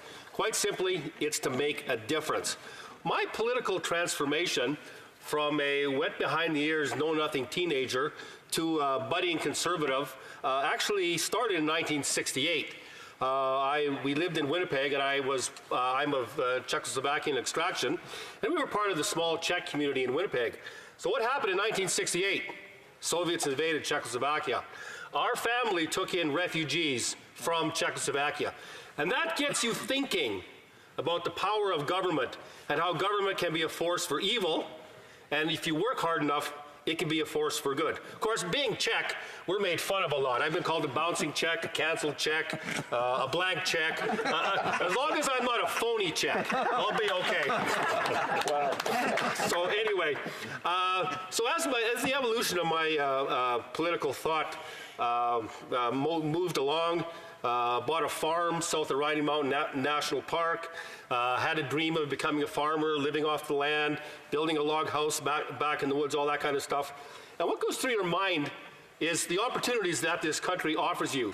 If you take risks, you can fail, but you can succeed. Mm-hmm. And when a Slavic person like me, my mom was born in Poland, we have an inordinate fondness for property rights. Like, we're visceral when it comes to owning our property. And as I looked at the world around me, I could see that there were forces out there that were basically threatening my way of life and the way of life of all other property owners. I don't just mean farmers here. I mean people who have built something with their lives and how important that is to them. And when government gets in the way of that, that is simply evil. Mm-hmm. So you need a free society and the ability to take risks. What comes with a free society? Personal responsibility. I get a little tired all the time when people talk about crime statistics as if somebody commits a crime, and I'll be quite blunt here, then it's my fault? Really? Personal responsibility lies with the individual. So as I recite these characteristics, which political party would you possibly join? The Conservatives. Of course, these are the things that we stand for. So I represent a large rural area, 66,000 square kilometers, Dauphin, Swan River, Neepawa, one of the most beautiful places in Canada. And my community is very diverse. Lots of agriculture, ranchers, farming, forestry, hunting, trapping, oil exploration, and so on. Yet with all that resource development, it remains an extraordinarily beautiful place. Actually, conservation is one of the major activities of the communities in my constituency. So they're out there one day harvesting trees in their day job. The next day, in the evening, they're working on the fisheries habitat with their fisheries habitat group, helping to repair streams. Those are the kind of people that are in my constituency. I got very angry, Mr. Speaker, when people like that got attacked. Whether it's the animal rights movement, whether it's environmental extremists, whether it's people who want to take their firearms away, I got angry. And you're not supposed to get angry in this job, but I simply couldn't help it. Because the injustice of what you see when those good people are attacked it made me even more determined to defend that particular way of life. And I think we have a number of colleagues here that do exactly the very same thing. And I'm very proud, for example, to be a colleague of the member from Red Deer Lacombe, the member from North Okanagan Shuswap, the member from Bruce Grey Owen Sound. I've been on the farm of the member from Bruce Grey Owen Sound. I would defy any environmentalist to go to his farm and see anything he's doing wrong. He gently manages the land. He looks after it, looks after the wildlife, cares about the world. The member from North Okanagan Shuswap was the president of the BC Wildlife Federation, and the member from Red Deer Lacombe is a fisheries biologist like myself. So conservatives have absolutely nothing to apologize for in terms of our conservation ethic. Amen. We are the people that actually get things done. Who negotiated the Acid Rain Treaty? Brian Mulroney. Who negotiated the Ozone Treaty? Brian Mulroney. So when I hear all of this environmental stuff, all I know is that we can be, as conservatives, can stand up and be very proud of our contribution to conservation. Now, I didn't travel as far as my friend from Chatham Kent, Leamington. I stayed at home, and I spent all my time on the Fisheries and Environment Committees, and I very much enjoyed that. We had some very contentious bills to deal with, C-69, C-68, CIA 2012, and so on and so on. I got to say, though, I really enjoyed my time on the Fisheries Committee because it worked across party lines, believe it or not. It's a very collegial group, and most of the reports were unanimous reports. I see the chair of the Fisheries Committee there, and I want to thank him for his efforts on behalf of Canada's fisheries. Getting back to the constituents itself, what can you say about constituents? They place their faith in you, and nothing touches you more when somebody you don't know comes up to you and says, hey, I voted for you. Isn't that something? We've all experienced that, because we can't know everybody in our constituencies. I want to thank my EDAs and the volunteers, of course. The late Jeff McDonald was a mentor to me, Bob Lempischak, and all those people that worked hard, the fundraisers, the EDA, and so on. What can I say about my family, my darling Caroline? I know she's watching. Hi there, darling. She was my best political advisor, and like I have said before, a spouse that praised you when it was required and made sure you knew what you were doing wrong when that was required as well. Caroline was out today. She texted me planting tomatoes in the garden. She is what we call, and I use this term with the greatest respect, a bush chick. She lives in the woods and knows about how to do things. Tony and Marcia are our kids. Their spouses, Lainey and Graham, and we have three absolutely beautiful grandchildren, Eden, Senan, and Esme. And one of the reasons I'll be heading out is to spend time with the three grandchildren on the farm. They love the farm. They love taking the guts out of a duck, cleaning a fish, driving the quad, doing all those things with Papa. I want to thank my brother and sister, Tim and Joyce, for their support over the years, the neighbors, and those of you who live in rural areas know how important neighbors are. So when my wife, Caroline, is by herself on the farm, I know the neighbors are there for her, and that was a very important factor. I want to thank my mom and dad, Joe and Ida Sopak. They've sadly passed on.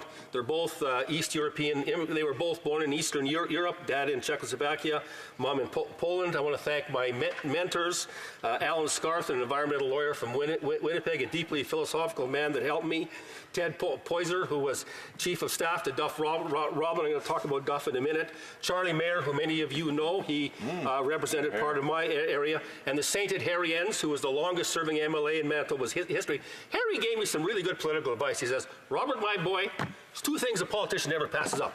chance to give a speech, and a chance to go to the bathroom. And when you have a constituency as big as I do, you know where all those spots are. I'll leave it at that. My Ottawa staff, Brandon and Alex in the office now, Duncan, Brett, Jay, Dan, Olivier, Kyle, the constituency staff, Judy, Janelle, Megan, Grace, Nell, and Valerie. Sorry to go so fast, folks, but I know time is tough. And I really want to thank the House of Commons staff and the security staff and the bus drivers. They are salt of the earth folks. And I was there, like the member from Battleford Crowfoot said, in October when Parliament Hill was attacked. You can never forget that these people will take a bullet for you. They deserve all of our respect. And the bus drivers...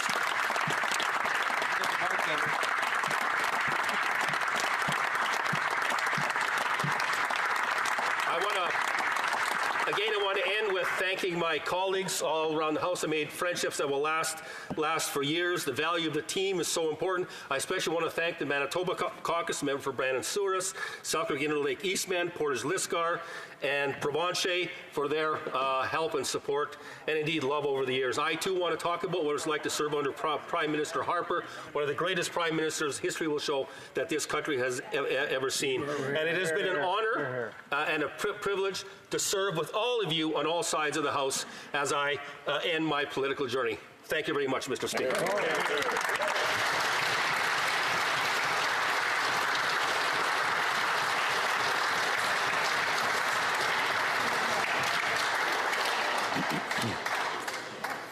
Resuming statements, the honourable member for Edmonton Strathcona.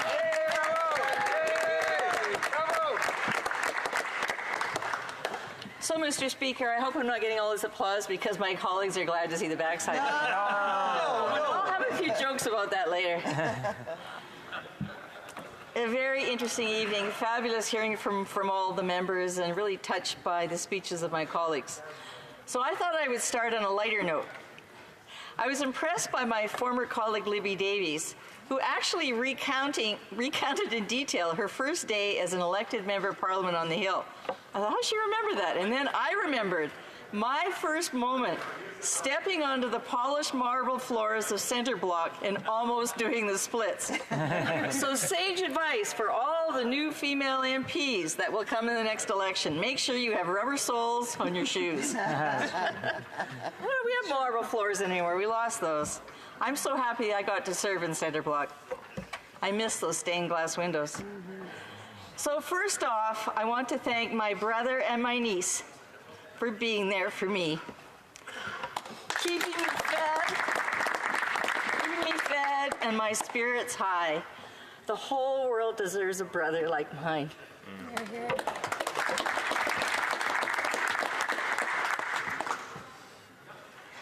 I'm equally indebted to my wonderful friend Carol, who never thinks of politics. And it's a delight to come home and talk to her because we talk about everything else. The tulips are up. Oh, it's beautiful walk in the forest. That's the kind of friend you need when you're a politician. So thank you, Carol, who's kept my house and garden whole. And to my dear friends, Don and Hans, Francis, Cheryl, Darlene, Stephen, for endless friendship and support, my friends from across Canada.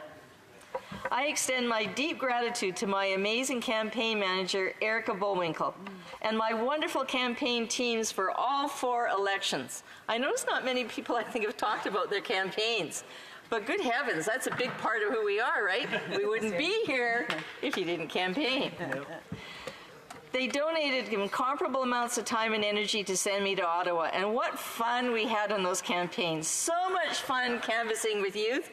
If you've never canvassed with young kids, try it out. Change your life.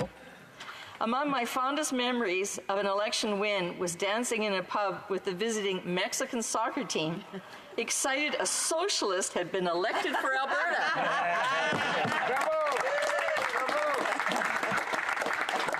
As with my colleagues, I was the first NDP, first woman elected in my riding, but gosh darn it, I was the first NDP elected in Alberta in 25 years, and then re-elected and re-elected again.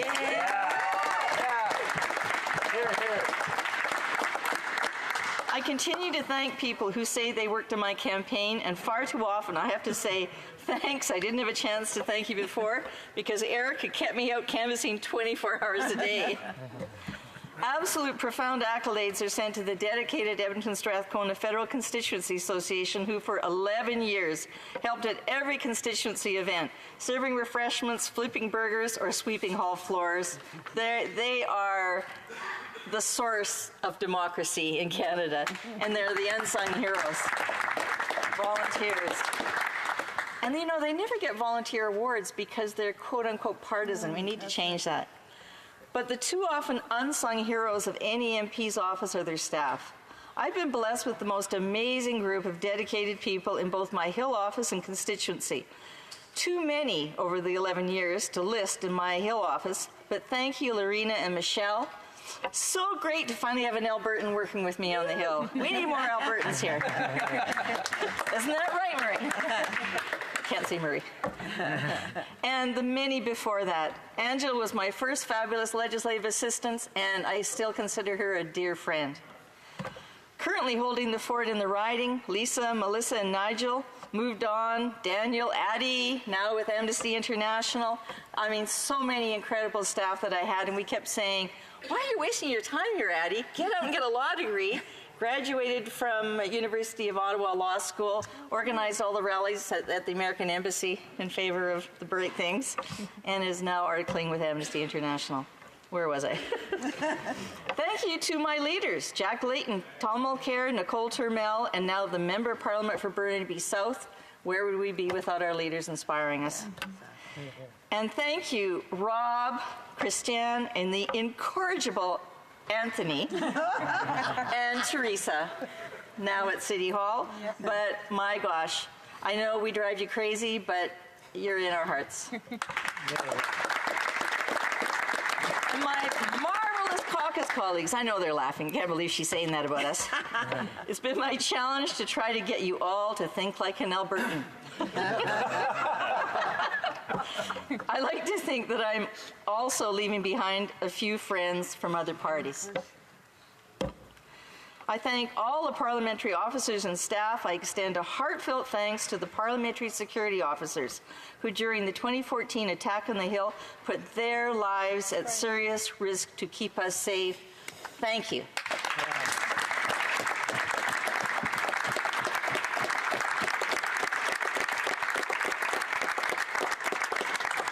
Few Canadians fully comprehend the dual role of members of Parliament, or the limitations to our capacity to tackle every need or concern that constituents bring to us, despite our desire to remedy every frustration with failed service or policy. I must attest to the heavy hearts of my staff for our failure to resolve every immigrant or every refugee claim, every request for better services or better policies that actually help people. But we have so celebrated those moments of pure joy when our efforts helped a constituent gain their long-awaited citizenship, to obtain a federal grant or a veteran's benefit or a dispute with CRA. I remain surprised and grateful still when a constituent approaches me in the street, in airports, in the grocery store, when I'm traveling overseas. I'll tell you, those Edmonton Strathcona constituents are everywhere. They approach me to thank me for my service, and it's always unexpected and equally appreciated. It keeps me going, and I most certainly believe that's the same for all members of Parliament. My 11 years serving as a member of Parliament were diverse, and often with unexpected turns. It's been a privilege serving as on the executive of the Canada-Ukraine Parliamentary Friendship Group and supporting Ukraine through election monitoring and hosting fabulous young Ukrainian interns. It's been my honor to represent the extraordinary Francophone community in my riding. I was privileged as a lawyer to benefit from the support of University of Ottawa Law School interns, invaluable in helping me craft my bills and motions. I encourage every university and every legislature to introduce the same kind of program. I participated in many of the climate COPs, inspired greatly by the interventions by NGOs and Indigenous peoples. I had the honor of meeting with the Dalai Lama and the Tibetan government in exile during the commemoration of their 60 years in exile, and look forward to seeing the President again tomorrow here in Ottawa. I'm blessed with a wonderful Tibetan Canadian intern. I traveled to West Africa with the Governor General and to East Africa to meet with parliamentarians. I held a remarkable array of critic portfolios: environment, Indigenous affairs, Western economic diversification, public works, natural resources, and now international development. I don't know if I'm missing any. I had a lot of them. I advocated in the House and at the UN for nuclear disarmament treaty and on enforceable measures for sustainability. No surprise to those who know me well, I infused an environmental angle into every one of those portfolios.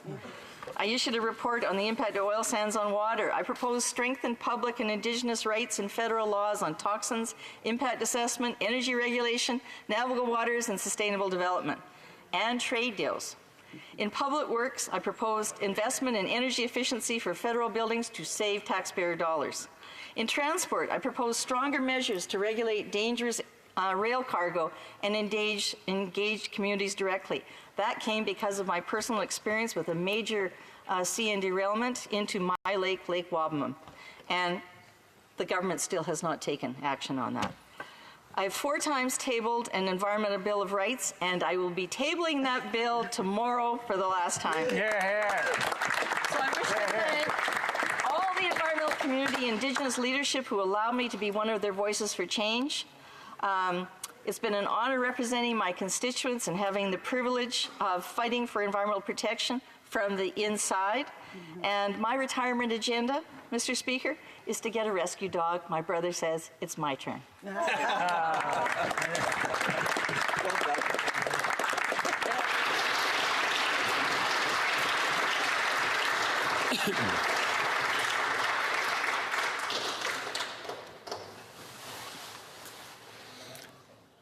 Resuming statements, the Honourable Member for Victoria. I think I should just sit down because the Honourable Member for Edmonton Strathcona has said it all. All I'm going to do is footnote what she's already so ably said in expressing her gratitude to so many people on all sides of the House, to people who work here and make our lives easier every day. But I would want, Mr. Speaker, to just, because this may be my last time to speak in the House, to say a few things. First of all, I have to thank a lot of people. And then I want to talk about some of the highs and some of the disappointments before offering some general conclusions. You know, it's been almost 7 years since I was elected, first in a bylaw. Not a particularly auspicious occasion, I just about lost, but managed to squeak through and then did happily better the next time in the 2015 election. My list of people to thank must start, of course, with the people of Victoria who put their faith in me to represent them. It's a cliche that has been said more times than once this evening, that it's an honor that everybody has who gets to have their fellow citizens go into a polling station and put an X beside your name. I'm so grateful to the people of Victoria and Saanich and Oak Bay, the nearby communities, who bestowed their faith in me by doing just that. Every day I'm mindful of the enormous responsibility that comes from that debt of gratitude. And I want to use the word, when the very first speech I gave in this place, I used the Nachalnath word of Isak, or respect, because I think that has to be crucial to our role as parliamentarians every day. The experience of getting elected as a member of Parliament has really given me an enormous opportunity to know the amazing community of Victoria where I live. You know, I've got to know people, Mr. Speaker, and I'm sure it's the case for you, from all walks of life. I've got to know people who make their living in so-called as binners, people who get money from recycling revenues from bottles and cans. That's how they live. All the way to billionaires, because Victoria has both categories. I'm really proud of Victoria. You know, it has I like to brag, it has the lowest unemployment rate in Canada, but also the people with the biggest hearts in Canada. It's a generous, compassionate community, and I'm so proud to live there. It's quite a magic place, both because it's dynamic and it's gorgeous at the same time. Most people care deeply about their natural environment, and they have enormous, they care deeply for the well-being of their fellow citizens. Now, I promised I would say thanks to a number of people, so bear with me. First, I want to thank those people in my Victoria office who do the heavy lifting every day of navigating a sometimes cold and distant federal bureaucracy to help people. I want to start with Elizma Perry, Tony Sprackett, and Lucy Mears. Next, to the frontline people in my Victoria and Ottawa offices over the years, Edward Pullman, Danielle Dalzell, Maura Part, Andrew Johnson, Crystal Thompson, John Luton, Tyrone Lemko, Tabatha Bernard, Charlotte Smoley, and Alana Cal. It's quite a list. And then my Victoria political family, Eric Kay, Ellen Godfrey, Samantha Montgomery, Sarah Bergen, Shannon Ash, Andrew Cuddy, Brianna Merrigan, and now especially the very talented Victoria Councillor Laurel Collins, whom I hope will succeed me as the Member of Parliament for Victoria in the next election.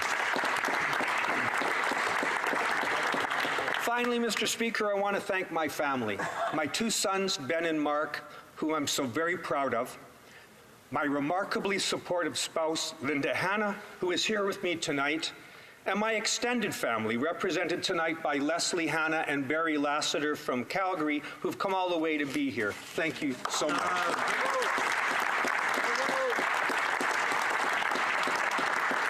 Now, I promised to say a few things I'm proud of and then a few disappointments. Let me start with the good stuff. I think one of the most important things, the most meaningful things I had the pleasure to work on since coming here was to secure pensions for people who were the victims of thalidomide poisoning. It's serendipitous how that works in politics. I got a call from a friend who was doing pro bono work for the thalidomide victims of Canada, the indomitable Mercedes Beneggi, and he said, "Can you help us?" And I went to Libby Davies, it's talked about in her amazing book, and we went to Rana Ambrose, the then Minister of Health, and we managed to get every single member of Parliament to vote in favor of long overdue pensions for people at the end of their lives suffering from thalidomide.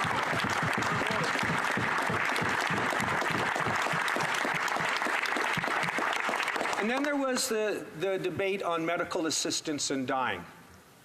I had the good fortune of having a law partner and a dear friend, Joe Arve, who went to the Supreme Court of Canada in a case called Carter, reversed a decision of the Supreme Court of Canada in a case called Rodriguez, and established a constitutional right for Canadians who were suffering from interminable pain to avail themselves of medical assistance in dying. And I want to say, Mr. Speaker, that to me that was the finest moment in this place. People working across parties. I want to pay particular tribute to the then Minister of Health and the then Attorney General, the member for Markham-Stouffville and the member for Vancouver-Granville. But I also would be remiss if I didn't pay tribute to the member for Don Valley West, who ably chaired one of the committees. There was a Senate committee, there was a Justice Committee. Worked with senators like Senator Cowan and Senator Joyal, my colleague from Saint-Hyacinthe-Bagot, very wise on that committee. And we ended up, despite our differences, despite profound philosophical, ethical differences, coming up with something that I think does Canadians well. And I'm very proud of the way Parliament worked. To me, that was its finest hour since I came here.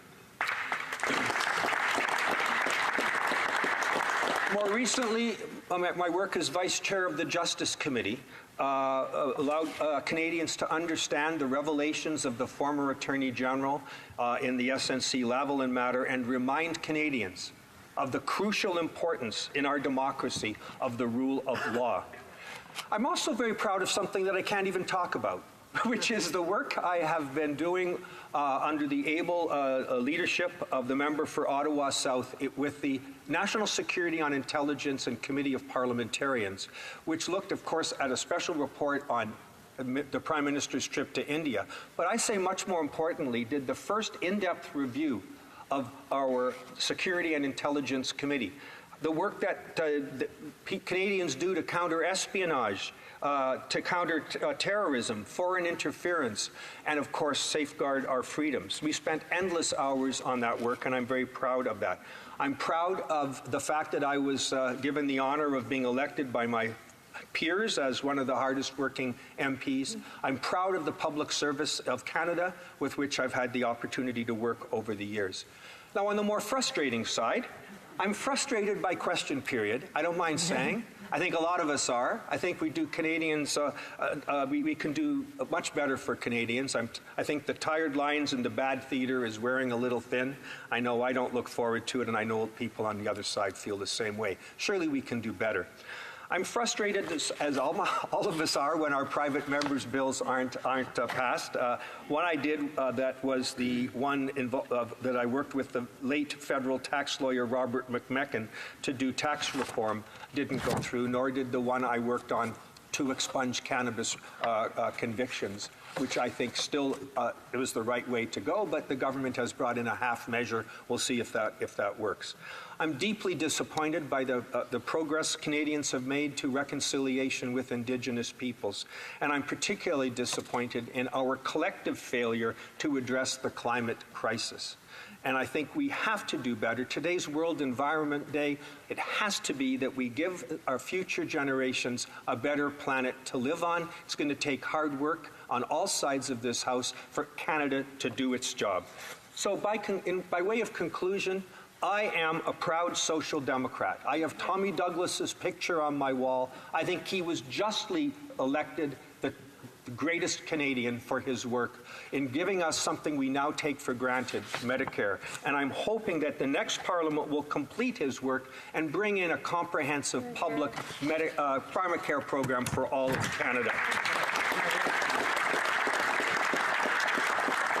So let us recommit, all of us, Mr. Speaker, to a fairer Canada. Let's reduce the enormous and growing inequality between the rich and poor in our society.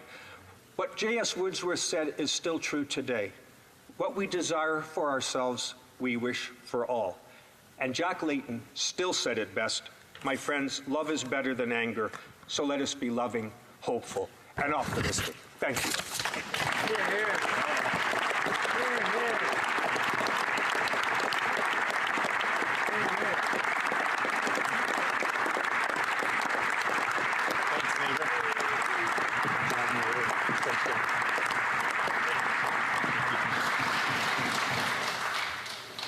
I just want to take this opportunity to thank all the members who spoke this evening, sharing their successes and their frustrations, their histories, and everything they've gone through since they made it here.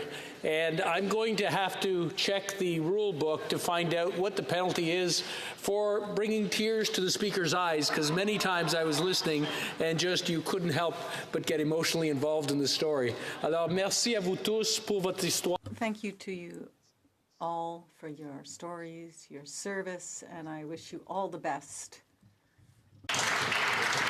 Orders of the day. Government orders, government bills, comments.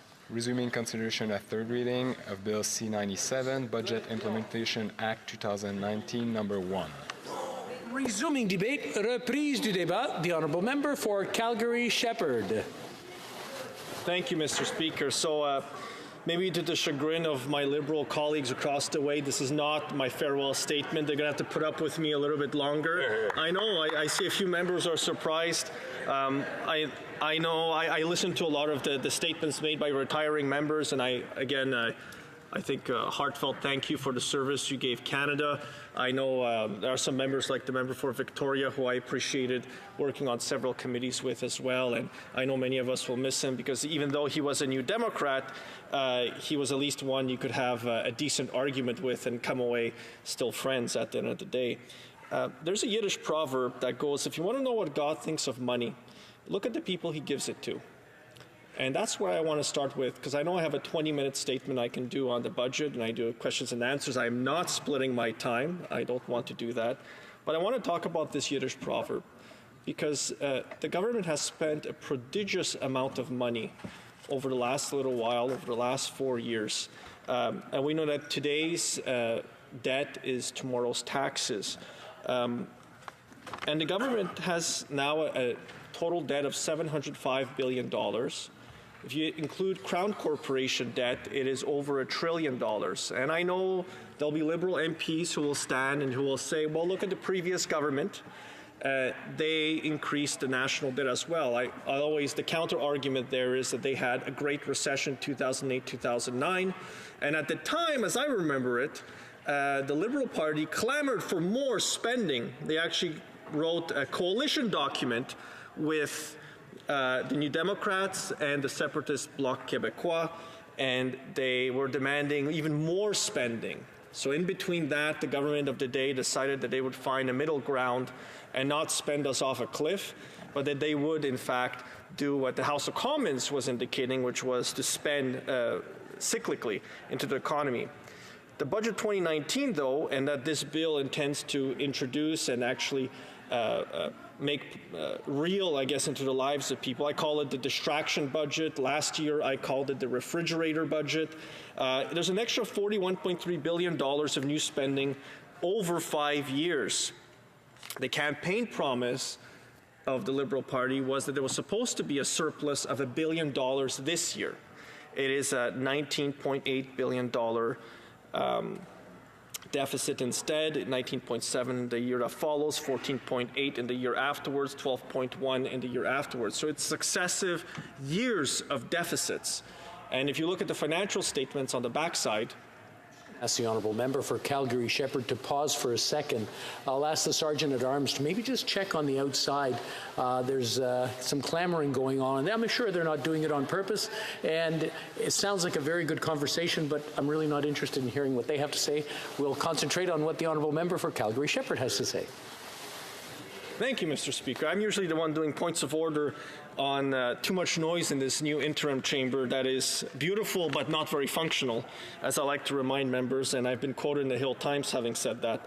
So to return to budget 2019, again, like I mentioned, successive budgets have increased spending, and I went back through previous years' budget documents. I went all the way back to budget 2016. I looked at budget 2015, and there's actually a gap in this year's spending. So what budget 2015 expected to spend this year was $302.6 billion.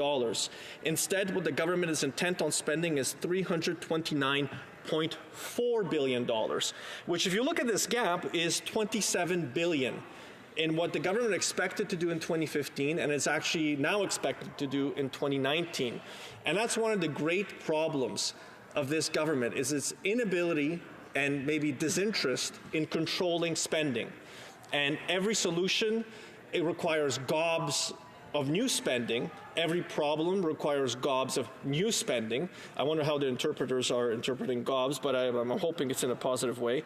And every single year, Canada's GDP growth keeps being revised downwards. And we know that there's about in the economy, there's a cycle of 10 to 12 years that happens, and we reach a recession. Sometimes they are short recessions, sometimes they're prolonged recessions. But again, to my Yiddish proverb, if you want to know what God thinks of money, look at the people he's given it to, and look what they've done with it. And I think they've achieved far too little for the money that they have spent. One of the things I will want to talk about is especially the housing proposals inside the budget and some of the housing policies and ideas the government has put forward, because I think they're far, far lacking in both what they should be trying to achieve, what they should be trying to achieve for first-time home buyers, and actually the damage they have done by introducing the B20 stress test and the Minister of Finance's stress test on insured mortgages. It's an issue I've raised in the House repeatedly. I've raised it at a Finance Committee repeatedly. Actually, I had Liberal MPs vote me down twice to do a study of the B20 stress test. Cool. The first time without saying a single word. They actually could not tell me or rebuff my argument on why it should be done. And the second time, they did have an argument, but it wasn't very strong. In Budget 2019, in the very first chapter of the budget, that the BIA is implementing, and it's in there, they have a chapter on housing. And I'm glad they have a chapter on housing, because young people across my riding, first-time home buyers, deeply care about being able to achieve the dream of home ownership. I know when I purchased my first condo in Edmonton, when I lived there, for my wife and I, it was one of the great achievements in our lives that we had put aside enough money and we were able to qualify for a mortgage. And we got a longer amortization, a 35-year amortization. I know that some people say, well, there's now 25-year amortizations for insured mortgages, but there are still 30 years for the uninsured market. And there's a difference there between the two. Taxes have gone up. It's harder for people to accumulate savings over time in order to put a down payment. And now we have a successive series of government decisions, policy direction being given to the CMHC, policy direction being given to chartered banks and lenders on insured mortgages, and the stress test, the B20 stress test, which is an OSFI rule, given the blessings of the government. That now is really hurting the opportunities for young people especially to get into housing. And what I really want to avoid is a situation where we eliminate an entire generation, a cohort of people, from being able to get into a type of home that suits their needs.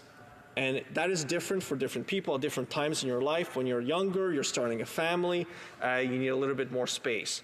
When you're getting to retirement, you want to downsize. So you need to sell your home or your house and then move into something smaller that suits your needs. When the government begins to introduce different policies and legislation that starts to gum up the workings of the real estate markets, and I would say markets plural, because there's no such thing as a single real estate market in Canada. You don't compare a home in Vancouver to a home in Calgary, to a home in Halifax, to a home in Ottawa. Those real estate choices are very, very local. There are things such as schools, there are things such as access to public transit, perhaps there's a baseball diamond near your home, like there is near mine, so my kids can go play there. Those are the choices that really, really matter to people. The decision the government made with the B20 stress test has heavily impacted the market. And I'm going to be referencing a TD Canada report and a CIBC economics report to make my point, because I think there's defects inside the BIA, there's defects inside the budget and how they're trying to address the housing problem for young people, especially for first-time home buyers. Anywhere between 20 to 30% of first-time home buyers have been pushed out of the market by the B20 stress test. The stats have shown this, whether you want to use StatsCan, CREA, which is the Canadian Real Estate Association, or you can use Build Canada. Build Toronto has shown there's a 100,000 unit gap in the last 10 years of built dwellings in the Toronto area. B20, when it was introduced, and it's interesting because there are two reasons given for it. OSFI gave the reason for introducing these much harsher stress tests, 2% to qualify for a mortgage. They said that the reason was to ensure the stability of the banks. Well, what happened was, according to TD, by introducing this rule over the past year, 2018, and now into 2019, it's pushed lending into the B market, the B lending. And it's not to say that monoline lenders are bad, they just have typically higher interest rates. They offer different terms, and it's actually a 2% increase. And in Toronto, the GTA area, it's far higher. So what the government has done is actually moved it into the unregulated market by introducing the B20 stress test. The second reason that was given by the Minister of Finance actually in January, he said publicly that the reason was to reduce prices. That is not the reason that this Parliament allows OSFI to regulate insurance, securitization, and lending. The reason for that is the stability of chartered banks and large lenders. OSFI regulations are not supposed to be used to manipulate prices in different real estate markets. That is mission creep. That is policy creep. It is far beyond the scope of what Parliament intended when it gave the government the ability to set regulations through this independent autonomous regulator. And I always remind people, regulators are arm's length, but within arm's reach. That's something I learned working at Alberta Finance when I worked for the finance department in Alberta. They still have to abide by the wishes of the government and the general direction. The decision-making, the individual regulatory tools they have, it's truly up to the regulator to decide. But this one in particular, B20, we know from TD economics that what the side effect was is a lot of people were pushed into monolenders, B lenders, on the unregulated market, which defeats the purpose of OSFI having introduced it. Ahead of B20, we know that mortgage origination started to soften well before it. If you look back, and this is a CIBC economics report, going all the way back to the third quarter of 2013, we saw there was an increase in mortgage origination till about the first quarter of 2015, and then it started to slide downwards. And it's proof apparent that this rule did not have to be introduced because mortgage origination, so people taking out new mortgages, was actually on its way down for well over a year before the Minister of Finance introduced his stress test on insured mortgages. And you know, I have no idea why you introduce a 2% stress test on insured mortgages when it's on a fixed term. There was always a stress test on variable mortgages because, reasonably put, if the government is offering insurance through the CMHC or through Canada Guarantee or Genworth, those are two private providers, taxpayers are on the hook because they're backing up that policy. On variable rates, it makes sense to ensure that your lender can actually, so the person you're lending to, the lendee, can actually pay it back in case something happens in the market, interest rates go up, to be able to pay it. On a fixed rate 5-year mortgage, there's absolutely no reason to do that. Over a 5-year period, on average, StatsCan will bear this out, people's incomes go up, their ability to pay goes up, their circumstances change, but typically it's for the better. So if you look at CIBC's economics, it is called the mortgage stress test. The operation was a success, but, and then they go into all the side effects of having introduced this rule. It's by Benjamin Tall. The next graphic I want to talk about is because one of the things I heard too, and it's in this chapter in the budget when they talk about housing, there's a worry about affordability, but there's also worry about Canadians taking on too much debt. And I heard this repeatedly at the Standing Committee on Finance. That's the committee that I sit on. And I heard this from officials, from Liberal members of Parliament, from the CEO of CMHC, more on that later, who said, we're worried that Canadians are taking out too big of mortgages. They're taking on too much debt. Well, Chart 5 of the CIBC report said that in 2012, in quarter number 3, just under 50% of people had an average score on their credit report of 751, so just under half, which is an excellent credit rating. On your credit report, you got 751 or above is excellent, and it's been creeping up. Well before B20, it started to creep up to 50, 51, 52. So it's not that people were being irresponsible. Actually, their credit scores, the average type of person who was seeking a loan for a mortgage loan, was actually going up. And the government has done nothing for unsecured loans. It's still just as easy to get a credit card. Now, I was talking to Bank of Canada officials who came to my office to explain to me the financial statements of the Bank of Canada. And I asked them, if I go out and I spend $30,000, get an unsecured loan, spend $30,000 on a boat, the government will pat me on the back for consumer spending. If I then crash the boat, claim it on my insurance, the government will be extremely happy again because I might replace it with a new boat. That's $60,000 spent. But the government is worried about mortgage debt. And mortgage debt is in Canada at least, because of our culture here, and people are pretty conservative when it comes to borrowing, especially on their home. Delinquency rates are at historic lows. Historic lows. 0.15, I think, in British Columbia, 0.23 in Ontario. Historic lows. Every stat I can find from the major chartered banks, every trend line I can find from economic shops show that although there was a lending problem, the lending problem is not directly related to mortgages that people are taking out. It's related to unsecured debt, credit cards, private lines of PLCs, private line of credit, personal lines of credit, HELOCs, home equity line of credit. Actually, one of the things that happened when the government introduced B20, it's in one of these reports as well, there was a spike suddenly in reverse mortgages where people were taking out more equity out of their homes. And it's interesting because it's been going up for about 10, 15 years. You know, it's a tool that people use. Their home is their savings, so they take money out of it. And it was a spike, January 2018. As soon as everybody knew that this new stress test was coming in, it started to go up. You know, there was an interesting report that came out of Toronto asking about housing and what are young people doing, what are their parents doing. And a third of parents admitted that they had given their kids an early inheritance gift on average of $50,000, which speaks to the pricing, the problem of price in the Greater Toronto area and the Greater Vancouver area.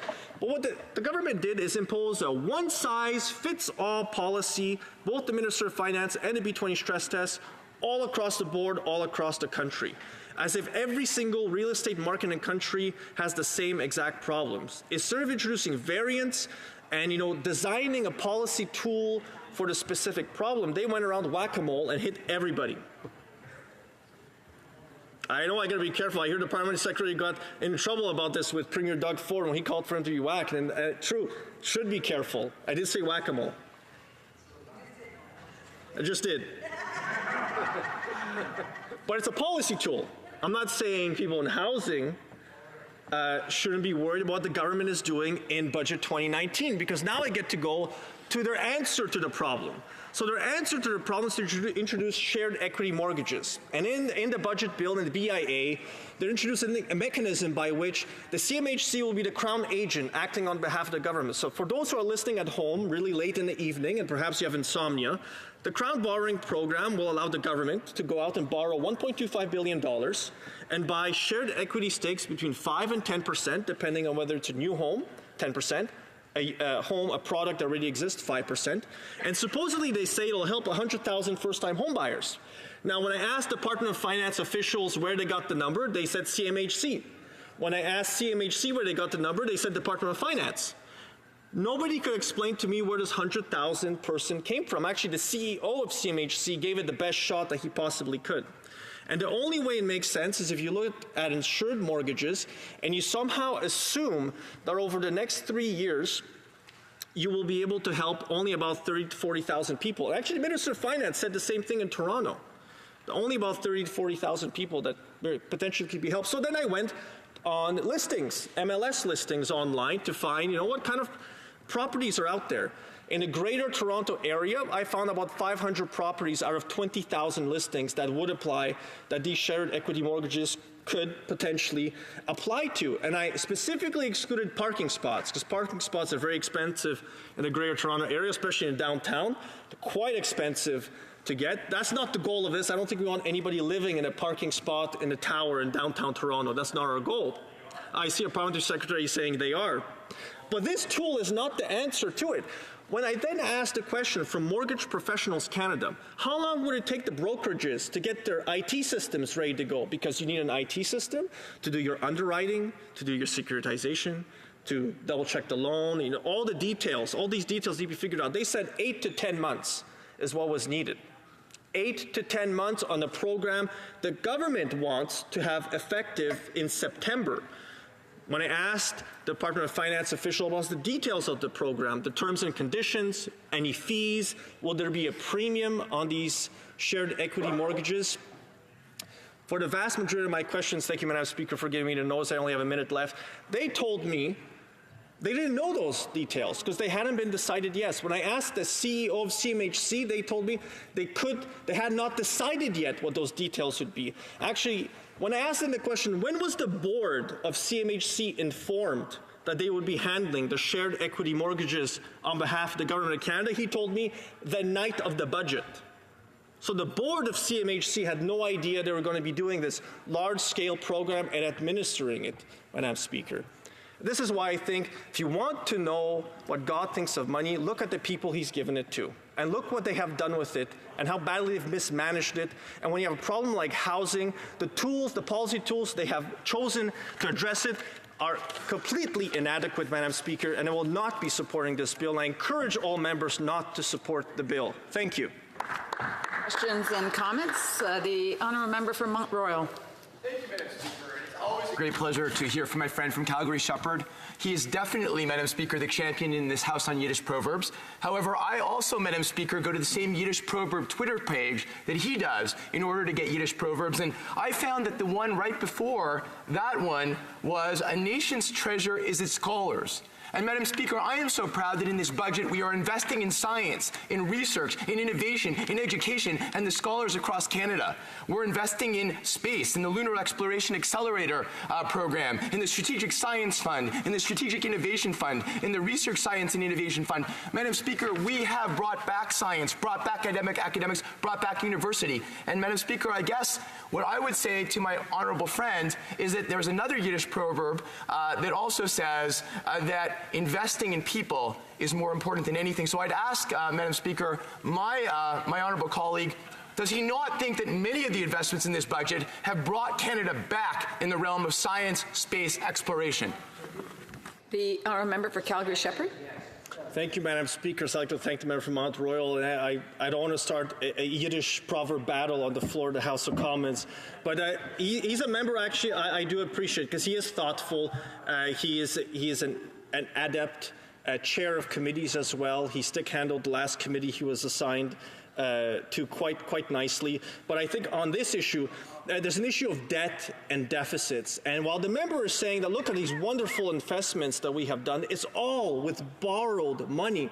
And part of responsible government, Madam Speaker, is ensuring that you have the means to provide these investments. And you can't just be looking at borrowing on the markets and footing the bill to future generations and hoping that your investments actually work out. Just on one of them that I want to mention, I actually met with the Canadian Astronomy Association, and they are deeply disappointed by the so-called investments that the government is putting through because they want to see more in basic research. A lot of what the government is putting it towards is engineering work instead of basic scientific research. And it's a disappointment. Again, if you want to know what God thinks of money, look at the people he's given it to. Questions and comments? L'honorable député de Sherbrooke. The honourable member for Sherbrooke. Well, thank you, Madam Speaker. And I have a question for my colleague on his preferred subject, the issue of mortgages and access to property, Madam Speaker. He's mentioned on a few occasions subjects that came up at committee with respect to the new initiative for home buyers, which will enable, according to the CMHC, 5 or 10% to purchase a home, to participate in this initiative. Now, what struck me, Madam Speaker, the most was that professionals in the field concluded that the program wouldn't help anyone, in fact, to qualify for a mortgage, to have the right to take out a mortgage with their bank, because that 5 to 10% equity in the home would apply only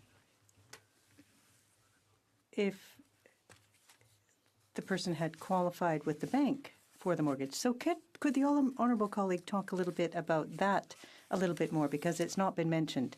The government, it's as if they're talking about they're going to be giving more Canadians access to mortgages, but what we've heard is the opposite. It's only Canadians who are already qualified who have access to that, not people who don't.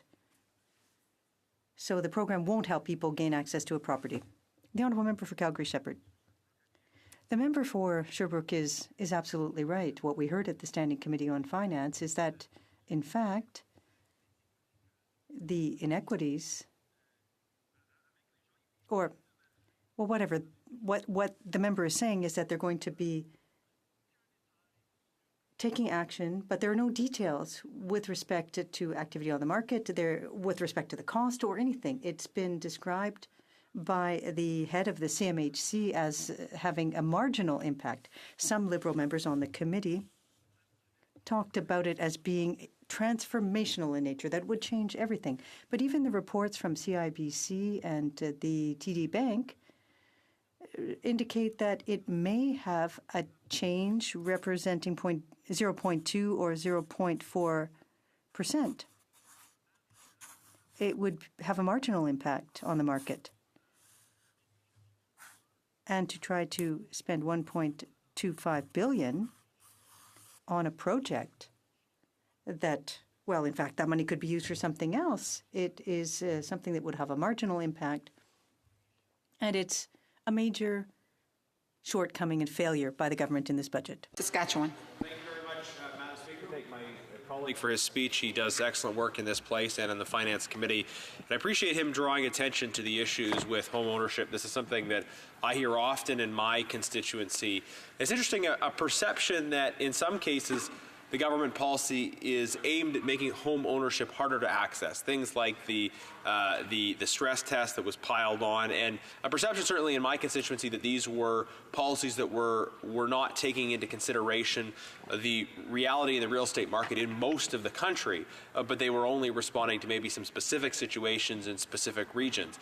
At the same time, then, you have another policy brought in that, as the member has pointed out, doesn't deal with the reality in those same places. And I guess it's striking that we have, on the one hand, policies that are aimed at making home ownership harder, and in other cases, policies that purportedly make accessing home ownership easier. There's a contradiction in the objectives, never mind even the policy. So I wonder if the member can comment on what we should make of this sort of incongruity, if you like, between, on the one hand, policies like the stress test, which are making home ownership more inaccessible, and yet claims that other policies are going to make home ownership more accessible. The honourable member for Calgary-Shepherd. So one of the things we heard from the committee stakeholders who presented was, one, 200,000 Canadians will not see a job created because of these changes by 2021, because we know that the residential construction market is one of the areas where a lot of people work in. If you imagine all the trades have to go through a home, whether it's a condo, a row house, a duplex, whatever it is, in order to build it. We heard that 147,000 first-time home buyers were unable to get into the type of home they wanted. That was the Canadian Home Builders Association that said that. We know that according to Canada Mortgage Housing Corporation, the number of new mortgages coming out dropped by 11.9%. And then going back to this government doing, on one hand, overreaching with the B20 stress test, overreaching the Minister of Finance's stress test, and then panicking, I think, and being unwilling to admit they had made a mistake. Even a committee could not admit they had made a mistake, so now they're trying shared equity mortgages, kind of like throwing it up there to see if it'll work. And that's not the right way to be doing policy making in this country. It's okay to admit a mistake and then dial it back. That's what actually all the big banks have been asking for. And I'll mention one last thing, Madam Speaker. Every single stakeholder asked whether shared equity mortgages would offset the impact of B20. Not a single one said it would. In comments, the Honourable Parliamentary Secretary to the Minister of Families, Children and Social Services. I'm most interested in the comments that the honourable member made regarding breaking up the mortgage structure of the country, and instead of having a one-size-fits-all set of policies, which has been the policy of every federal government since the CMHC was founded, but to regionalize it. And I'm curious as to whether they would see those regional delineations along provincial lines, around urban-rural lines, how the member opposite would configure a regionalization of mortgage rules and a regionalization of mortgage stress tests and also assessment of risks in the market. The honourable member for Calgary-Shepherd. Madam Speaker, I'd like to thank the Parliamentary Secretary for that interesting question. That is actually one of the matters I would have liked the Finance Committee to have considered if it wasn't for his Liberal colleagues on the committee voting it down twice and then being unwilling to negotiate a reasonable study of the issue. We could have looked into what type of regionalization is reasonable, whether it is even reasonable or not. We do it on employment insurance already, and we do it for several other government programs. CMHC actually tracks the cost of mortgage premiums by province. Would that be a better way of doing it by province? We couldn't get to any of that expert testimony, expert information, because the Liberal MPs on the committee were so unwilling even to entertain the idea of looking at a B20 stress test study that would have had the ability to call in people from CMHC and outside stakeholders to give us the answers on what is reasonable, what is not reasonable, what is doable, what is not doable. Reprise de débat, l'honorable député de Sherbrooke. Resuming debate, the honourable member for Sherbrooke. Mes collègues de l'accueil, ça me fait. I'd like to thank my colleagues for their welcome, and I am very pleased to have this opportunity to rise and speak to this important issue. It's an honour to speak to Bill C-97 as part of this third reading debate.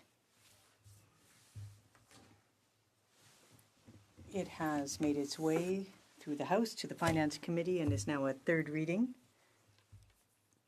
It has been debated. It's a very long bill. an omnibus bill with hundreds of pages in it. There's also the content of the bill we need to focus on and discuss.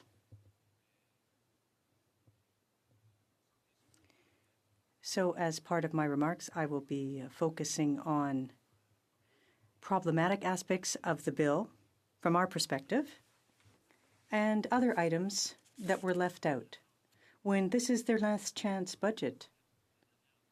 Madam Speaker, the last opportunity for the government to implement its vision, its mandate, its vision for the country. It's now June 2019. The last budget was brought down in March, and this bill is designed to implement the vision from the budget. And it's the last opportunity for the government, its last budget, to implement its ideas and its vision for the country. Now, it goes without saying that everything that has been left out, that is work in progress for the government, we'll have to wait until later. We'll have to simply resign ourselves to the fact and believe the Prime Minister, who will, in the next campaign, tell Canadians, well, what we didn't accomplish over 4 years, we'll get it done next time. And we know that many provinces' promises were broken. Madam Speaker, many were far more significant than others. Think about the election reform. Canadians will recall how much of a solemn promise it was for the Liberal Party. They reiterated that almost every day during the election campaign. Yet, a year and a half or so later, they had no shame in simply saying, no, we don't feel like proceeding with it. It's not a good idea. We're not going to proceed with it. So we're stuck with this government that made promises, strong promises. They promised to balance the budget, to get back to a balanced budget. And I know that my Conservative colleagues have raised that issue on a number of occasions. But we're faced with a government that, at the end of its mandate, has a lack of credibility when it comes to the promises it made in the election campaign. And what they didn't get done in this last budget here today, well, they're going to have to try and convince people that they'll get it done in the next mandate. Canadians won't be fooled, though, Madam Speaker. They know what the Prime Minister's word is worth. They've seen him in action over the past 4 years, to hear what he said, to see him deliver. And the people of Sherbrooke, Quebecers and Canadians realize that his word isn't worth very much today, Madam Speaker. And that's unfortunate. It gives rise to cynicism in the country among people, even back home in Sherbrooke. People are disappointed in politicians, in politics. I try to get them to connect to it and to follow politics, Madam Speaker, but when they see a government, like the Liberal government of Canada, that backs out of its provinces shamelessly, well, that's what causes cynicism in our system. And in the next campaign, as a result, people will seriously doubt the Prime Minister's promises. And rightly so. Rightly so. Because the Prime Minister didn't follow through on promises that he made. So this was the government's last chance with the budget to implement measures. It's what we're debating here today. And ultimately, that's why we'll have to oppose this bill, Madam Speaker. We'll be voting against this bill, Bill C-97 at third reading, because it doesn't adequately meet the needs of Canadians. Clearly, on a number of files, the government has not responded to the real problems facing Canadians and isn't going to be doing so in the months to come. As a result, we will be voting against this bill. We hope that many members will do so as well, because that will send a very clear message to the government that its budgetary policy has not worked to date.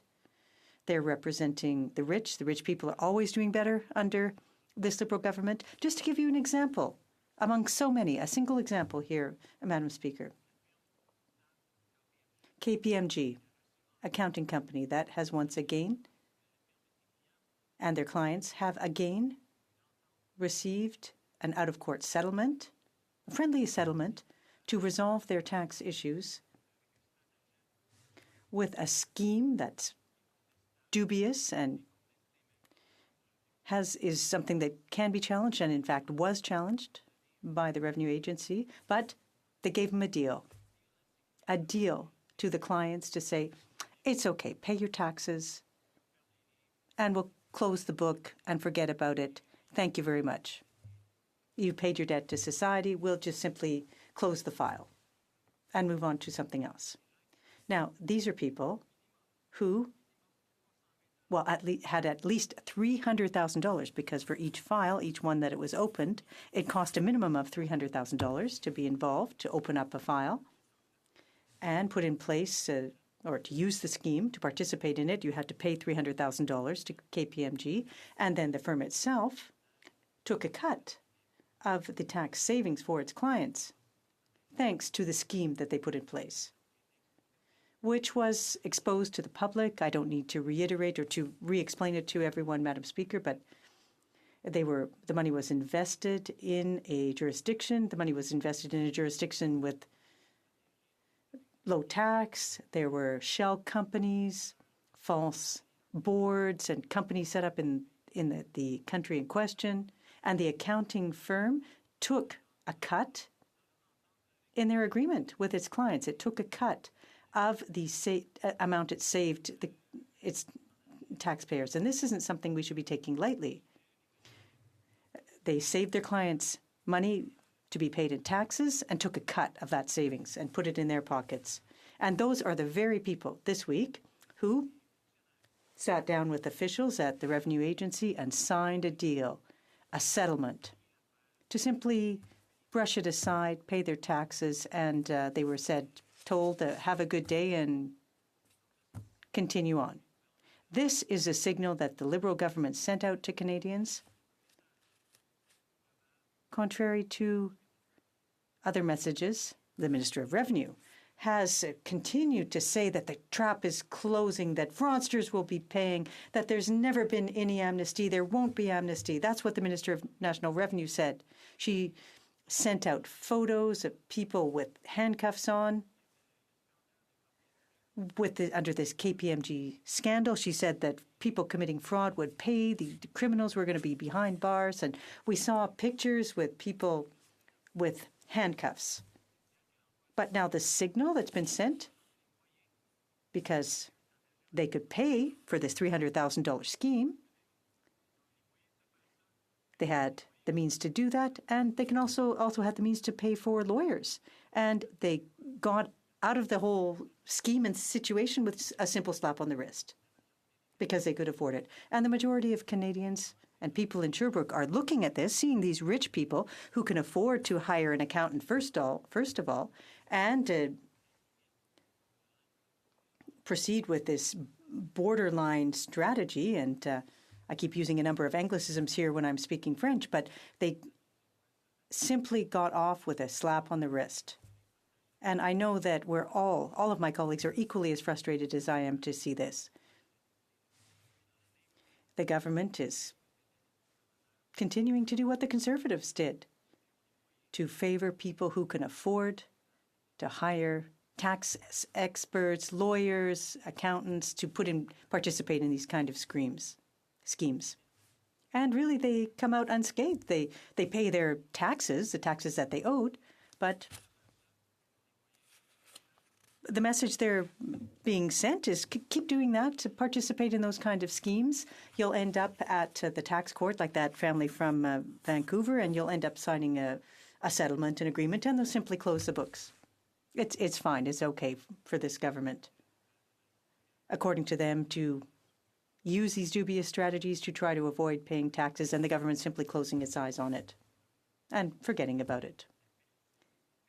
This is what is being allowed to continue in the Budget Implementation Act under the government's budgetary and fiscal policy.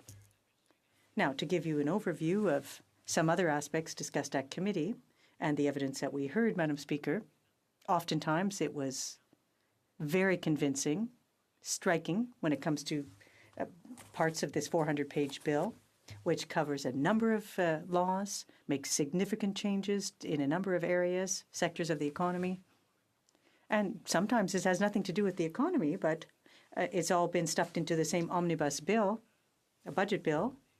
And as a result, as parliamentarians, it causes problems for us to vote on it, because what we're going to have to do, Madam Speaker, is vote on a 400-page bill which contains many changes, but it'll be one vote at third reading.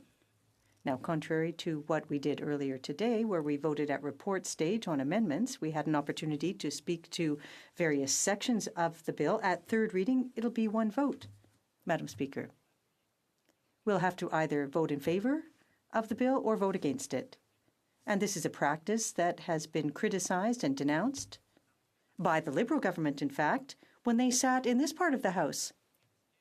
They criticized every opportunity that arose. They criticized this issue of omnibus bills when they were in opposition. And they called for grouped votes or splitting of the bill so that members of Parliament could vote on various measures. But here we're going to have one vote on this bill. We'll have to weigh the benefits and the disadvantages. And in our view, the disadvantages of this bill outweigh the benefits. So ultimately, there are some good measures here, but we're going to have to vote against this bill. The government tried to fix some aspects of the bill. There were some amendments, and at report stage, as we saw earlier today, some government amendments came forth with changes to amend the bill. So the government was doing some backpedaling to try to remedy the situation, especially when it came to the legislation on housing, which fell far below expectations, Canadians' expectations, and expectations of experts in the field as well, because the right to housing is a human right. In its preliminary version, the government refused to even recognize that, and the situation had to be changed, as did other sections of this bill. Now, having said that, at committee, we tried to get the government to listen to reason on a number of issues. I'll try to go through a quick list of the areas, but with respect to student debt, we tried to get the government to understand the fact that students would not be required to pay interest for a period of 6 months, but it should be extended indefinitely. Madam Speaker, it's not normal for students or former students who have incurred debt to complete their studies to be asked to pay interest. And at committee, we were told that represented $700 million per year into the Consolidated Revenue Fund. That's what former students are paying on a yearly basis, $700 million, and that's going directly into to the coffers. Whereas this is money that should stay in their pockets. They should be able to go onto the labor market and begin savings, be able to invest in real estate or invest in other areas. But $700 million is being taken out of these workers' pockets, these workers being the students who have just graduated. And I think a grace period for 6 months is enough, but they could have gone further. They could have just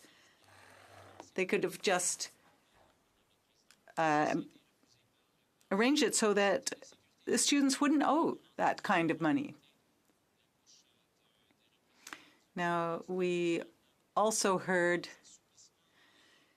people before the committee from the Labour Congress who spoke about the weakening of labeling, which favors industry but is at the cost of workers' health because workers are exposed to these substances. There can be accidents related to these hazardous substances, and a free pass has been given to the industry. And this endangers the health of workers. But once again, in committee, the government sided with industry and big industry lobbies to protect them, to protect their profits, simply to make sure that they make more money every year. Now, there's also the legislation on refugees and immigrants that has been criticized by so many witnesses. So many people said they are against changes to this legislation, which is anti-refugee. There are two categories being created in the Act. One for refugees coming in, regular refugees coming in, and others crossing irregularly. So we're creating two classes of refugees. I mean, these are identical categories. But rather than leave it up to the Immigration and Refugee Board that does their work well, of course they require more resources, but they do their work well. And one refugee came before the committee and said that this was insensitive on the part of the government, and that if those categories had existed at the time, he probably would have been sent back to his country and his life would have been in danger. And we heard that from other experts as well, and that's why we'll be opposing that bill. Now let's take pensions. Pensions have not been protected. They were at the bottom of the list for companies going insolvent, and these pensioners have just been left at the bottom of the list. This government has lacked courage, even though the consultations showed that we had to adopt several recommendations, and the government just dropped them all. The other is true for stock options as well. This is very problematic. It only works well for the wealthy, but the government once again has decided to turn a blind eye to all this. And they left this opportunity. They left the opportunity to resolve this issue until after the election, except that they won't be there as a government after 2019. The same thing for pharmacare and high-cost drugs. Once again, we're leaving it up to pharma companies to make more money, and they're being given a free pass as well. Canadians are being told to trust them. We're being told to trust them, and even though they've been saying the same thing for 25 years, we're being told to trust them. Same thing for the oil industry. Subsidies, billions of dollars of subsidies is being given, and this budget could have put an end to that. Household debt is still increasing.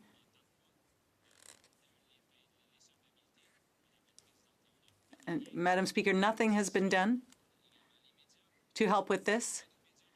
And now what about the media and assistance to media? Media are simply asking for tax fairness. Of course, they also need assistance, but what they need, above all, is tax fairness. We have to stop this double standard.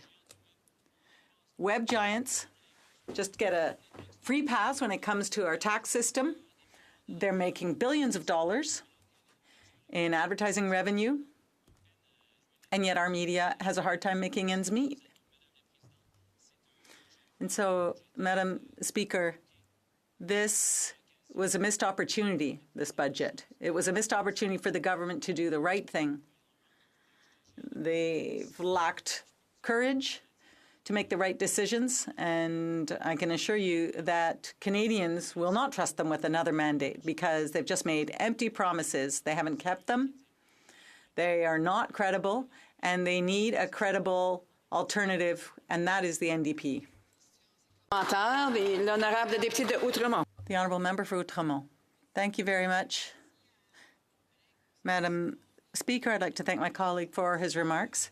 Bill C-97 will allow us to enshrine in law the first national poverty reduction strategy. And I'd like to know if my colleague will agree that this strategy is not only important, but absolutely critical in helping the most vulnerable in our society. The Honourable Member for Sherbrooke. Thank you, Madam Speaker. And I'd like to thank my colleague who has also heard witnesses in committee on poverty reduction, as well as a national housing strategy. These are two very important parts of, or should have been, of Bill C-97. But in terms of poverty reduction, she knows my position already. She sits on the committee with me, and what I'm saying is the government missed an opportunity. What the United Nations has said is that poverty has to be eliminated, not just reduced, as the Liberal government is proposing. I mean, it really lacks ambition, their vision. They want a 50% reduction in poverty, but they could have gone further. They could have aimed higher. And their goal, like all of our goal, their goal and our goal should have been to completely eliminate poverty. You know, once that goal has been reached, then the advisory committee can be dissolved because poverty will have been eliminated. There are important flaws. There are important flaws in the national housing strategy as well. So the government has missed several opportunities. Central Okanagan, Similkameen Nicola. Thank you, Madam Speaker, and I'd like to thank the member from Sherbrooke, first of all, for his speech, but also for the work he does on the Finance Committee, a task that I know very well. We spent quite a bit of time on there. I'd like to actually ask a more practical question about C-97. In this bill, the government has offered a shared equity program through Canada Mortgage and Housing Corporation. And we had a very similar program in British Columbia, and there wasn't very much pickup on it, Madam Speaker. And the reason why I raise that is, first of all, two things. Government hasn't given very much information. What we do know is they're intending to make it operational by September 20th, which, you know, by our fixed election dates, that just seems a little scandalous to be offering a new program just before an election. But more important to the people that will be relying on it, one of the reasons why the shared equity program in British Columbia wasn't picked up is because mortgage brokers said that they weren't able to get answers as to who could apply and under what criteria and get the proper approvals to be able to purchase a house. As we know, it can be very difficult if someone isn't able to make a proper offer to be able to buy a home in a timely means, meaning that if they don't know within days, chances are the deal will go to someone else. So, Madam Speaker, I'd just like to ask the member to see whether or not he feels that A, that this is a proper program, or B, if the practical realities of implementing such a program on such a short time basis may end up in it not actually achieving its proper or its intended purposes. The Honourable Member for Sherbrooke. Thank you, Madam Speaker. What we clearly heard in committee was that even though the government wanted to make housing more and property more accessible, this government incentive for first-time home buyers, a shared equity program, was not going to make housing and property more accessible. You first have to be qualified you have to be approved with a financial institution before you can access that shared equity program, before you can access that incentive. And officials who came before the committee were not even able to give us details about the program. They weren't able to tell us about shared equity, about how that share worked, the 5% versus 10%. They weren't able to talk about, for example, what renovations do to the value of a home and how that added value is taken into account. So there were important questions. And these are important questions that have to be answered when the government has a share in the equity. But we were given no details on this. And in the end, it does not make property more accessible because first you have to be approved before you can have access to that program. So that was misrepresented. Questions and comments? The Honourable Member for Trois-Rivières. Thank you, Madam Speaker. I've listened to my colleagues' remarks with great interest. I heard him point to some measures that made sense in the budget, but I mainly heard him provide a very long list of what isn't working. Now, he only had 20 minutes, so I don't think he had time to wrap up on that long list. But here's what I'd like to hear from him.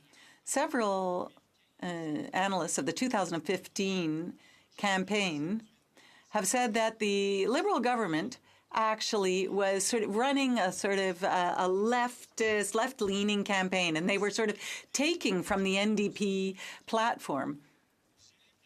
And when I look at what they're actually doing, I have a hard time distinguishing between a Liberal and a Conservative government. So would it make sense to say that the government had a left-leaning campaign, but they're actually governing to the right? Well, I think that would be a fair characterization of what happened during the campaign. You know, it's not the first time we've heard that expression, that they're campaigning to the left and then they're governing to the right. Imagine if someone were to drive like that. They're leaning to the left and then they end up turning right, or they signal left and then they turn right. It's pretty confusing. That's what they're doing. They were putting on their left signal during the campaign, and then all of a sudden they were turning right when it actually came to governing. So we're here to remind them that they were wrong, that Canadians weren't fooled, and they're turning to dangerous conservative measures. And they can't just promise one thing, break those promises, and do another. They do have a credible, reliable alternative in this House, and that alternative will deliver. And they have a party in the House they can turn to for that delivery, the Honourable Member from Montreal. Thank you very much, Madam Speaker. And I'd like to thank my colleague from Sherbrooke. He always has serious, intelligent comments to make. Now, he spoke about the economic record of the government. I'm very proud of our record. We have the lowest unemployment record since the 70s.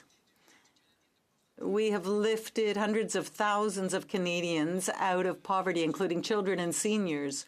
We have the highest growth rate in the G7 besides the United States, and we have created 1 million new jobs since 2015. One way to create jobs, Madam Speaker, is through the private sector. And we have the LNG project that will be investing $40 billion, and that will be creating a good 10,000 jobs in British Columbia. So I'd like to know if he and his party support the LNG project. The Honourable Member for Sherbrooke. Well, thank you, Madam Speaker. I can't refer back to everything my colleague said, but I will speak to the last part of his question. This is an example of a government that says one thing and does another. Let's take pipelines. They take 15 billion Canadian dollars to purchase a pipeline, expand it, and this is the same government that says that it cares about the environment.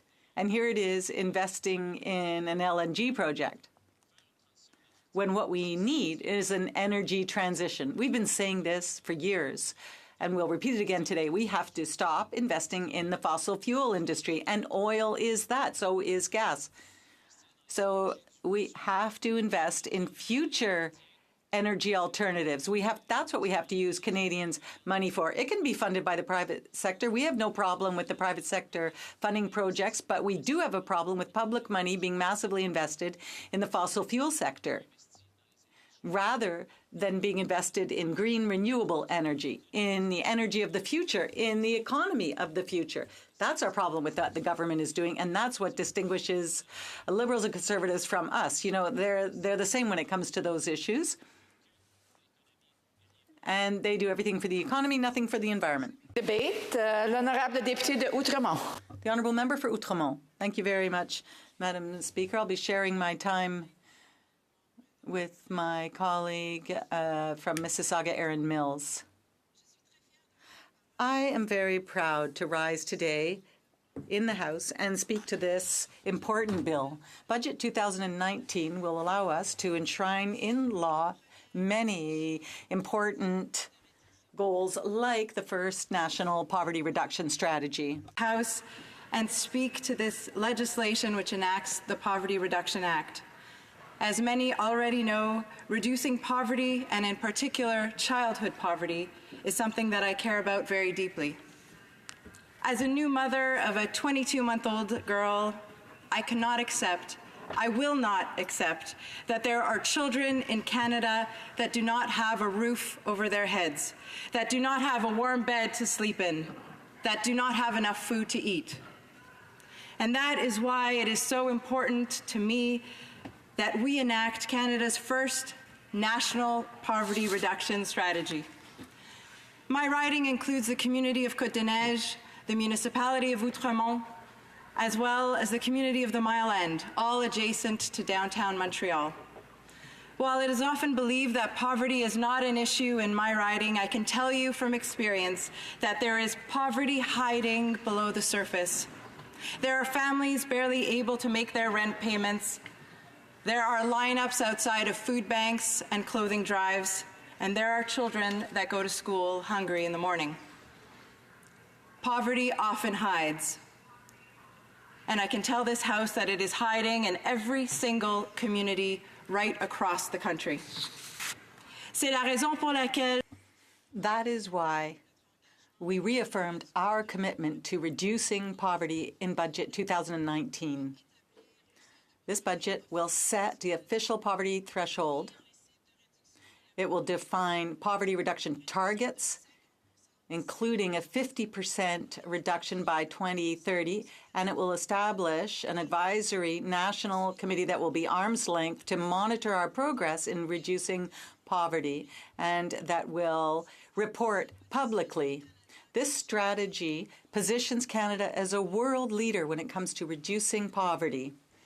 We should be proud, Madam Speaker. About holding ourselves to account, we're talking about statistics. We're talking about hard facts and real numbers. Just a few months ago, Statistics Canada published results from the 2017 Canadian Income Survey.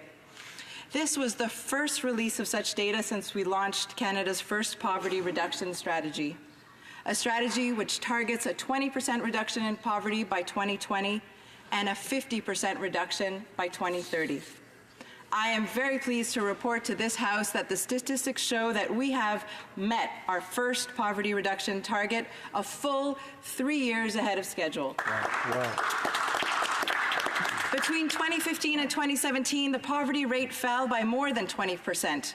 What does that mean? It means that there are 825,000 fewer Canadians living in poverty.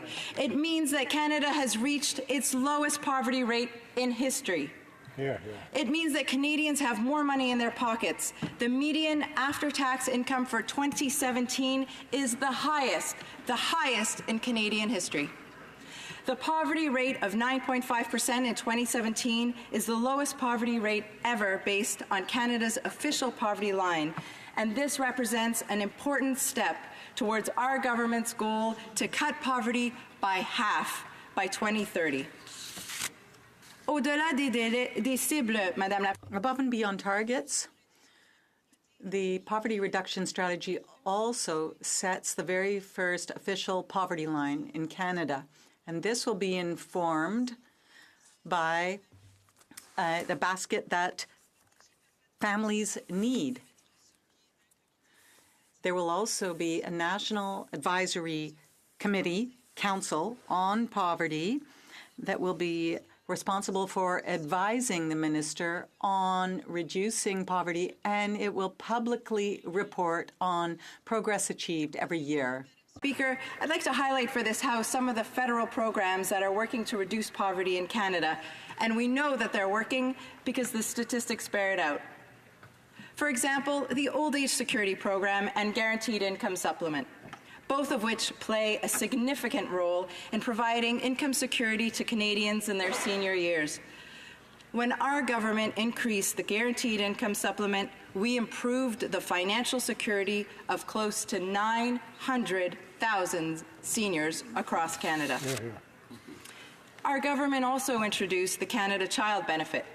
The Canada Child Benefit provides families with up to $6,400 per child under the age of 6 and up to $5,400 per child aged 6 through 17.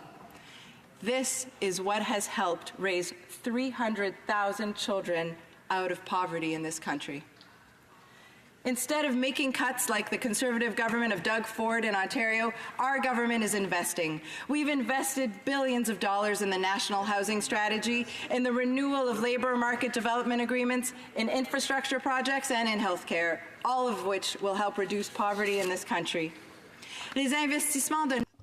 Our government's investments are improving the lives of children, seniors, and other vulnerable Canadians. For example, the Canada Child Benefit increased support to families and continues to lift 300,000 children out of poverty. Our new Canada Workers Benefit was enhanced, and it will give low-income workers an opportunity to be lifted out of opportunity by 2020. Now, in terms of old age security and GIS, we brought the age back down, and we're preventing seniors from living in poverty. There are many other policies that have helped us reduce poverty. For example, creating the very first national housing strategy. Madam Speaker, it is this Liberal government that once again is innovating. This is the very first national housing strategy in Canada, and it will be funded with $40 billion over 10 years, and this will allow the purchase of over 500,000 units, housing units throughout the country. Our government is meeting the critical needs of more than 500,000 Canadians when it comes to housing. We want them to have a roof over their heads, which is accessible and affordable. Madam Speaker, the initiatives that I have listed also have funding attached. 825,000 people less are living in poverty, and we expect a greater number of Canadians to leave poverty behind as the economic benefits of our programs are felt over the next few years. Clearly, our government is working hard to give all Canadians a real opportunity to succeed. Madam Speaker, Budget 2019, along with the first national poverty reduction strategy, is bringing us to a poverty-free Canada. I would call on all members of the House to vote for this bill and contribute to lifting thousands of Canadians and children out of Canada, out of poverty, rather. Thank you. Questions and comments? The honourable member for Sherwood Park, Fort Saskatchewan. Thank you, Madam Speaker. And a simple question for my colleague. Her party ran in 2015 on a commitment to balance the budget by 2019. The budget's obviously not the balance. That was the choice. People voted for a balanced budget by 2019. Does she think the budget should be balanced at any point, and if so, by when? The honourable member for Outremont. I'd like to thank my colleague for his question. We ran on a strong economy. We ran on ensuring that Canadians could find good-paying jobs, on ensuring that the middle class and those working hard to join it would be able to succeed in this country. I'm proud to say that we have delivered on that commitment. We created over 1 million jobs in this country. There are more people working than ever before. The unemployment rate is at a historic low. Since we've been tracking unemployment, we've never had such a low unemployment rate, Madam Speaker. I believe that we delivered on the economy in ways that Canadians can feel not only in their pocketbooks but in their everyday lives. Questions and comments? The Honourable Parliamentary Secretary of the Minister of Women and Gender Equality. Well, thank you, Madam Speaker, and I want to thank the honourable member for her remarks, as well as for her terrific work on the Status of Women Standing Committee, particularly her work in advancing the cause of senior women. Mr. Speaker, Madam Speaker, I'm sorry, Manitoba is the home to 63 First Nations. It's the homeland of the Métis Nation. I wonder if the honourable member would comment on the historic investments we've been making in our Indigenous communities in Manitoba and beyond, and how we are helping to reduce poverty in those communities. The honourable member for Outremont. Madame la Présidente, I'd like to thank my colleague for his question. The consultations that were conducted and the conversations had with Canadians really informed the first strategy on the reduction of poverty, and we have had many discussions, as my colleague will know, with Indigenous communities and Aboriginal peoples right across the country, and it has indeed informed many of the different programs that fall under the strategy. For example, the National Housing Strategy commits to the successful implementation of specific measures for First Nations, Inuit, and Métis. Similarly, the new Indigenous Skills and Employment Training Program recognizes the unique needs of First Nations, Inuit, and Métis through the creation of a distinct program and funding stream. The Opportunity for All strategy to reduce poverty will also take actions to help better understand poverty among First Nations, Inuit, and Métis, and the government plans on working with Indigenous leaders, communities, and organizations throughout the country to identify and co-develop indicators that reflect poverty in those communities. Thank you very much. Questions and comments? Questions et commentaires? The honourable member for Sherwood Park, Fort Saskatchewan. Well, thank you, Madam Speaker. Just a brief follow-up to my previous question, which I don't think was answered. The member may have many other things she wishes to say about the economy and the government's record and so forth. But I think those watching can understand a simple question, and whether or not the question is answered. Does the member believe that the budget should be balanced at any point? And if so, at what point does she think the budget should be balanced? The honourable member for Outremont. Madam Speaker, I believe that at the moment, the current economic conditions call for greater investment in our country, which is what we've been doing. Investing in Canadians is what is propelling the economy forward. As I mentioned previously, it is because of our investments in infrastructure, it's because of our investments in healthcare and in programs that service Canadians that we are experiencing one of the greatest economic periods in our history. The unemployment rate is at its lowest, as I mentioned, since we've been collecting data, and creating over 1 million jobs in this country has been felt from coast to coast to coast. Reprise de débat. The honourable member for Mississauga, Erin Mills. Good evening, Madam Speaker, and to all members here in this House. I've had the privilege of learning from the thousands of residents of Mississauga, Erin Mills over these past 4 years.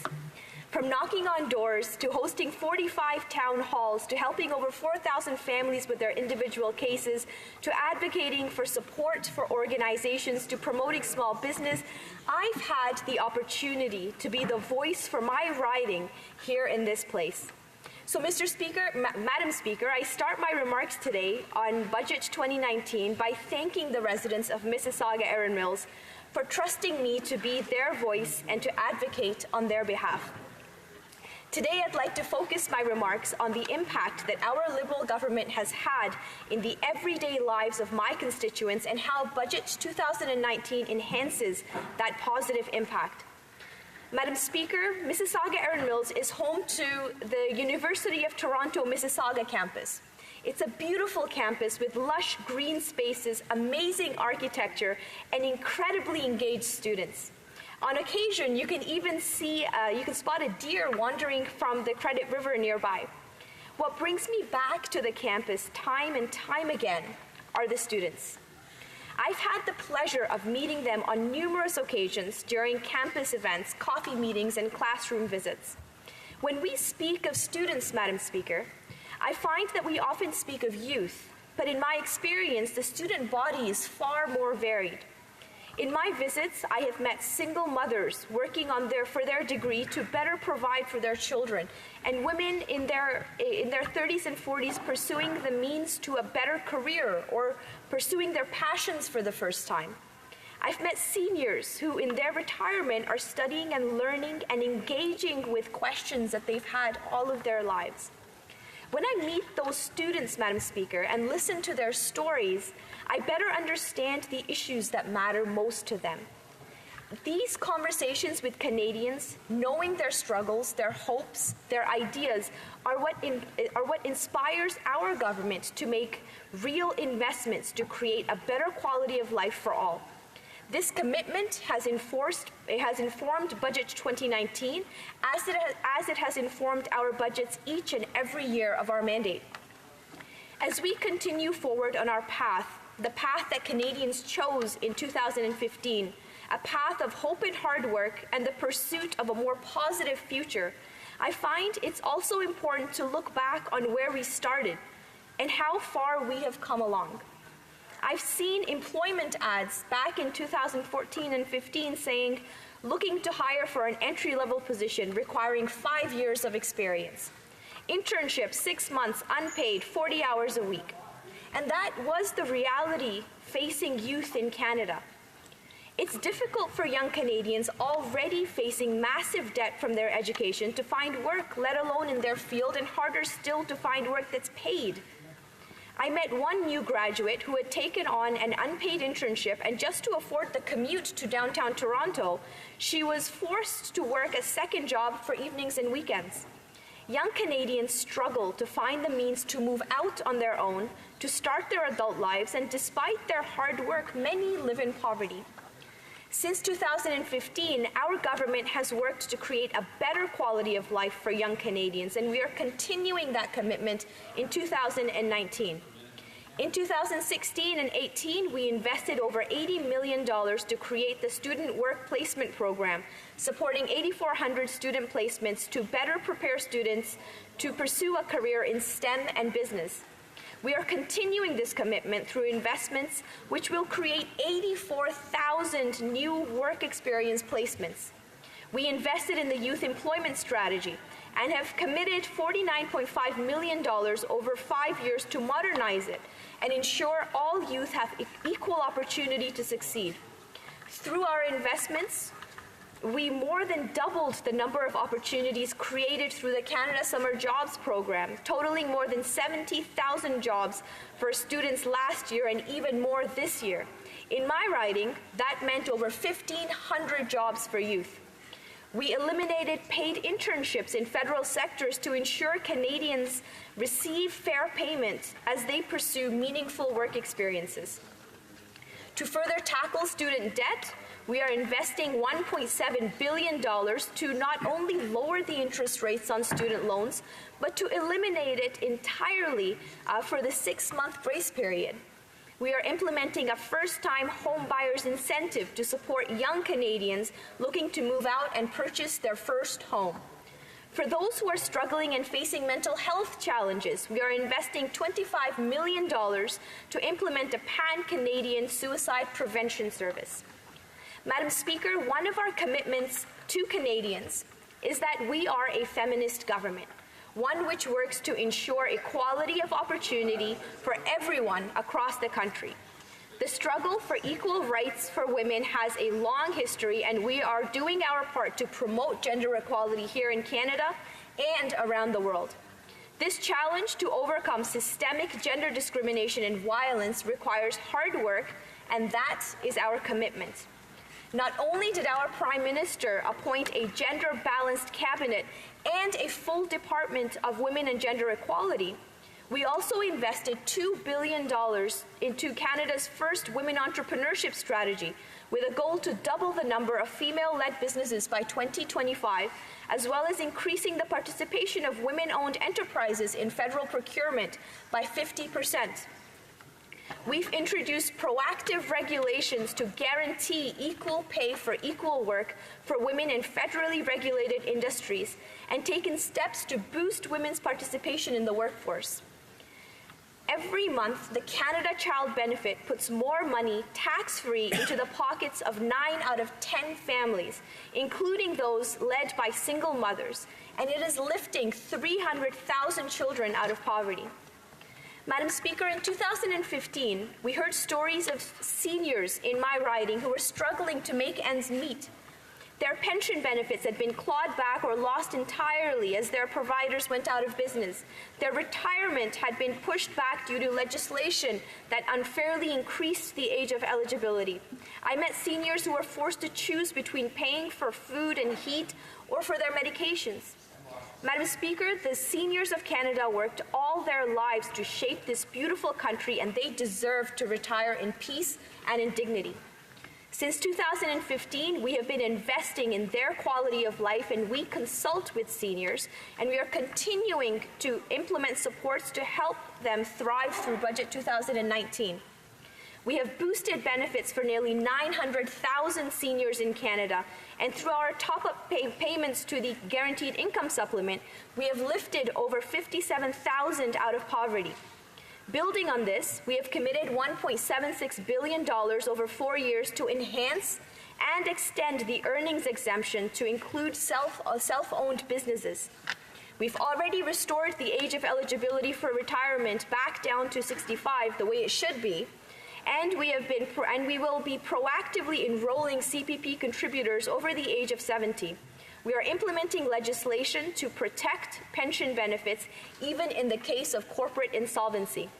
We've empowered seniors through increases to the New Horizons for Seniors program, which continue in Budget 2019, with the addition of $100 million over the next 5 years to create even more programs supporting seniors across Canada. Last year, our government appointed a Minister for Seniors to advocate for the support that our seniors deserve, and I was proud to sponsor an e-petition which called for this appointment. As you can see, Madam Speaker, we have come so far in what feels like such a short time. There is still a lot to do, and we're just getting started. Our plan to invest in Canadians is working. Over 1 million jobs have been created. More than 800,000 Canadians have been lifted out of poverty. Wow. And our unemployment rate is the lowest it has ever been in over 40 years. Budget 2019 is a framework for the next steps in our plan to improve everyday life for Canadians living in Mississauga, Erin Mills, and across the country from coast to coast to coast. The fact is, Madam Speaker, in my speech, I've barely scratched the surface.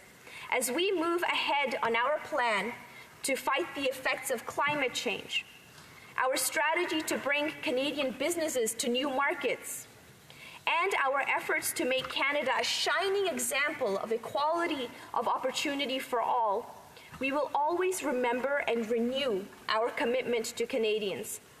And that commitment is of hope and hard work and the path towards positive change. In 2015, Canadians chose this path because they believe in a better quality of life and they believe in a better future. And that, Madam Speaker, is what we are delivering. Thank you. Bravo. Questions and comments, questions et commentaires. The honourable member for Edmonton Manning. Thank you, Madam Speaker. And list of achievements that we heard from member on the opposite side. And the question is, since she's aware of all these achievements and all the government activities, the question to her is this: is she aware of the high unemployment rate in Alberta? And if yes, what would she believe the percentage of unemployment in Alberta is? Thank you. The honourable member for Mississauga, Erin Mills. Thank you, Madam Speaker, and I thank the member opposite for his question. As I stated in our speech, and as the public budget officer and many Canadians have seen, Canadians have created over 1 million jobs from coast to coast to coast over the past 4 years. tens of thousands of jobs in Alberta. There have been tens and thousands of jobs in Alberta. To remind the parliamentary secretary to the government House Leader that I'm sure that his colleague is very well able to answer the question, and I would ask the members from the official opposition not to be heckling or inciting more debate while there's already somebody who has the floor. The honourable member for Mississauga Erin Mills. Thank you, Madam Speaker, for your intervention, and I thank the Parliamentary Secretary as well for his always his assistance in making this House a more lively place. As I was saying, we've created Canadians have created over 1 million jobs over the past 4 years, and that's because of a different way of doing politics. It's because of a different way of governance. It's investing in Canadians that has created these jobs, and as we continue to really reinforce those investments and embellish on those investments through Budget 2019, we'll be seeing a more and more impact on everyday lives of Canadians, including those that live in Alberta, Madam Speaker. And I encourage our member opposite to continue his advocacy and make sure that we're working together for the people of Alberta. Thank you. Questions and comments? The honourable member for Hamilton Mountain. Thank you, Madam Speaker, and I want to thank the member from Mississauga Erin Mills for her speech. I've heard nothing but great things when it comes on the other side about this bill, and I'm going to tell you that we're going to agree to disagree because there's a lot of things that's in this bill that's not good for Canadians at all.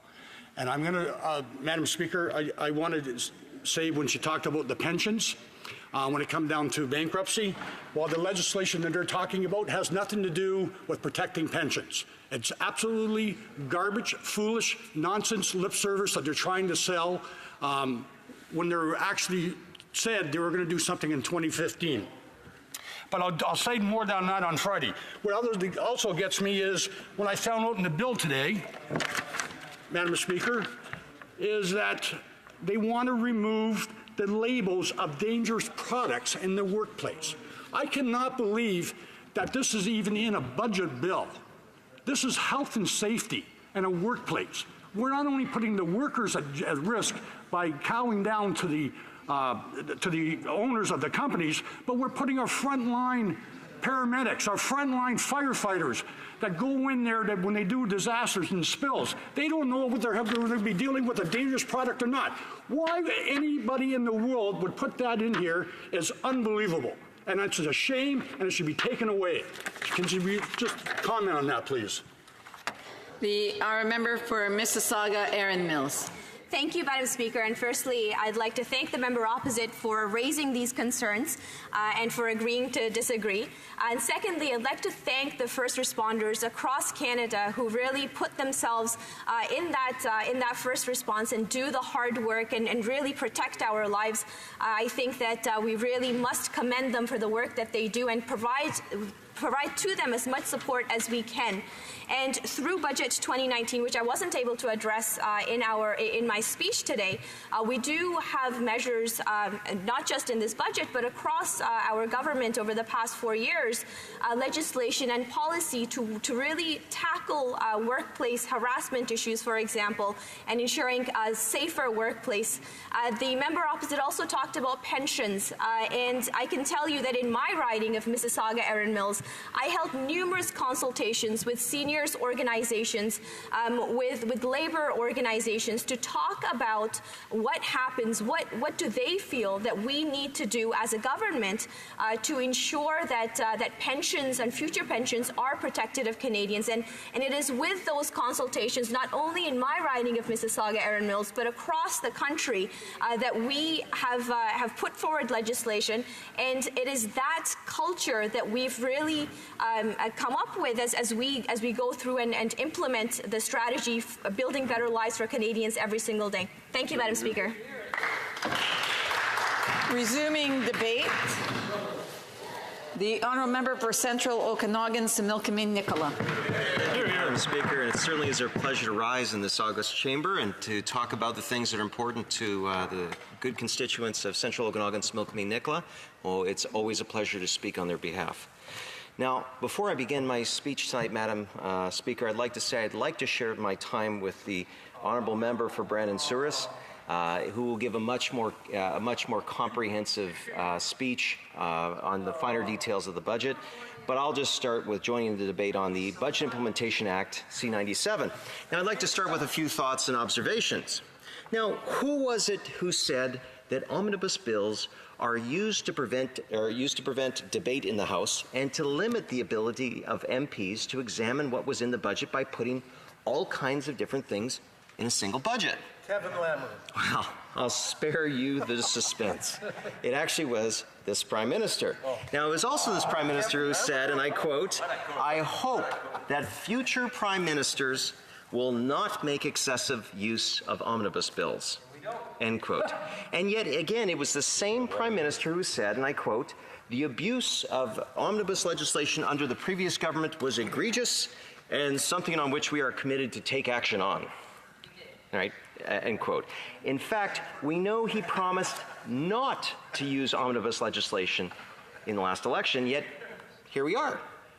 Now, I only mention this because it points to the usual pattern from this Prime Minister. Now, he's happy to demonize others, to make promises that he will never do that which he says is wrong, even if he promises not to. Then he breaks his promise. Now, because of course in his mind, it's always okay when he does it, just not okay when someone else does it. Do as I say, not as I do. Now, from my perspective, I'm actually prepared to give some leeway to the use of omnibus legislation. Why? Well, because I've sat on the government side of the House. When you're in government, your goal is to bring forward as many initiatives as you can you hope will keep the economy strong. Now, as I used to say when I sat on that side of the House, I would much rather be criticized for attempting to do too much for the economy in a budget bill than not enough. As an example, in one of the Omnibus Budget Implementations Acts of the last Conservative government, I was honored that that amendment I used in my private member's bill to end the Prohibition-era ban on the shipping of wine was adopted by the previous Harper government and expanded to also include beer and spirits in the 2014 budget. Now, I would even make light of the fact that one of the pages in the former Conservative Budget Implementation Act that received absolutely no complaints. Now, indeed, in this current Liberal BIA, there is languages that seeks to further amend the Importation for Intoxicating Liquors Act with the intent to remove federal barriers to directly ship to, in this case, in the end user shipping of wine, beer, and spirits.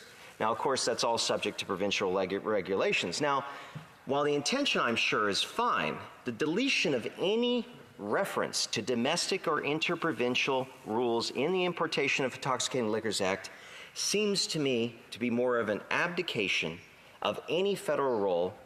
And, Madam Speaker, this is important. It's contrary not just to our Constitution and the framework that was set up in Confederation, but also it really says that the Liberal Party has lost any sense of imagination or creativity to apply leadership. In fact, it feels that abdicating the field is better than no leadership at all, and I would take issue with that.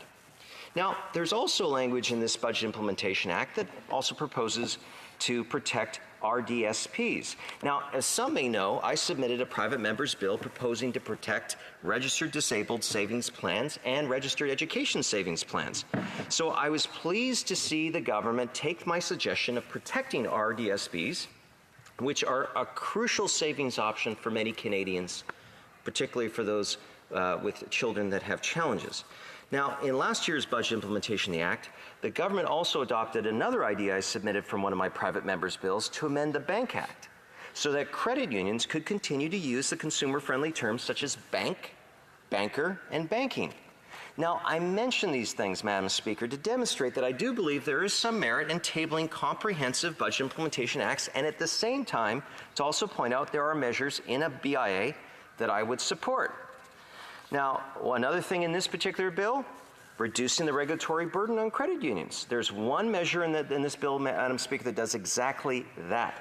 It was one of the 4 items proposed last December by the Canadian Credit Union Association. So, big points for listening.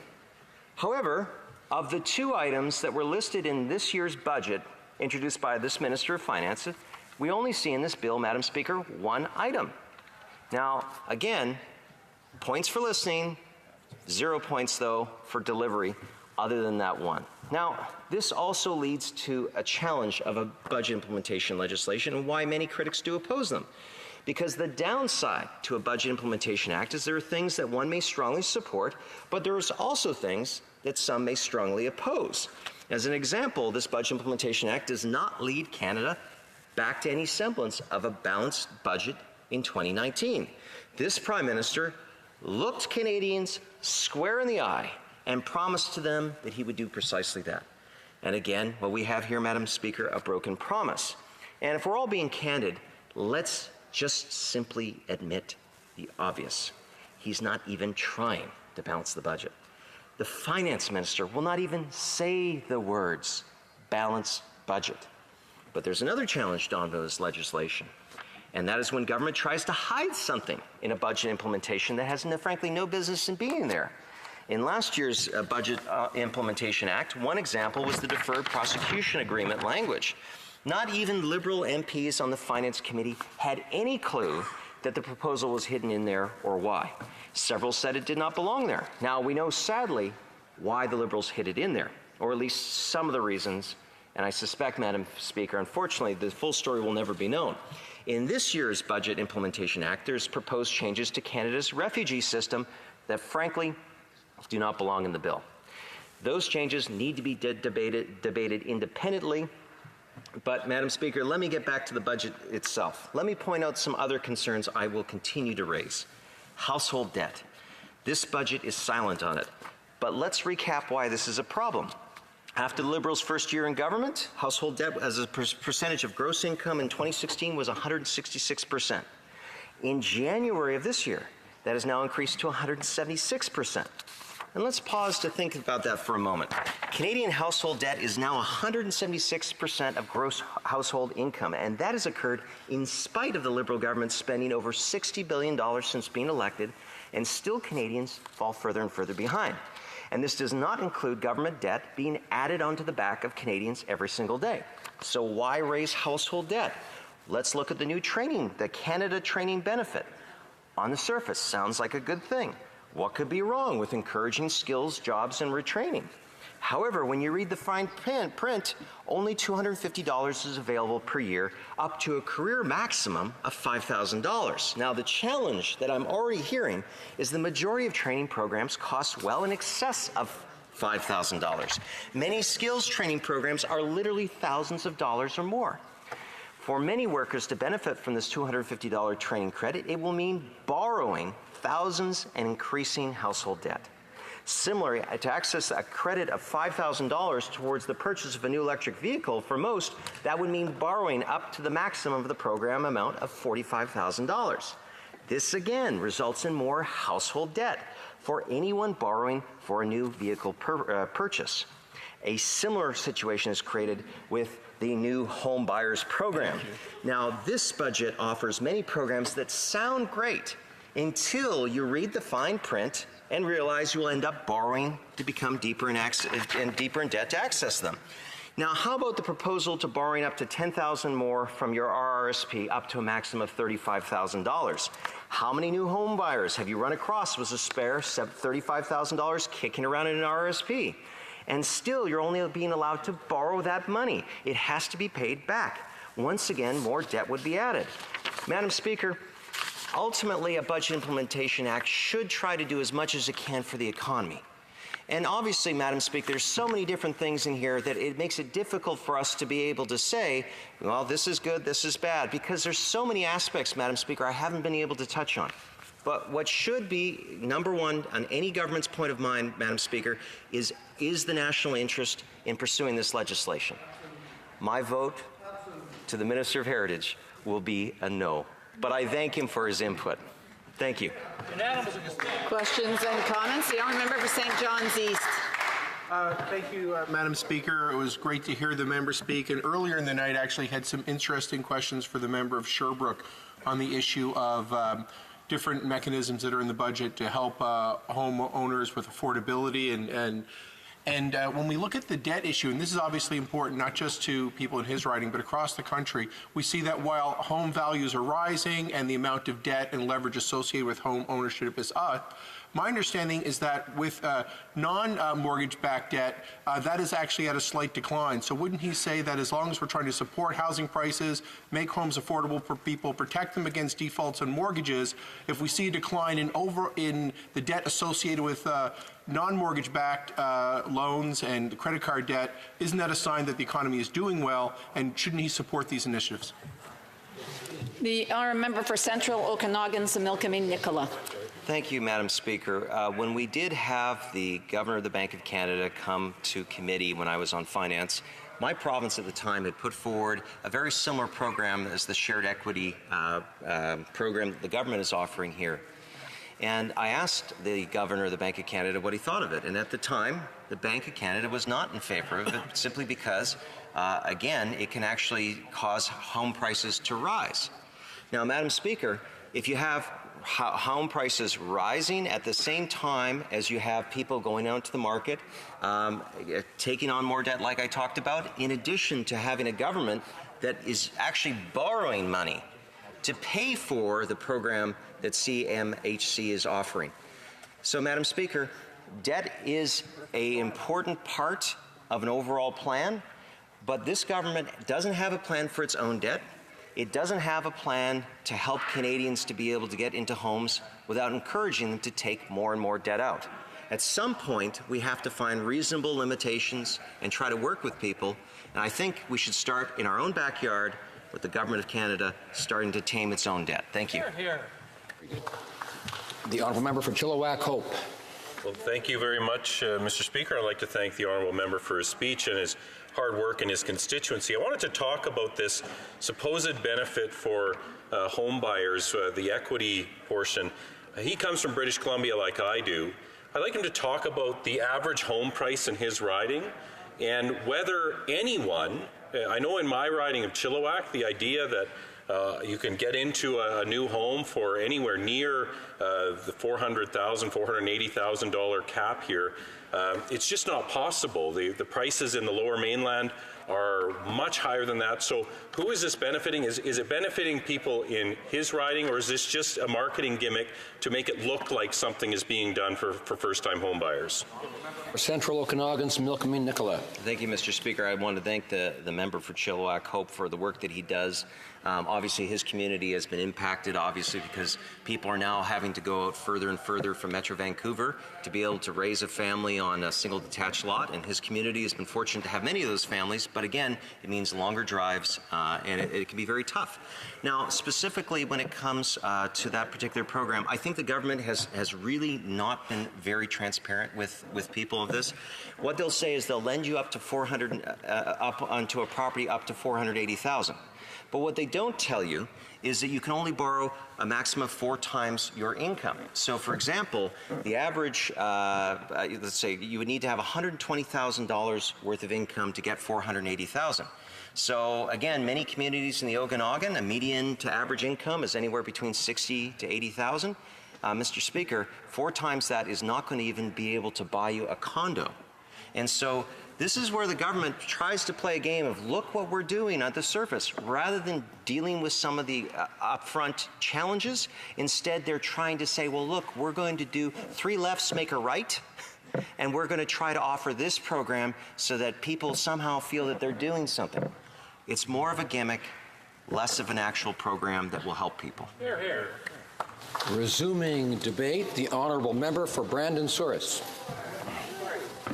I want to thank my colleague, Mr. Speaker, from Central Okanagan, Similkameen Nicola, for sharing the block of time that we have here this evening, and it will allow me to maybe zero in on one issue. He said there are many that I might speak about, and I'm going to zero in on one this evening, and that is this amount of time will allow me to talk about the Liberal Budget Implementation Act, and in that act, this government snuck in a major change to Canada's refugee laws.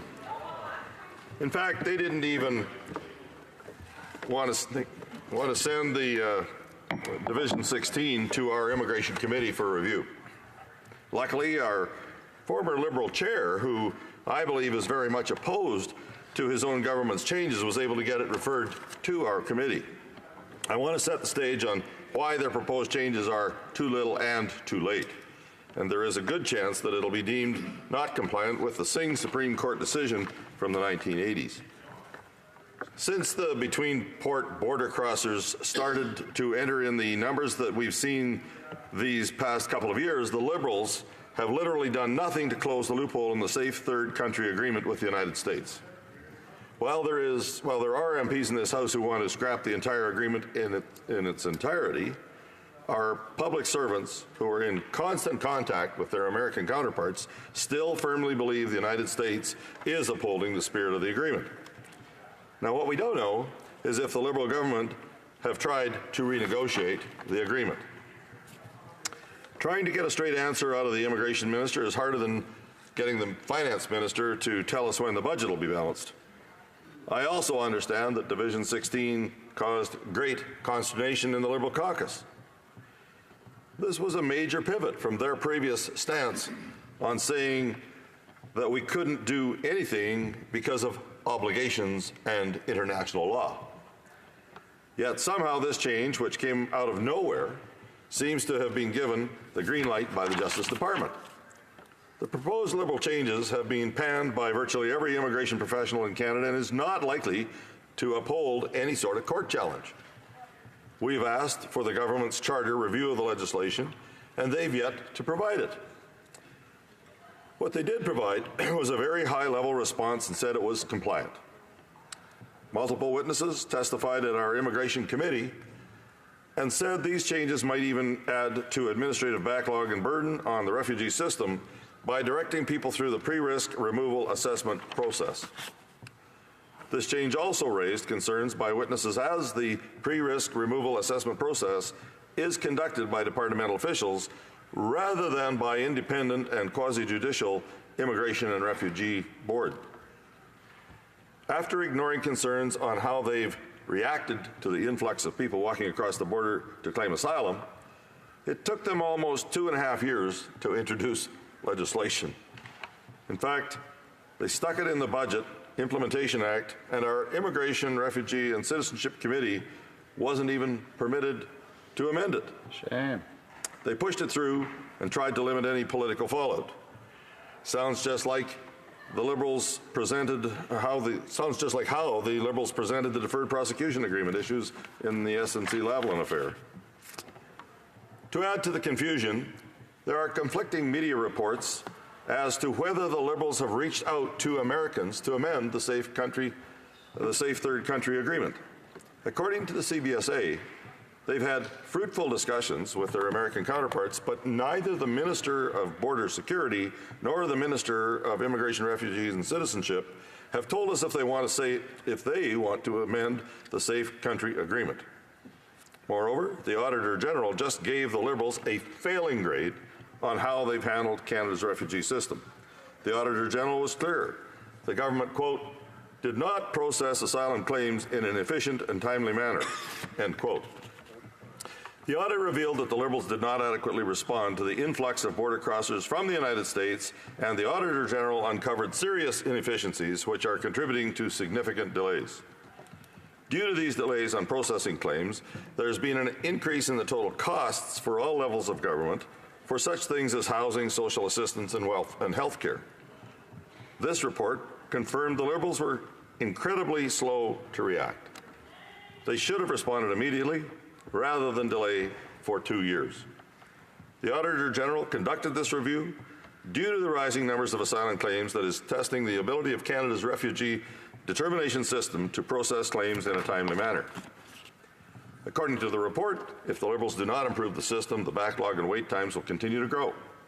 They're projecting that if the number of new asylum claimants remains steady at around 50,000 per year, the wait time for a decision will increase to 5 years by 2024, which is more than double the current wait time. It goes without saying that these delays are costing taxpayers millions and putting tremendous strain on the resources of our provinces and municipalities. In the report, it was determined that roughly 65% of all asylum hearings are being postponed at least once before a decision is made. This means individuals seeking a decision from the Immigration and Refugee Board are facing increasing wait times to determine if their claim is valid or they will be issued a deportation order. The Liberals have only themselves to blame. The Auditor General was clear when he stated the postponements were due to administrative issues within the Liberal government's control. The Auditor General also brought to light that while the government records the identity documents of those seeking asylum claims, some were indecipherable and could not be read. Furthermore, the Auditor General took a sample of the asylum claims and reported the government failed to check for criminality or determine the identity of 400 individuals. He concluded that neither CBSA nor the Immigration Department tracked whether criminal record checks were always completed. There is a vacuum of leadership at the very top that is now permeating throughout this entire government. If the Liberals cannot properly manage our immigration and refugee system, it's time for a new government. They should stop blaming others and take responsibility. They've had years to make the necessary changes to improve efficiencies, and now the entire system is backlogged for years to come. If the Liberals think the proposed changes in the Budget Implementation Act are a step in the right direction, they should listen to the litany of people who are speaking out and saying it'll only create more confusion. What we would have liked to have seen is a clear commitment to fix this situation once and for all. It was just last year I wrote the Public Budget Officer to request a full financial analysis of border crossers into Canada. The request stemmed from the lack of financial information provided by the Liberal government. Since January of 2017, over 40,000 border crossers have been intercepted by the RCMP in Manitoba, Quebec, Ontario, and British Columbia. The PBO released that the border crossers cost the taxpayers $340 million in 2017-18, $368 million this year, and if similar numbers come across next year, it'll cost another $396 million. It is projected to cost at least $1.1 billion in just these 3 fiscal years, while costs will only continue to go up as the wait times for processing through the Immigration Refugee Board have ballooned. These numbers are just the federal government's expenses, and they exclude the hundreds of millions of dollars being borne by provincial and municipal governments for housing and welfare payments. The numbers in the report are quite staggering. If the Liberals do nothing to either close the loophole in the Safe Third Country Agreement or deter border crossers, we can expect that the overall price tag will only continue to grow. The PBO outlined in his report that the average cost per asylum claim will grow from $14,321 to $16,666 by 2019-20 if the backlog continues to grow. The reason for this increased cost is that the longer asylum claimants are in the country, while waiting for their refugee hearing, they are eligible for various government services. Moreover, as asylum claimants are denied by the Immigration and Refugee Board, the individual can appeal that decision, which could end up costing $33,738 by the time the appeal is done. The PBO also revealed that only 18% of border crossers have had their Refugee Board hearing out, and out of the failed claimants, only a fraction have been removed from the country. Due to this influx, there have been significant pressure on resources for all organizations involved in this process, which has led to delays in the processing of these claims. So to wrap up, Mr. Speaker, not only do I oppose this Division 16, I want the Liberals to immediately get to work to renegotiate the Safe Third Country Agreement. Then and only then will we be able to restore confidence in our refugee system and stop ill-thought-out changes like the one we find in this Budget Implementation Act. Questions and comments. The Honourable Member for St. John's East. Speaker, and I do have the fortunate opportunity to work with the member on the Citizenship and Immigration Committee, where we had the opportunity to study not only divisions 15 and 16 of Part 4 that he spoke about, but other aspects in the estimates as they relate to Budget 2019 and, of course, Budget 2018. So in Budget 2018, we brought in measures for biometrics to better engage with our partners, including the United States, in identifying people who come across the border. And as the member knows, this will allow us to have some type of a path for the repatriation of people who come across the border irregularly to send them back to the States. Hopefully it'll be a mechanism that the minister will be able to negotiate with his foreign counterparts as a mechanism to have people who come irregularly at one point of the crossing be sent back at a regular crossing, because of course with thousands of kilometers across our borders, it's not possible to render people back without someone to receive them on the other side. If they come irregularly at one point, there needs to be a mechanism to send them back, and I look forward to hearing what's able to be negotiated. But with respect to Budget 2019, there's $1.18 billion over 5 years committed for things like border security and improving the asylum process. The member has identified some problems with the asylum process, but I wonder if he could speak whether or not he's favorable to our approach on border security itself to strengthen that, and whether or not he feels that these reinvestments in border securities after previous years of cuts are worthwhile. Honourable Member for Brandon Souris. Well, obviously, I want to thank my colleague, the chair of the Immigration Committee now, the new chair, on his position, and thank him for the question that he has put forward. And to answer his question, I know I am not in favor of Division 16, and I do believe from the speech that if he was listening, he would have learned that we think that there are still stronger measures needed to be more clear in how these border issues are being handled. The people that have come across between the border crossings, the government has come up with an idea right out of the blue that I think half of their own caucus was surprised to see them actually come forward with. And so I think that there needs to be a consistency with dealing with these. It's fine, again, as my colleague from Central Okanagan here said a while ago, that consistency is lacking in this budget, and this situation that's facing the border crossers right now is another point of inconsistency with the government in the way that they've handled it. One of the things that they took 2 years to do was to even talk to the Americans about whether or not they could begin the process. The other day, colleagues, we should just pause the time for a second. The other day, we had a question from another member for Wellington, Halton Hills, a point of order, of course, and helping remind members that one member should be standing at a time. Of course, I mean, I don't mean when it's time for questions and comments. That's the time to stand. But when a member is speaking, members should wait till the member is finished, of course, before getting up. So questions and comments. The honourable member for Winnipeg South. Gosh. Well, thank you, Mr. Speaker. Questions? I want to thank the honourable member for his remarks. There are two things that, Mr. Speaker, do I have the floor? Yes, you do. For a question. Okay.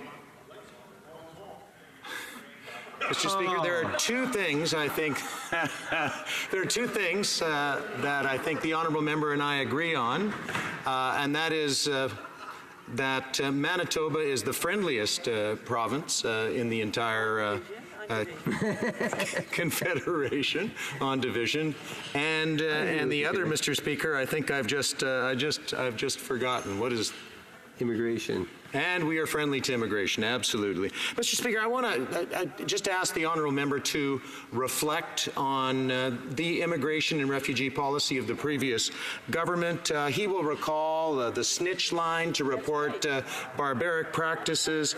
He will recall health cuts to refugees. He will recall the parents and grandparents program being called a burden by the previous government. 2 years, Mr. Speaker, to reunite spouses. We've got that down to 1 year, Mr. Speaker. Mr. Speaker, I just wonder if the honourable member would reflect on the record of the previous government. He was part of it. Does he support the measures that were introduced by the previous government? And does he agree that what we've done on this side of the House is an improvement? Fairly short answer, and we'll member for Brandon Souris. No. There you go. All right. I think that probably qualifies as fairly short. Resuming debate, the Honourable Parliamentary Secretary to the Minister of Women and Gender Equality. And I just remembered the second the second attribute of Manitoba. Manitoba is the curling capital of the world, not just Canada. Mr. Speaker, I'm going to share my time with my good friend, the honourable member from Winnipeg North, who, Mr. Speaker, I have known for 33 years. He had a lot more hair back then, but Mr. Speaker, he is wiser. He is my counsel. I am so proud to have him sitting next to me, and I am pleased to rise today, Mr. Speaker, as Parliamentary Secretary to the Minister for Women and Gender Equality, as well as the member for Winnipeg South, to speak about Budget 2019, a budget focused on building an economy that works for everyone, a budget where all Canadians, regardless of gender, have a fair and equal chance at success. Mr. Speaker, our government truly believes our country and our economy benefits when women, girls, and people of all genders are safe and free to live their lives to the fullest. The facts speak for themselves, Mr. Speaker. Over the last 40 years, greater participation of women in the workforce has accounted for about 1/3 of Canada's economic growth. 1/3, Mr. Speaker. According to the McKinsey Global Institute, advancing gender equality could contribute as much as $150 billion to our economy by 2026. More and more, we can see there is a very close correlation between gender equality, the level of competitiveness, and human development in our country. It is clear to us that gender equality is the foundation for a prosperous Canada.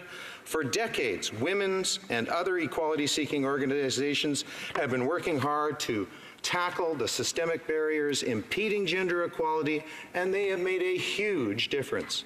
We need to support further community action to create the right conditions so that everyone can achieve their potential.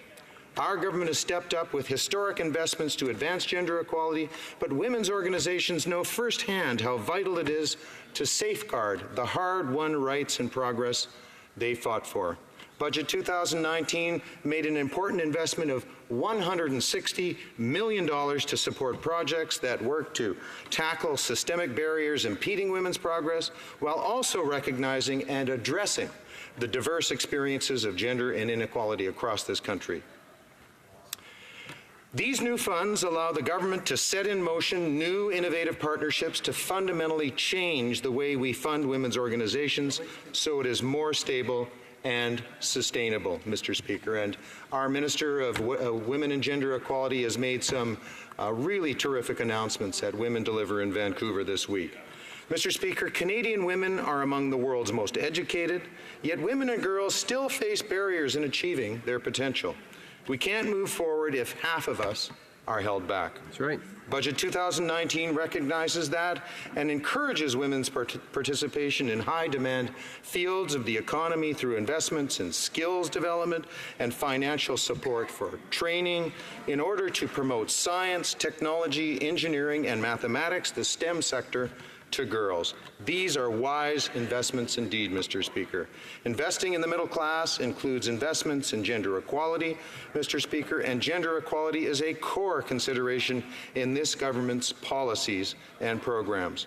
Our government is working to develop policies and programs that will deliver a society where a person's gender identity or expression doesn't determine the likelihood of developing one's potential.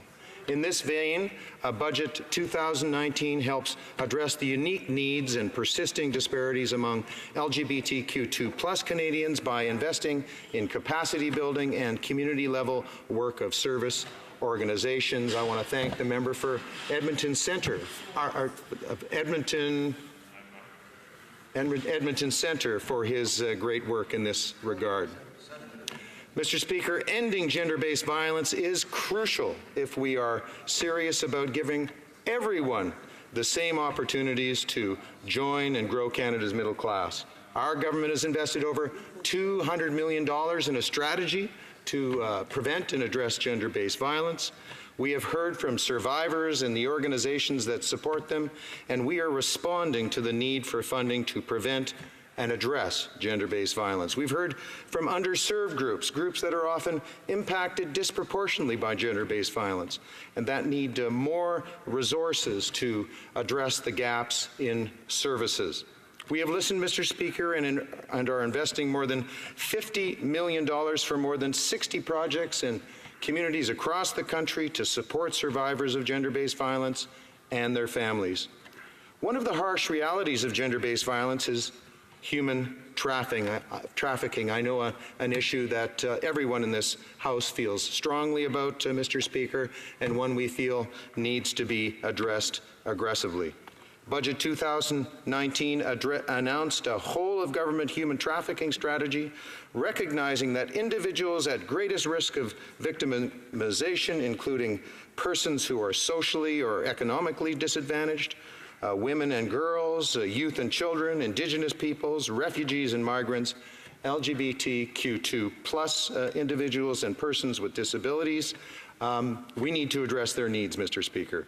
Budget 2019 also supports combating child sexual exploitation online, preventing hate crimes, and providing increased access to family justice in the official language of one's choice. Mr. Speaker, our government was elected on a promise to support the middle class and work hard to help those who want to join the middle class. And from day one, we've understood that one of the most important things we can do to achieve this is to ensure that everyone has access to safe and affordable housing.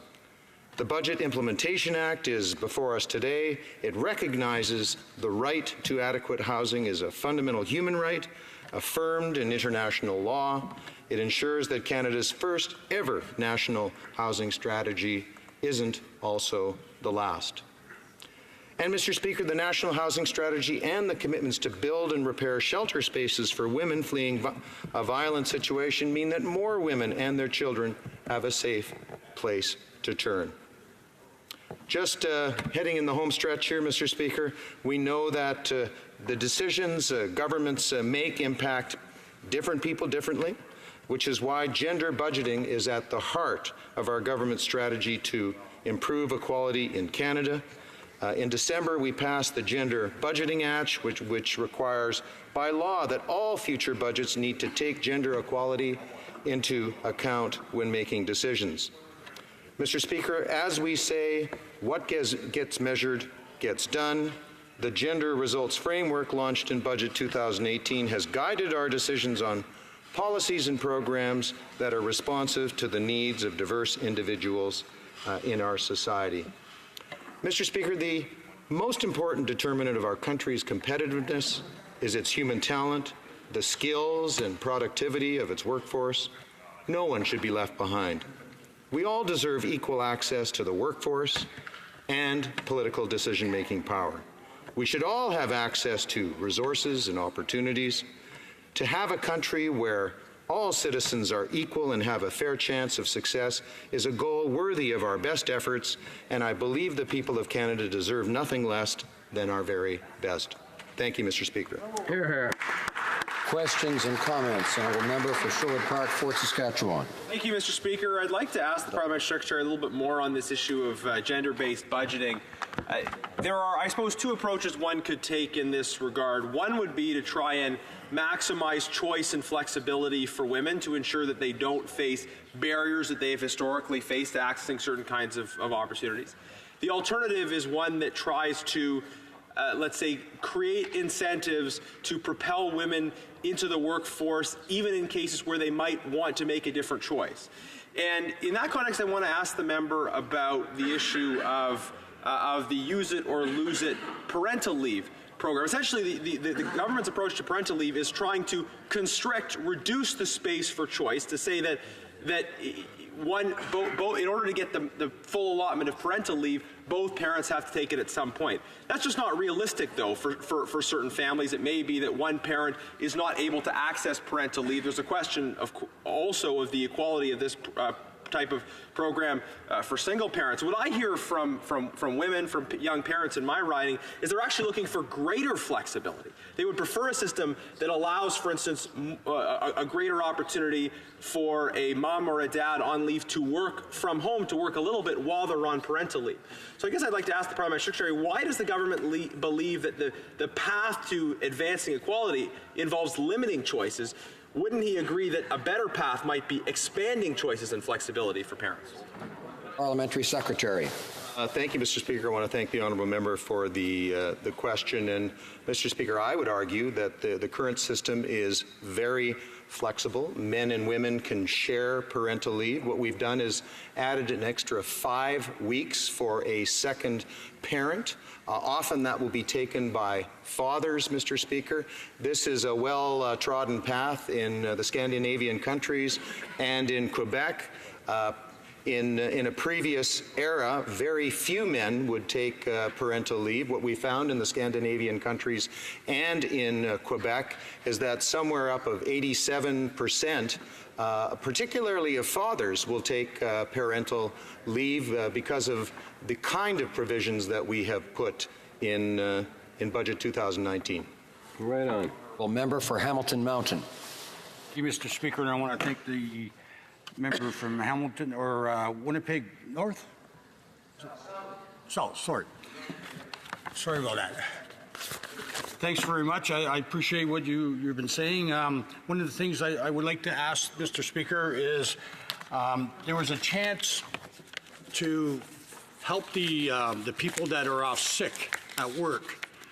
I've been getting a lot of complaints from my constituents. I know we've been lobbied up here in Ottawa about the 15 weeks is not long enough, especially nowadays because of the long hospital waits. You might have an injury of a hip or you need a new knee, but it takes a long time to get that surgery done. And until that's done, you cannot work because you're having a hard time performing your job.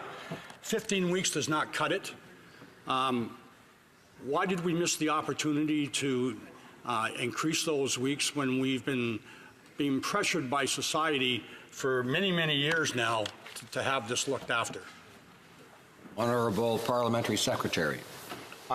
Again, I want to thank the honourable member from Hamilton for his question. Sometimes I wish I was the member from Winnipeg North because of his electoral success, a lot better than mine, but I am the member for Winnipeg South. And Mr. Speaker, we have made a number of improvements to the EI system since we were elected in 2015. I participated in some of those when I was the Parliamentary Secretary to the Minister of Families. We've increased flexibility. Of course, maternity and parental leave benefits have been improved. I know that the EI system, Mr. Speaker, is constantly being looked at, and I know the question has been raised in the House many times, and the Minister certainly is aware of these questions, and I think he is always looking to improve the EI system in this country.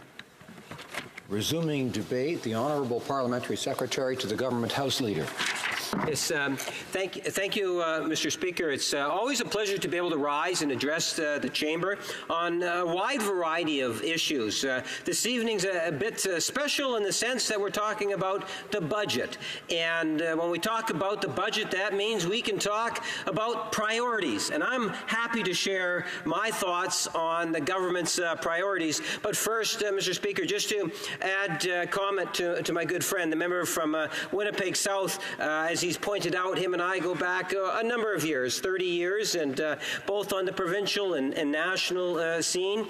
And I've learned to respect many of the things that he does, especially when it comes to issues surrounding the environment, women's issues, Churchill, Manitoba. These are the types of issues he really digs his teeth in and sees tangible results. And I do respect the efforts that he puts in and day out in terms of serving the constituents of Winnipeg Winnipeg South.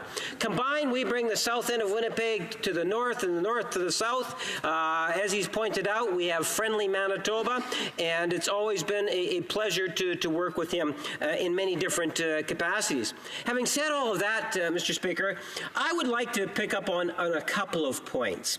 You know, the overriding issue for me has always been to try to demonstrate that as a government that we have been very effective in a relatively short period of time. And one of the best stats that I think that we can talk about this evening is we talk about the budget, because as I say, the budget is all about priorities and trying to get the economy and our social fabric continuing to move forward. And when I talk about a social fabric, I'm talking about diversity. And one of the most compelling points or facts is the issue of the number of jobs that have been created since we have been in government. 1 million jobs, Mr. Speaker. That is a significant achievement. And when you talk about that 1 million jobs, Mr. Speaker, you ask yourself, how did that happen? We have a government that is committed to working with Canadians in all regions of our country. We have a government that's committed to working with the many different stakeholders, provinces, territories, Indigenous people, municipalities, Mr. Speaker, and by having that attitude of working with Canadians, that we were able to deliver in a very tangible way. I made reference to this just the other day, and I want to repeat it. From day one, we have been focused on Canada's middle class and those aspiring to be a part of it. And that has been demonstrated from the very first piece of legislation that we introduced, that my colleagues will recall, Bill number 2.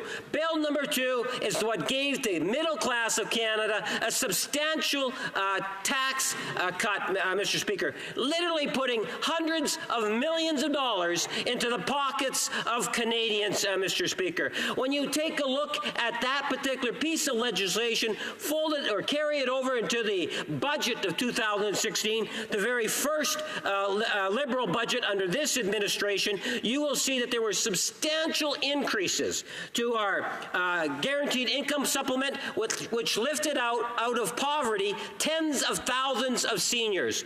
You also will see substantial increases to the Canada Child Benefit, completely reformed, Mr. Speaker, which again lifted tens of thousands of children out of poverty.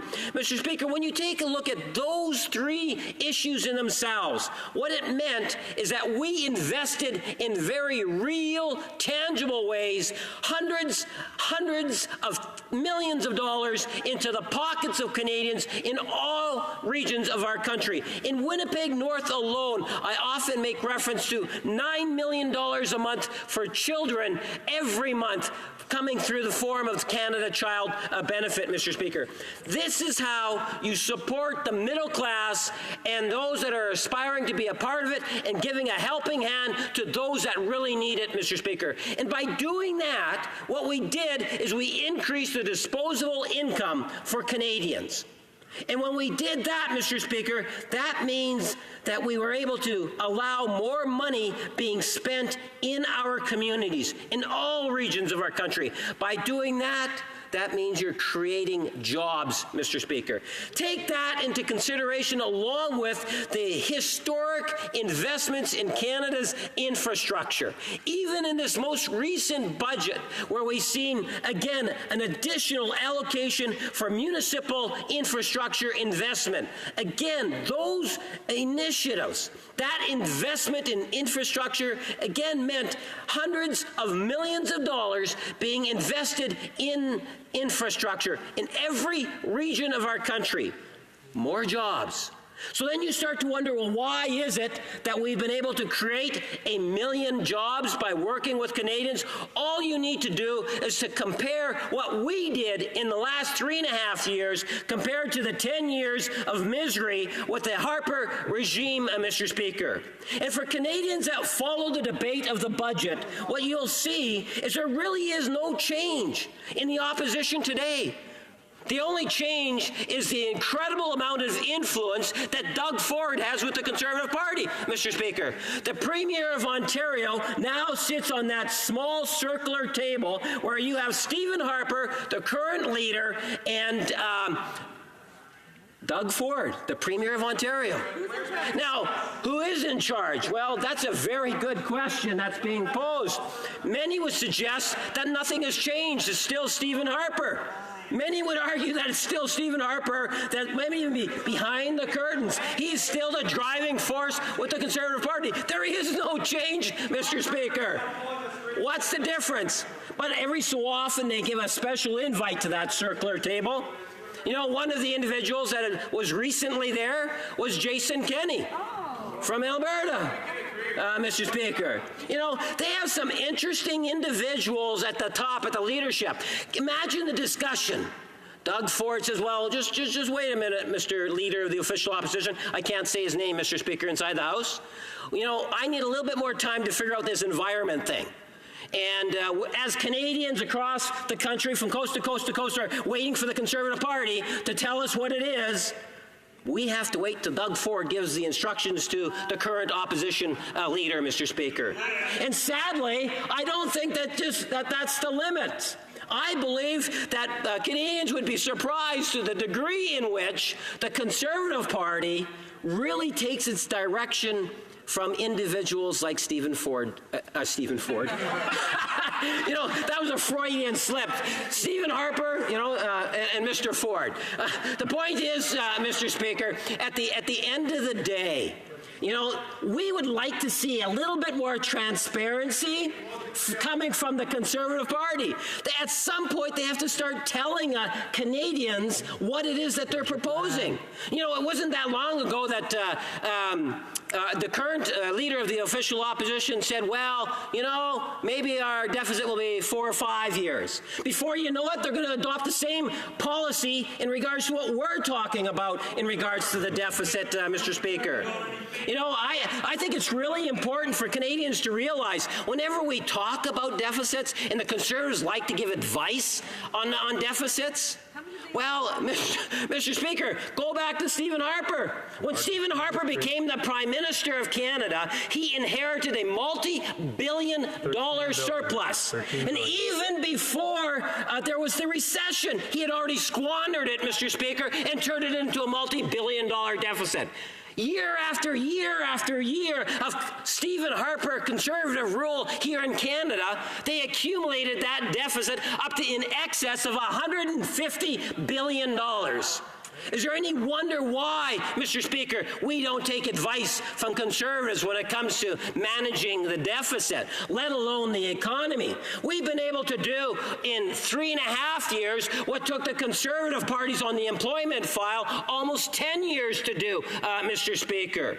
We know that you have to invest in Canadians. You have to invest in infrastructure. We believe in Canadians, Mr. Speaker, not just serving the rich. Remember the tax cuts? They say that they support tax cuts. Balderdash, Mr. Speaker, when they had a chance to vote for tax cuts, what did they do? They voted no. When they had the opportunity to say, you know, the rich in Canada, that 1% should pay a little bit more, what did they do? They voted no, Mr. Speaker. This is a Conservative party that caters to their friends, and Mr. Speaker, the middle class of Canada is no friends to the Conservative Party.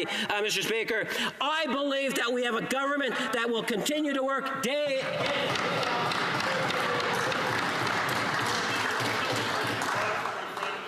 Questions and comments. The honourable member for Sherwood Park, Fort Saskatchewan. Thank you, Mr. Speaker. That was the most ridiculous speech I have ever heard in this place.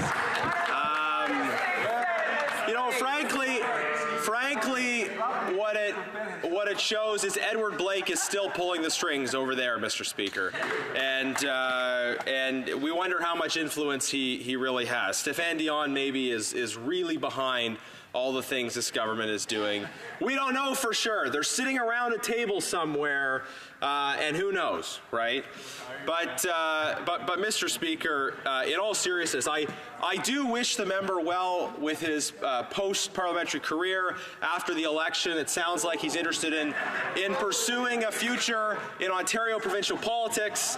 And we've had cases before of people elected from Manitoba that have moved to Ontario to run. So he's positioning for that, maybe. But Mr. Speaker, you know, in the midst of all the bluster, all the exaggeration, outright fabrication, I have one simple question for the member, and that is, when will the bloody budget be balanced? The Honourable Parliamentary Secretary. Well, Mr. Speaker, I don't know what it is that I said. Virtually everything that I said was factual and could be supported. I did make one Freudian mistake when I said Stephen Ford, and so that wasn't factual. It's actually Stephen Harper and Doug Ford. So I would apologize for that. But everything else is a true reflection of reality, Mr. Speaker. And you know, it's interesting. When it came right down to his question, what did he ask? About the balanced budgets? Really?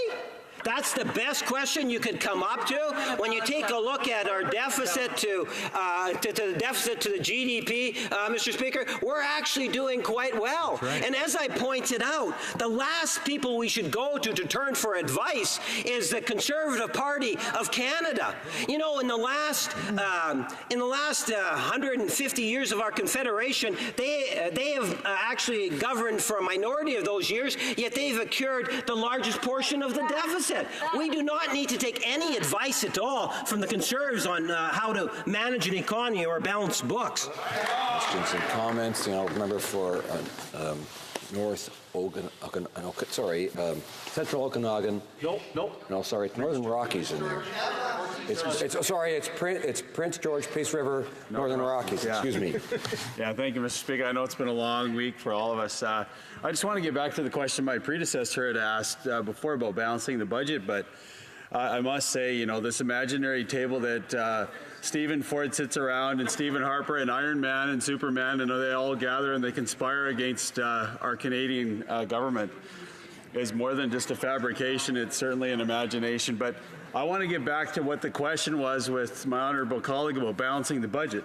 We were originally promised in 2015 it would be balanced by 2019. So simply put, we're asking, it's not going to happen in 2019. When will it be balanced? Thank you. Honourable Parliamentary Secretary to the Government House. Well, Mr. Speaker, every year Stephen Harper said that he would balance the budget.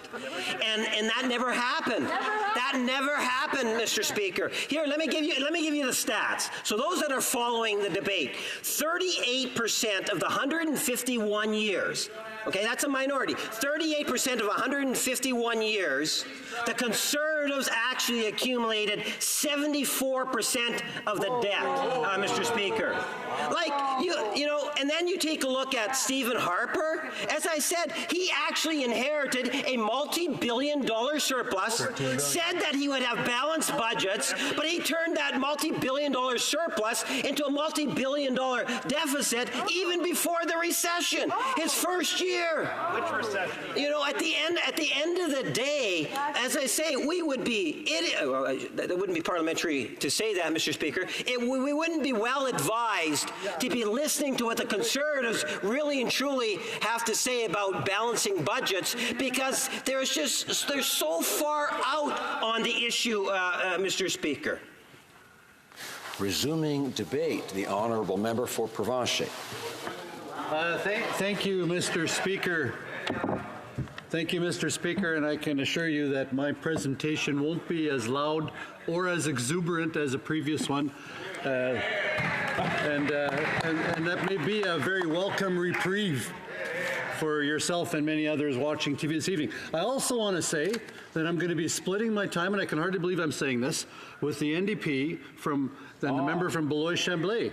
I'm going to do that for them. Wow. So, yeah. Go, Ted. I think I'm speaking to Bill C-79. Oh, there you go. Thanks. I'm glad we're clear about that. Good. I was just testing you there. Budget Implementation Act.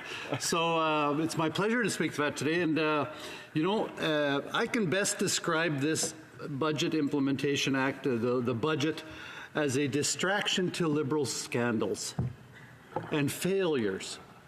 And I want to set the stage a little bit before we talk more about that. Back in 1975, when I began my work career, I was a 15-year-old boy, and I got a job working at Steinbeck Toyota. And my job was to wash cars. I worked for a gentleman by the name of Henry Cleaver. And he taught me how to wash cars. He developed in me an appreciation for clean vehicles, and he taught me all about detailing. And he was a real fussy guy, and he was absolutely careful about everything he did in particular. And we were walking through his shop one day in the back of a dealership, and we were coming up to the showroom part of the building, and I noticed there was a penny on the ground, and I was going to give it a little bit of a kick with my foot. And he picked that penny up. He saw what I was going to do. He picked that penny up, and he says, this is one penny I'm never going to have to work for. And he said, I want to tell you something. He says, I look after the nickels and the dimes, and the dollars look after themselves.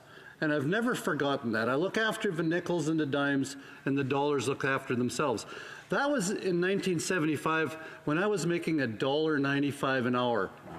And he was concerned about nickels and dimes. So if I extrapolate that, Mr. Speaker, to today's, and to the environment that we're in here today in this House of Commons, and what a privilege it is to stand in this House and talk about the finances for the country of Canada.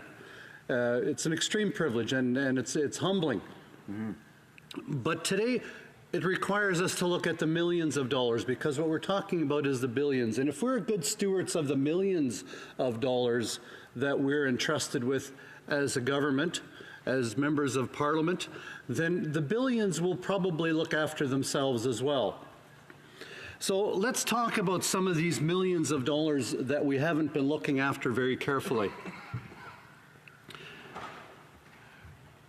This government, this current Liberal government, under this current Prime Minister, has given Canadian taxpayers dollars to the Clinton Foundation. It's given money to Hamas.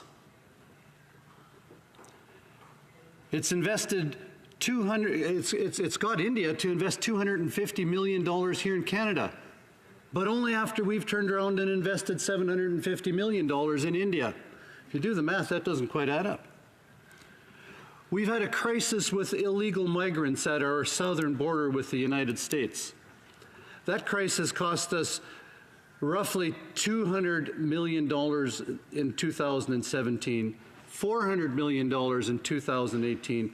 2019, it was another $600 million. It's cost us $1.1 billion already because we've mismanaged our borders and allowed illegal migrants to come into this country, and we've been footing the bill. In addition to that, municipalities and provinces have also had to pick up additional expenses. That number is again projected to grow to another almost $2 billion this coming year. Wow. And then let's take a look at the Trans Mountain Expansion Pipeline. Kinder Morgan owned the Trans Mountain Pipeline. They had it in the books for $600 million. They invested another $1.2 billion on working towards constructing a second pipeline known as the Trans Mountain Expansion. This current government turned around and bought the existing pipeline plus the investment that had been made in the proposed pipeline for $4.5 billion with Canadian taxpayers' dollars. Mr. Speaker, Kinder Morgan had $1.8 billion invested in that project. This Liberal government turned around and gave them $4.5 billion for their $1.8 billion. Kinder Morgan had to realize a capital gain of $2.7 billion. And that was Canadian taxpayer dollars that left this country, left our resource sector here in Canada, and was sent down to wealthy Texas investors that were the owners of that are Kinder Morgan, that own the Trans Mountain expansion and pipeline. Mr. Speaker, we have not been managing our millions of dollars very well. We've given $2.7 billion of Canadian taxpayer dollars to American investors. In addition to that, we could have got, as a country, a further investment from Kinder Morgan of close to $10 billion in the actual construction of the Trans Mountain expansion. That money will also now have to come from Canadian taxpayers. We have not been managing our millions of dollars very well under this Liberal government and under this Prime Minister. It's been a failure. And the Canadian taxpayer is the only person that's going to be left on the hook.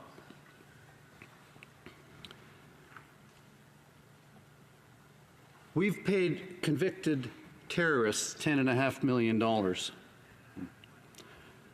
We've paid millions of dollars to Bombardier in Quebec. We've bought rusted out CF-18s from Australia to bolster up our defense forces and our defense fleet of aircraft. Money that we will not recover. And so now we're looking at a Budget Implementation Act that will implement the budget that this government has presented to this House that isn't balanced. They're projecting a $20 billion shortfall again. Wow.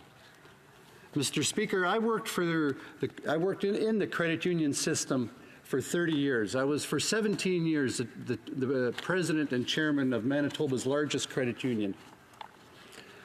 One thing I know, when times are good, is when you set money aside. Because there's rainy days coming. We were promised sunny days. The sunny days are gone. I think they left the first day after the election. We've got some rainy days on the horizon here, Mr. Speaker. The time to invest money and to set money aside was when the sun was shining. And I saw that over and over again with my experience and involvement in the credit union system, that people that wisely put money aside when times were good were the people that were successful with their finances at the end of the day. This Liberal government and members from the Liberal caucus stand up here and they tout the good results that they're having from a financial perspective in the Canadian economy, and they tell us about all these jobs they created, how the economy is booming. It's actually not booming as much as they say it is, Mr. Speaker, but they tell us that it is, and yet they haven't been salting away money and reducing our debt and waiting for time to build up our inventory of cash so that we can weather the storms that may someday come here. The time to do that is when times are good, and the Liberals would like Canadians to believe that times are good. And so if times are good, why do we still have a deficit budget? What we need to have, Mr. Speaker, is a balanced budget. The Liberals promised, this Prime Minister promised in 2015 that by 2019 we would have a balanced budget. We don't have a balanced budget. And, Mr. Speaker, the budget that has been presented this year was supposed to be a good, an election-type budget with lots of good news. They sprinkled out actually $41 billion of new spending in this budget over the next 5 years. It was meant to be a bit of a hit budget, something that people get excited about. But with all the scandals and failures of this current government, it didn't hardly even get any airplay when it was announced, because the $41 billion of additional spending in the next 5 years was not enough to distract the Canadian taxpayer from the failures and scandals of this current government. Questions and comments. The Honourable Parliamentary Secretary to the Minister of Women and Gender Equality. Thank you, Mr. Speaker. I want to thank my honourable colleague for his comments.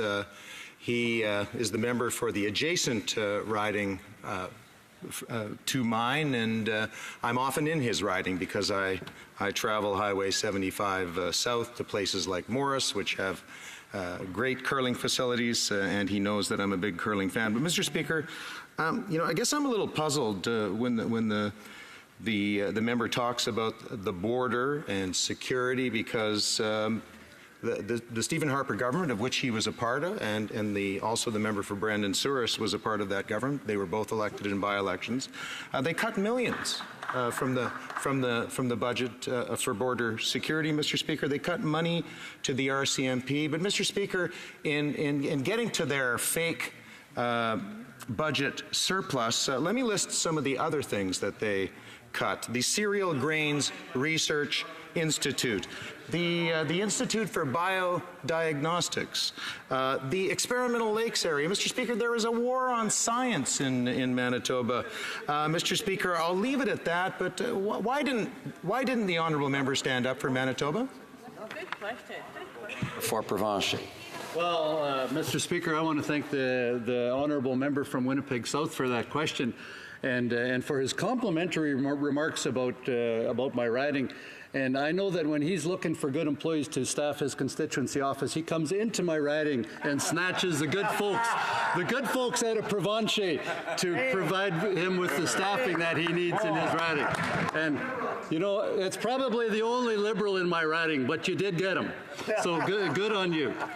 You know, Mr. Speaker, 40,000 illegal migrants have come into Canada in the last three years. Not all of them through Emerson, most of them through Roxham Road in Quebec. And that was the result of one careless little tweet, and that's welcome to Canada. Doesn't matter who you are, where you're from. You're welcome here in Canada. Yeah, and we'll, by the way, fork out $1.2 billion, and we'll go further into debt to do it. Just come on down. Yeah. No, that isn't the case. But, you know, Mr. Speaker, what I would like to mention is that that member is a member of the government. And right now, the Prime Minister is standing in the way of allowing his province to export the cleanest, most environmentally renewable hydroelectricity, an energy source from Manitoba into Minnesota, and he's standing in the way of allowing the transmission line to proceed. And why doesn't the member encourage the Prime Minister to sign off on a deal that the NEB and the province have already approved? Hear, hear. The Honourable Member for Laurentides de la Belle. If my friend from Provencher is so convinced that we can cut our way to growth, how is it that his government left the country completely penniless? Thank you, Mr. Speaker. The Honourable Member for Provencher. I want to thank the member across the way for that question. And of course, as that member knows, we left in 2015 with a balanced budget. A balanced budget. We just came through the greatest economic recession since the Great Depression. We successfully navigated that. We came out less scathed than any of the other G7 countries in the world. And that was because we had Prime Minister Stephen Harper, who the member from Winnipeg North has been so infatuated with all evening here, that he can't stop talking about the great work that the Right Honourable Stephen Harper did. And he will go down in Canada's history books as the greatest Prime Minister Canada has seen to date. And I know the member from Winnipeg North acknowledged that here this evening. What a wonderful job that he did, and I'm just so pleased that he's so infatuated with him. There is time for a very short question. The Honourable Member for Prince George, Peace River, Northern Rockies. Like 15 seconds. Yeah, thank you, Mr. Speaker. For the time, I'll use it wisely. I just wanted to ask the member that just gave the speech, you know, we have this huge opportunity. We have, you know, a growing debt and deficit like never before, but we have huge opportunities with the TMX. We can transport. I have oil and natural gas in my riding, and we can get that to market, and there's a way to make money as a country by developing our natural resources. Do you not think we should develop more of those resources? That does he, of course. The Honourable Member for Provencher's got about 15 seconds. Thank you, Mr. Speaker. Thank you to my colleague from Prince George Rocky Mountain, Peace River Rocky Mountains. That was a great question because we are so blessed here in this country with natural resources. Our biggest challenge is finding a way for them to get to market. Right now, because our only customer I'm sorry, Mr. Speaker, but you know, I'm passionate about natural resources. Fair enough. That's about 20 seconds, so reprise du débat, l'honorable. Resuming debate, the Honourable Member for Belleuil-Chambly. Thank you very much, Mr. Speaker, and I'd like to thank the member for Provencher for sharing his time with me. We are often in disagreement between the NDP and the Conservatives, but we have been able to collaborate This evening, I know time is running out, and I want to allow others to speak as well. But I'm going to start this evening by putting forward 5 points, 5 important points that I think need to be raised and discussed tonight. First, under this government, despite their commitment to stop subsidies to the oil industry, those subsidies are still there. And Budget 2019 was a missed opportunity to do something to tackle climate change, but also to use that money and invest it in future green energy. My second point is this, another missed opportunity. The sales tax is not being applied to web giants like Netflix. This is very important, and it really is simply a lack of political will. All you have to do is look at Quebec, where the government of Quebec decided, with the brush of a pen, to do what this government has not been able to do, and we've seen the consequences. We've seen the consequences today with layoffs in TVA, for example, and we know that our cultural industry has suffered the impact of this lack of fairness. And despite what's being claimed, this is not a new tax. All we have to simply do is apply the tax fairly to all businesses. Third point, Mr. Speaker.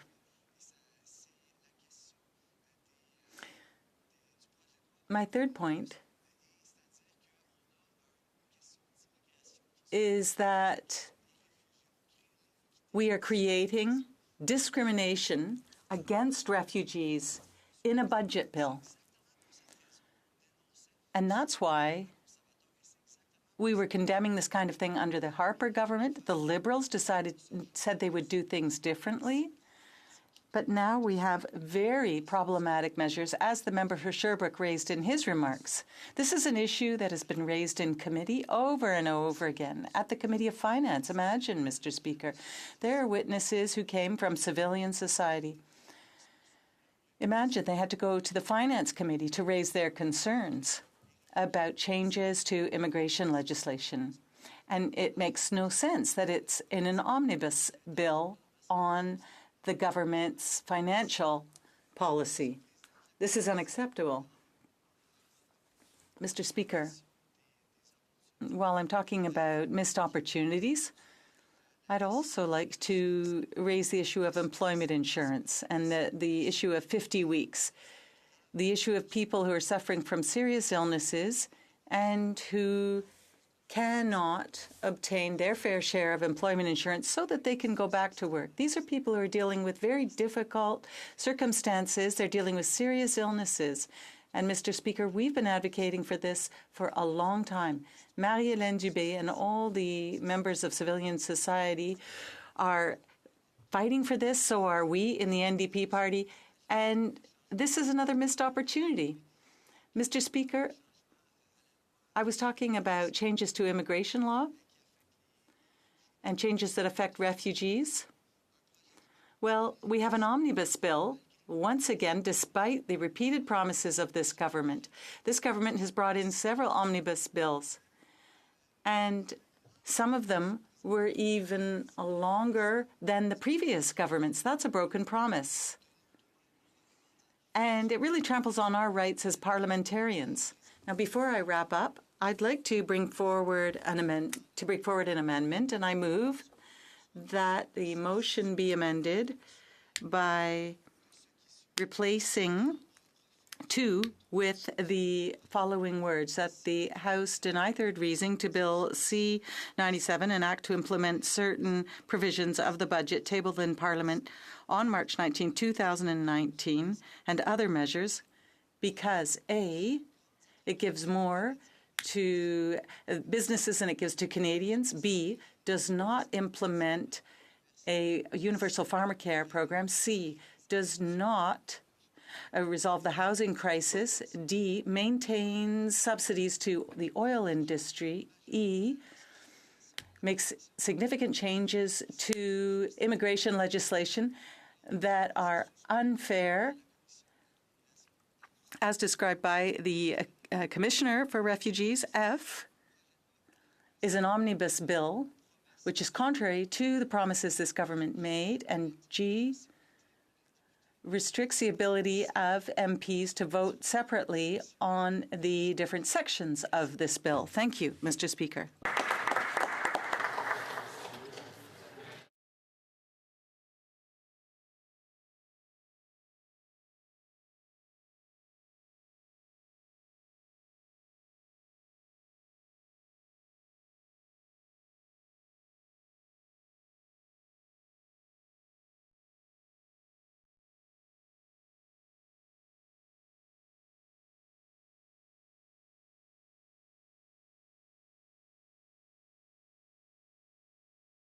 Monsieur Dubé. Mr. Dubé, seconded by Mr. Aubin, moves that the motion be amended by replacing 2 with the following words, that the House not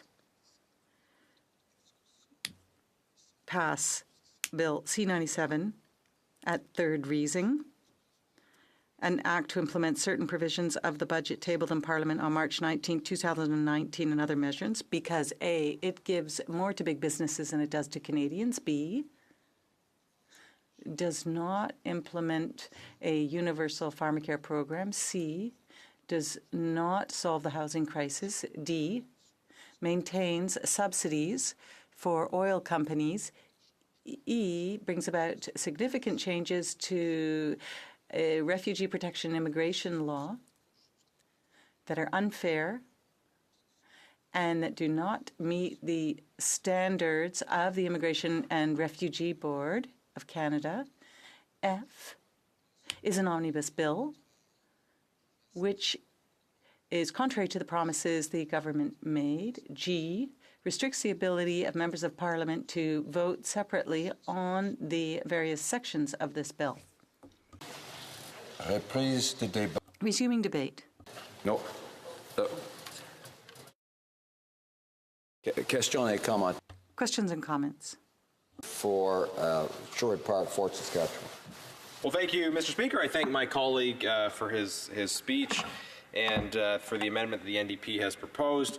I wanted to ask for his further reflections in terms of the immigration sections of the budget. We have heard concerns from many Canadians with respect to the issue of shady consultants, the impact that it has on Canadians when bad advice is given, and this budget, although it purports to make some changes to it, it falls short of the changes that many people have been asking for, and there continue to be many concerns about those changes. So I wonder if the member can share a little bit about his thoughts on that and what he's hearing from people in his riding on it. The Honourable Member for Belleuil-Chambly. Thank you very much, Mr. Speaker. I'd like to thank my colleague for his question. There are people who are attempting to take advantage of those who are in vulnerable situations. They offer services at an extraordinarily high cost when these services could have been provided in an MP's office or by much more honest and recognized people for a modest price. This is a very important issue. I remember a report on this in Montreal. There were these deceitful consultants who were misleading individuals about what they could or could not do in Canada. But what we condemn in the changes that are being brought in is the lack of fairness.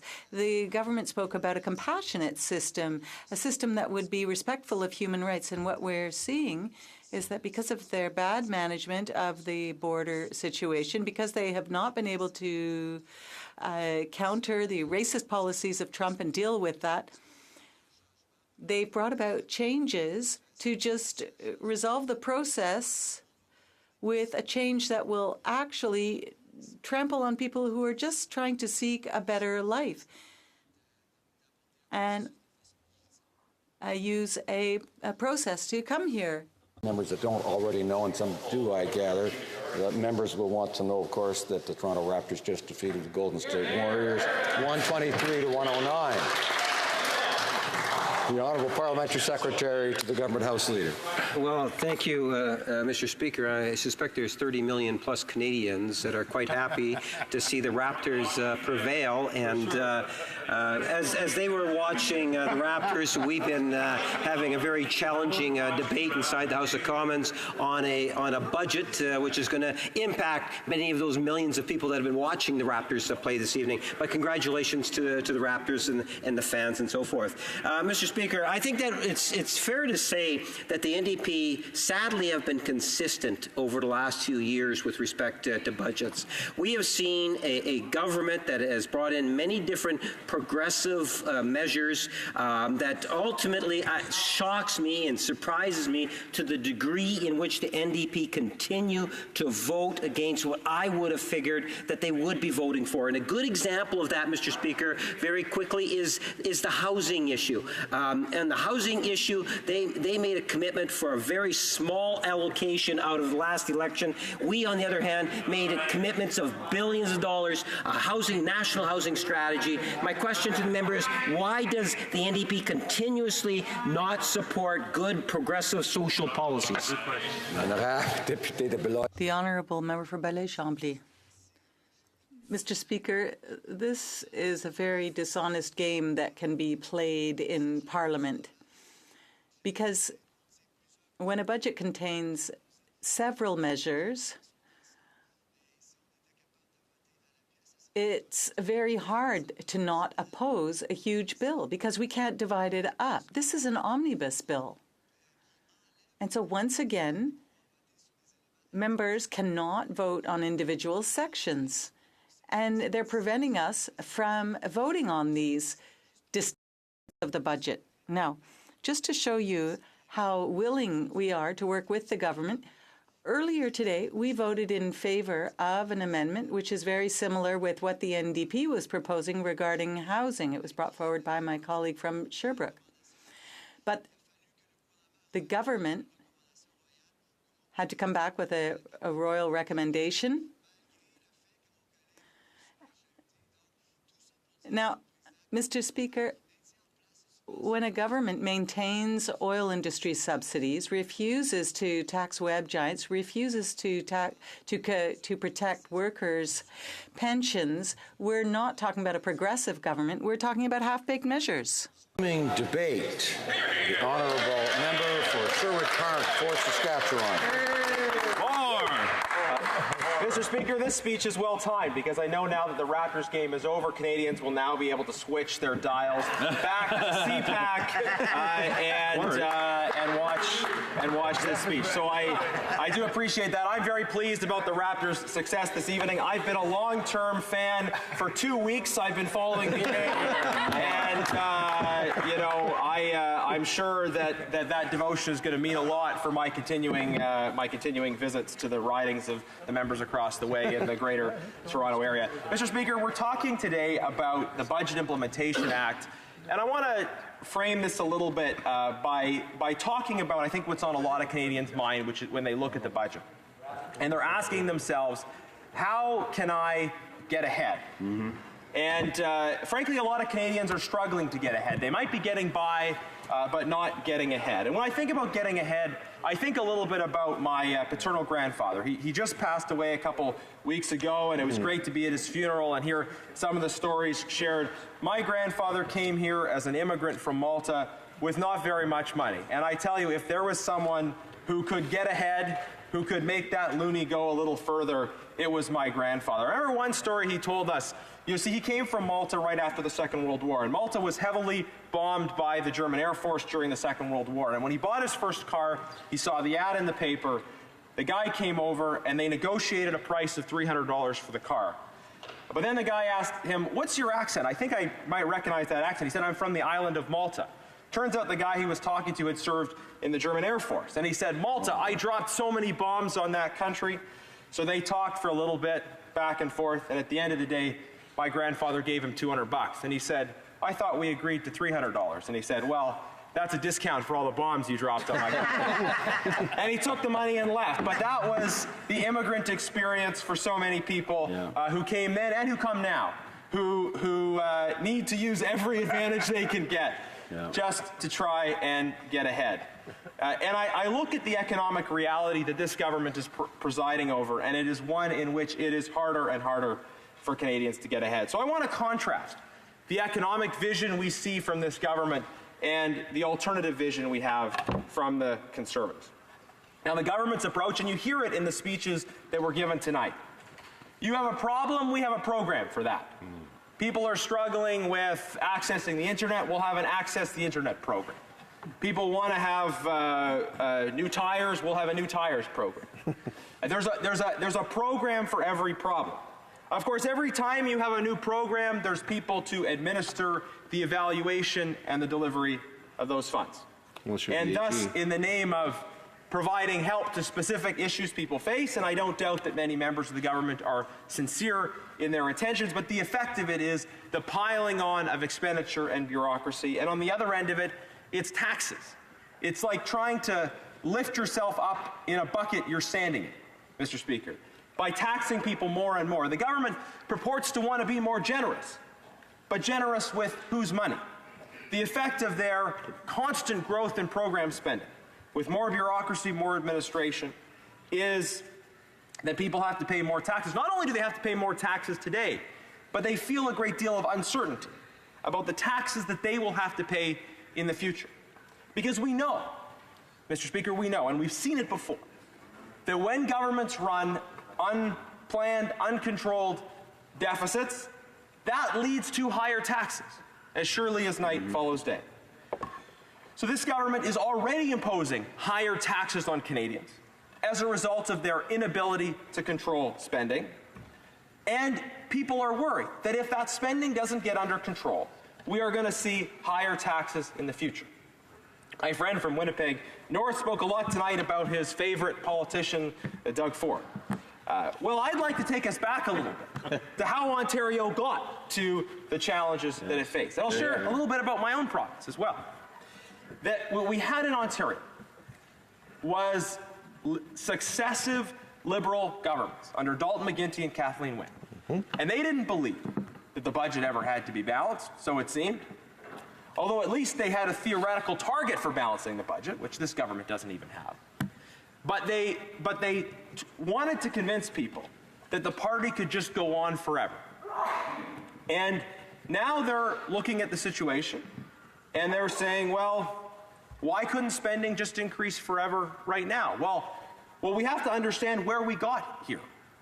That the fiscal challenges that Ontario experienced were created by multiple terms of reckless spending. I believe that we can avoid that at the federal level. I believe that we can prevent this Prime Minister from doing to Canada what Dalton McGuinty and Kathleen Wynne did to Ontario. I believe that we can avoid that kind of a situation. And I think we can effectively manage spending and reduce taxes at the same time, while continuing to invest in vital areas. But, Mr. Speaker, I think it is important that we act now by replacing this government with a government that actually understands the importance of balance, of prudence in our spending. I heard the member for Mississauga, Erin Mills, talk about the university, U of T, Mississauga, and her riding. And I've been to that university. Actually, I've been spoken at a number of events at that beautiful university in her riding. And I can tell you that one of the big issues on the minds of students at that university and other universities is how they will have to pay back over the long term the deficits, the debts that are being accumulated today. Young people are aware of this. You know, I've got young children. I've got 3 young children, 1 more on the way. Members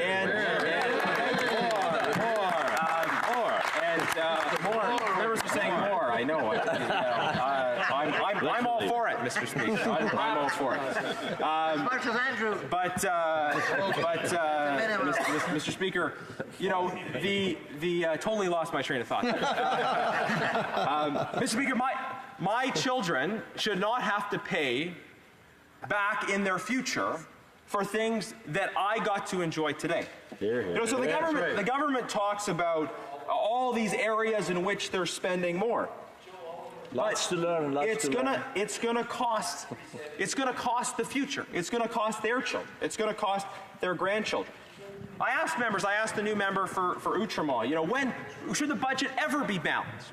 Is there a point at which you think the budget will be balanced? And she told us, well, in the current conditions, it makes sense to be, quote unquote, investing, which for the Liberals is code word for spending more than we have. But if there are certain conditions, if the conditions are always in their view such that we should be spending more than we have, then eventually they're going to run out of other people's money. Right. Eventually, the rubber's going to hit the road. But where does this thinking come from? Where do they come to the place of just not understanding this basic reality of the rubber hitting the road? Not understanding the reality that my grandfather understood. My grandfather understood intuitively when he negotiated a reduction in the price of his car that every dollar matters, every dollar counts. But we have a government led by a prime minister who has never had to make those tough choices in his own life.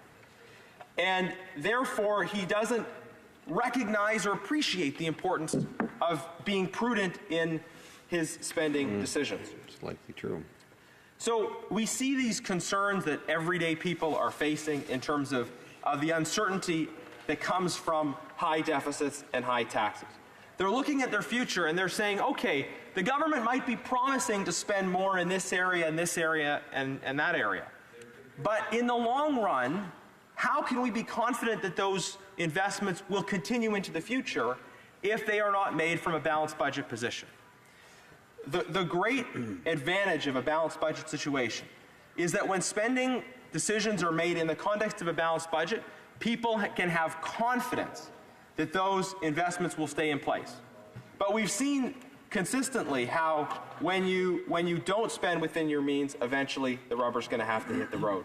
Now, in addition to this, while the situation we have is creating economic uncertainty for individuals, it's also creating some level of economic uncertainty in our business environment. I think we want to aspire to the sort of country where entrepreneurs succeed by having their own ideas, not by their ingenuity at filling out grant applications, not by their ability to hire well-connected lobbyists and to justify their desire for more money in terms of whatever the government's priorities of the day are. I think we want to be the kind of country where people succeed on the basis of their ingenuity acting independently from government, where government establishes the framework, the infrastructure that allows them to succeed, but then they are making those investments on their own. You know, and in the past with the Conservative government, we were able to facilitate that success of entrepreneurs by lowering business taxes. And we saw actually that when we lowered business taxes, there was an increase in business tax revenue. Absolutely. So the government was taking in more money from business taxes because the government was creating the conditions in which businesses were making greater investments. Some politicians in this place want to raise business taxes. The government would like us to forget that when they first came into office, they tried to raise small business taxes. In fact, they did. They did. But then they unraised them afterwards in response to subsequent criticism, and they trumpeted that as some kind of great success. It's like yesterday when they told us that the fact that they had appointed a minister for seniors showed how committed they were to seniors. Forgetting conveniently, and the member for Edmonton Mill Woods, who's riding, I look forward to visiting this Saturday. The member for Edmonton Mill Woods is applauding that, but he may have forgotten that there was a minister of seniors throughout the tenure of the previous Conservative government. The minister of seniors position was then removed at the beginning of the Liberal mandate, but then in the final year, they had this great idea. Let's appoint a minister of seniors. And that demonstrated their commitment to seniors. So You know, and Edmonton member for Edmonton Mill Woods is applauding. I have to say, I am looking forward to having the great Tim Uppel back in this House of Commons, and I know he's going to do a great job for the constituents of Edmonton Mill Woods. He's probably out door knocking right now. It's not too late in Alberta to be doing that. And probably while he's doing it, he's talking about things like Bill C-69 and Bill C-48 that the member for Mill Woods voted in favor of. Right. And that's maybe a good point at which to transition to talking a little bit about the Alberta economy, Mr. Speaker, because in Alberta we see continual attacks on our economy coming from this government. We see legislation put forward that even the Alberta NDP actually was able to see problems with. We see bills that essentially would make it impossible for new pipeline infrastructure to ever proceed in the future. We see so many efforts from this government to block the development of the natural resource economy in Alberta. And that is a particular source of concern and anxiety, I know, in the greater Sherwood Park area in which I live. Now, what is the alternative to this vision that the government has put forward? It's an alternative conservative government that lives within its means, that understands the importance of balancing budgets over the medium term, that believes in cutting taxes. And if I can just respond to some of the comments that the member for Winnipeg North made about the Doug Harper or the Stephen Ford government, I think he was talking about. What he said was that deficits were run during the period of the previous government. And that's true. We had a Liberal opposition that was calling for us to spend so much more. Absolutely. But, actually, it's true. But we made the decision. You forgot what you did. To have timely, targeted, and temporary deficits in a time of economic recession that were focused on significant infrastructure investments, things like building up our university campuses, things like building up our roads, actual infrastructure investments, and we had a clearer, tighter, well-defined definition of infrastructure. That's right. Yes, These were investments that really genuinely stimulated our economy. And we returned Canada to a balanced budget before the next election. Now, members across the way will say an alleged balanced budget. An alleged balanced budget. By the PBU. Told to us by the alleged parliamentary budget officer. And, you know, the members across the way, you know, and I know they're worried that they won't get their questions and comments in. Don't worry, I'll be back here tomorrow morning, and I look forward to the questions that the members are going to ask. Now, all of the spending commitments that were made by the Conservatives were within the framework of a balanced budget plan, which means that Canadians could have confidence in them. When we raised the guaranteed income supplement, when we introduced the universal child care benefit, which the Liberals have since renamed, when we supported families, when we brought in income splitting for parents with children, which this government took away. Your nannies. When we offered these forms of vital support, Canadians could have confidence that those investments were going to stay in place. And where did this way of thinking come from, Mr. Speaker? You know, because our leader understands what it means to live within a budget. That is his experience. That is the experience of his family. And he understands what everyday families are going through in terms of struggling to get ahead. Now, I wanted to comment as well on the government's immigration policy, if there's still time, because there is discussion of immigration in this budget. The government's immigration policy is very clearly not as advertised. So we had the government's, first of all, on the issue of illegal immigration into Canada. We've had an epidemic of illegal immigration under this government. And for a long time, they tried to demonize the opposition for even raising this concern. And then their bright idea was to appoint a minister responsible for the border who's not actually responsible for the Canadian Border Services Agency. And then finally with this budget, they brought in some attempt at responding to this issue.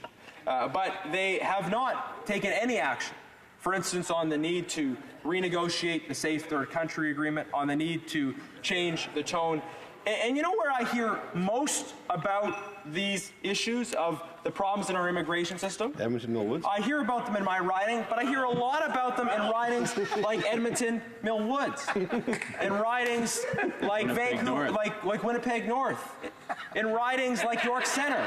People in Etobicoke Lakeshore are very concerned about these issues because they know what it costs, the challenges of coming to Canada the right way. And they do not believe it is right when people are able to take advantage of the fact that they're in the United States to walk into Canada. It's not fair to people that are in China, in India, in the Philippines, and other parts of the world who can't just walk across the border, who are trying to come to Canada the right way. That's why we need to renegotiate the Safe Third Country Agreement. Mr. Speaker, I look forward to continuing.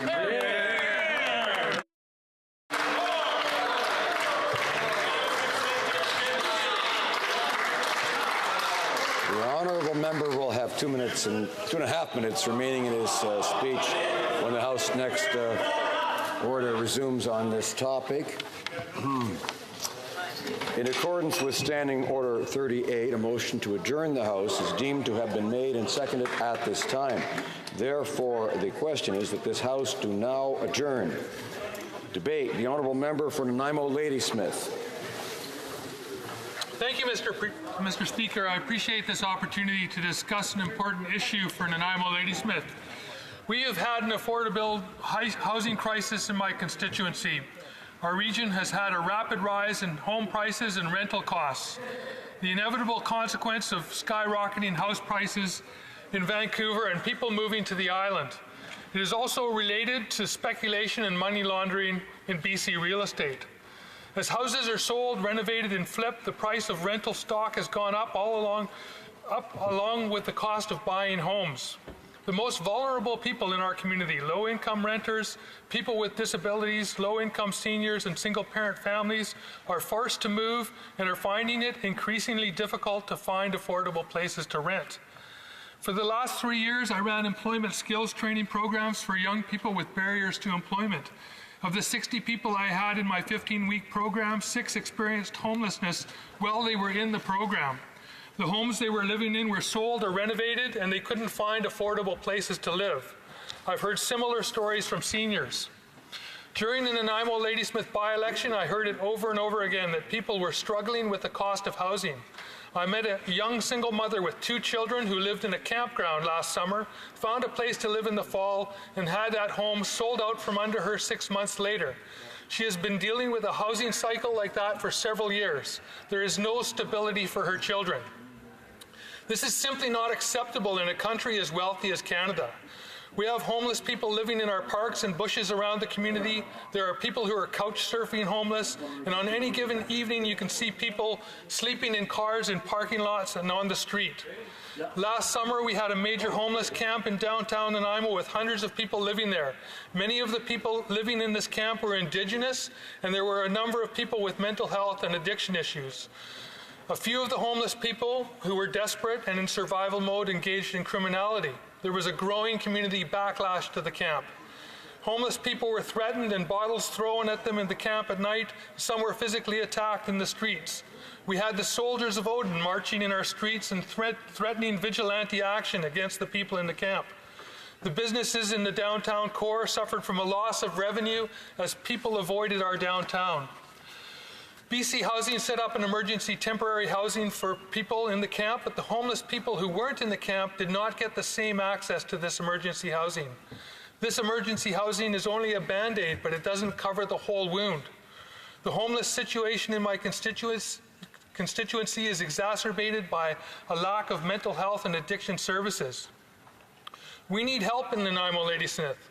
We need more purpose-built, affordable, energy-efficient housing.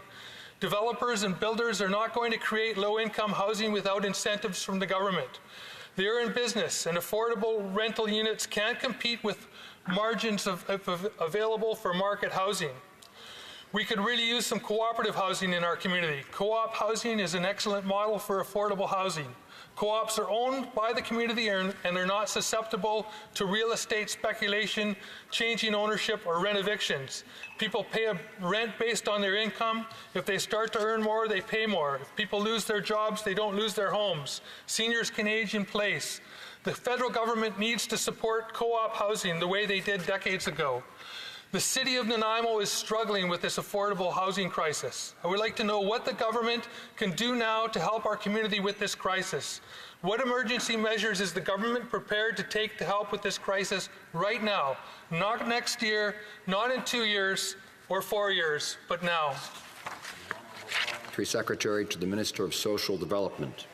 Well, thank you. As I often say, it's always a good day. Tonight, I guess I'll say it's a good night when we can discuss housing in this House, because there is no issue more important to me, more important to the residents that I represent, and in fact, more important to this government than making sure we get the housing system we need for this country. That's why today we passed historic legislation on the right to housing, the progressive realization in a systemic way of making sure that every Canadian has a place that's safe and secure and affordable to call home.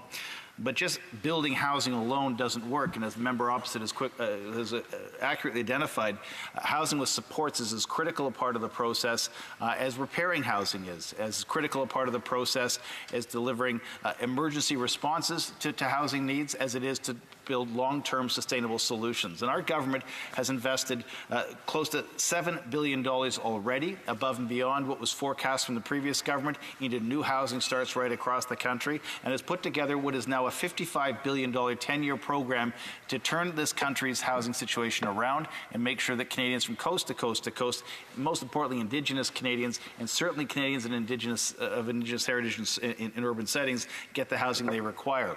In British Columbia, it's much like the province that I come from in terms of the major city has had an explosion in housing starts, but at the same time the market just hasn't provided for people with disabilities, the elderly, people on fixed incomes, as well as new Canadians who haven't quite got their feet underneath them as they make their way in this country.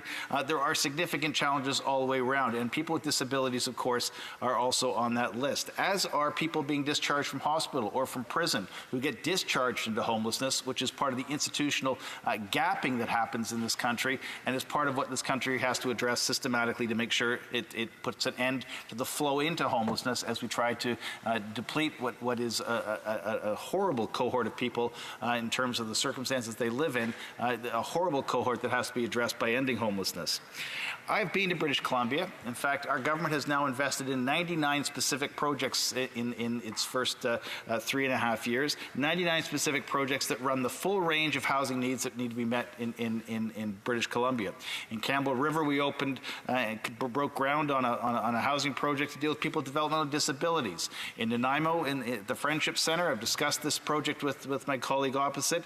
It's one of the most beautiful and most energy efficient passive housing programs in the country, run by a Friendship Center that has shown us and shown the rest of the country how to deliver not only good, strong, affordable community housing for youth coming out of care, for elders and the elders in the community, as well as for families, but to do it in such a way that actually came in under budget and is producing remarkable results in terms of greenhouse gas reductions. Our investments in Victoria are going to bring Victoria to functional zero in terms of homelessness within 2 years. Modular housing we've invested in Vancouver is dealing with people from tent cities and getting them into good, strong, supportive housing programs that puts an end to their homelessness. This government is committed with its program. The money is being spent now as we speak. It is a 10-year program, so the math will tell you that yes, some of it comes after the next election, and a lot of it comes after the next election, because not only are we building new housing and repairing new housing, but we're also subsidizing that housing to make it affordable. And if you add 1,000 units in Nanaimo this year and 1,000 next year and a year after that, your subsidy has to grow from 1,000 units to 2,000 to 3,000. And any party, and the NDP will do it quite often actually, that says you don't back-end load housing programs has never run a housing system. We're proud of the National Housing Strategy. We're proud of the rights-based framework that we put into legislation to make sure that no future government can ever back out of the housing program. And we're very proud of our results in British Columbia, working with a good, strong strong provincial government that also understands how critical this is. We hope the parties in this House can support our investments because they're good, they're strong, and they're making a difference. Honourable member for Nanaimo Ladysmith. Mr. Speaker, this is a crisis that didn't develop overnight. This is the result of years of budget cuts and neglect, and this is not something that is going to be fixed overnight. And I appreciate what the honourable member has said about the actions that the government is taking, but what we need now is emergency measures, and we need help with housing in Nanaimo and Ladysmith right now. We have people who are living on the streets. We have people who are vulnerable in our communities, and it's a shame. It's a national shame to have people who are vulnerable living homeless in this country, with the country with so much wealth. So I would like to know what we can do to deal with this issue now, to get some modular housing into Nanaimo, to help these people who are in need, and to ensure that people have a good, secure place to live. Honourable Parliamentary Secretary. British Columbia has led the way in evolving modular housing. We've supported the programs proposed by cities there, in particular the city of Vancouver and the city of Burnaby as well. And those investments have shown us a way to build modular housing, and I'd be happy to walk the member opposite through the program that gets us there. The other thing our government did upon taking office, beyond tripling transfers to provinces, which is a large part of where British Columbia is getting its dollars to build its housing, we also doubled the money for homelessness. And to put this into context, the Conservatives were prepared to see that program lapse. The Green Party had no policy on it, and the NDP was only going to spend an extra $10 million on what is properly described as an emergency. We have put more than $2.2 billion into this program over the next 10 years. We've extended the number of designated communities. We've created a separate, distinct, Indigenous-based program for communities right across this country, a different rural strategy, and a strategy for the territories. We've also changed the rules of Housing First so that you can actually use it to prevent homelessness rather than just solve it after it's been on the street within your community for 6 months. And we've also stepped up to make sure that women... Order. The honourable member for Windsor-Tecumseh. Thank you, Mr. Speaker. During the 2015 election, the Liberals repeatedly promised voters that they would act to improve the record of Canadian companies operating abroad. In 2016, after the election, the Prime Minister went to the UN and declared Canada's back. He said that Canada would pursue a seat on the Security Council. Then he got an open letter signed by 183 countries and NGOs urging him to do something to address the many instances in which Canadian mining companies were associated with human rights and environmental abuses. 4 United Nations bodies have called on Canada to hold Canadian companies accountable for their operations overseas, and the Inter-American Commission on Human Rights has had 3 hearings on this subject. In January of 2018, the Minister of International Trade held a flashy press conference replete with labor leaders and important stakeholders to announce the government's intention of establishing an office of a Canadian Ombudsperson on Responsible Enterprise, or CORE. It was an impressive photo op, one that presents an air of expectation, of action. The minister confidently declaimed a progressive trade agenda includes Canada's strong commitment to responsible business conduct and the respect for human rights of workers and local stakeholders in Canada and around the world. He continued, the Ombudsperson will be mandated to independently investigate allegations of human rights abuses arising from a Canadian company's activity abroad. So, flash forward 15 months in the 4th year of the government's mandate, and what do we have?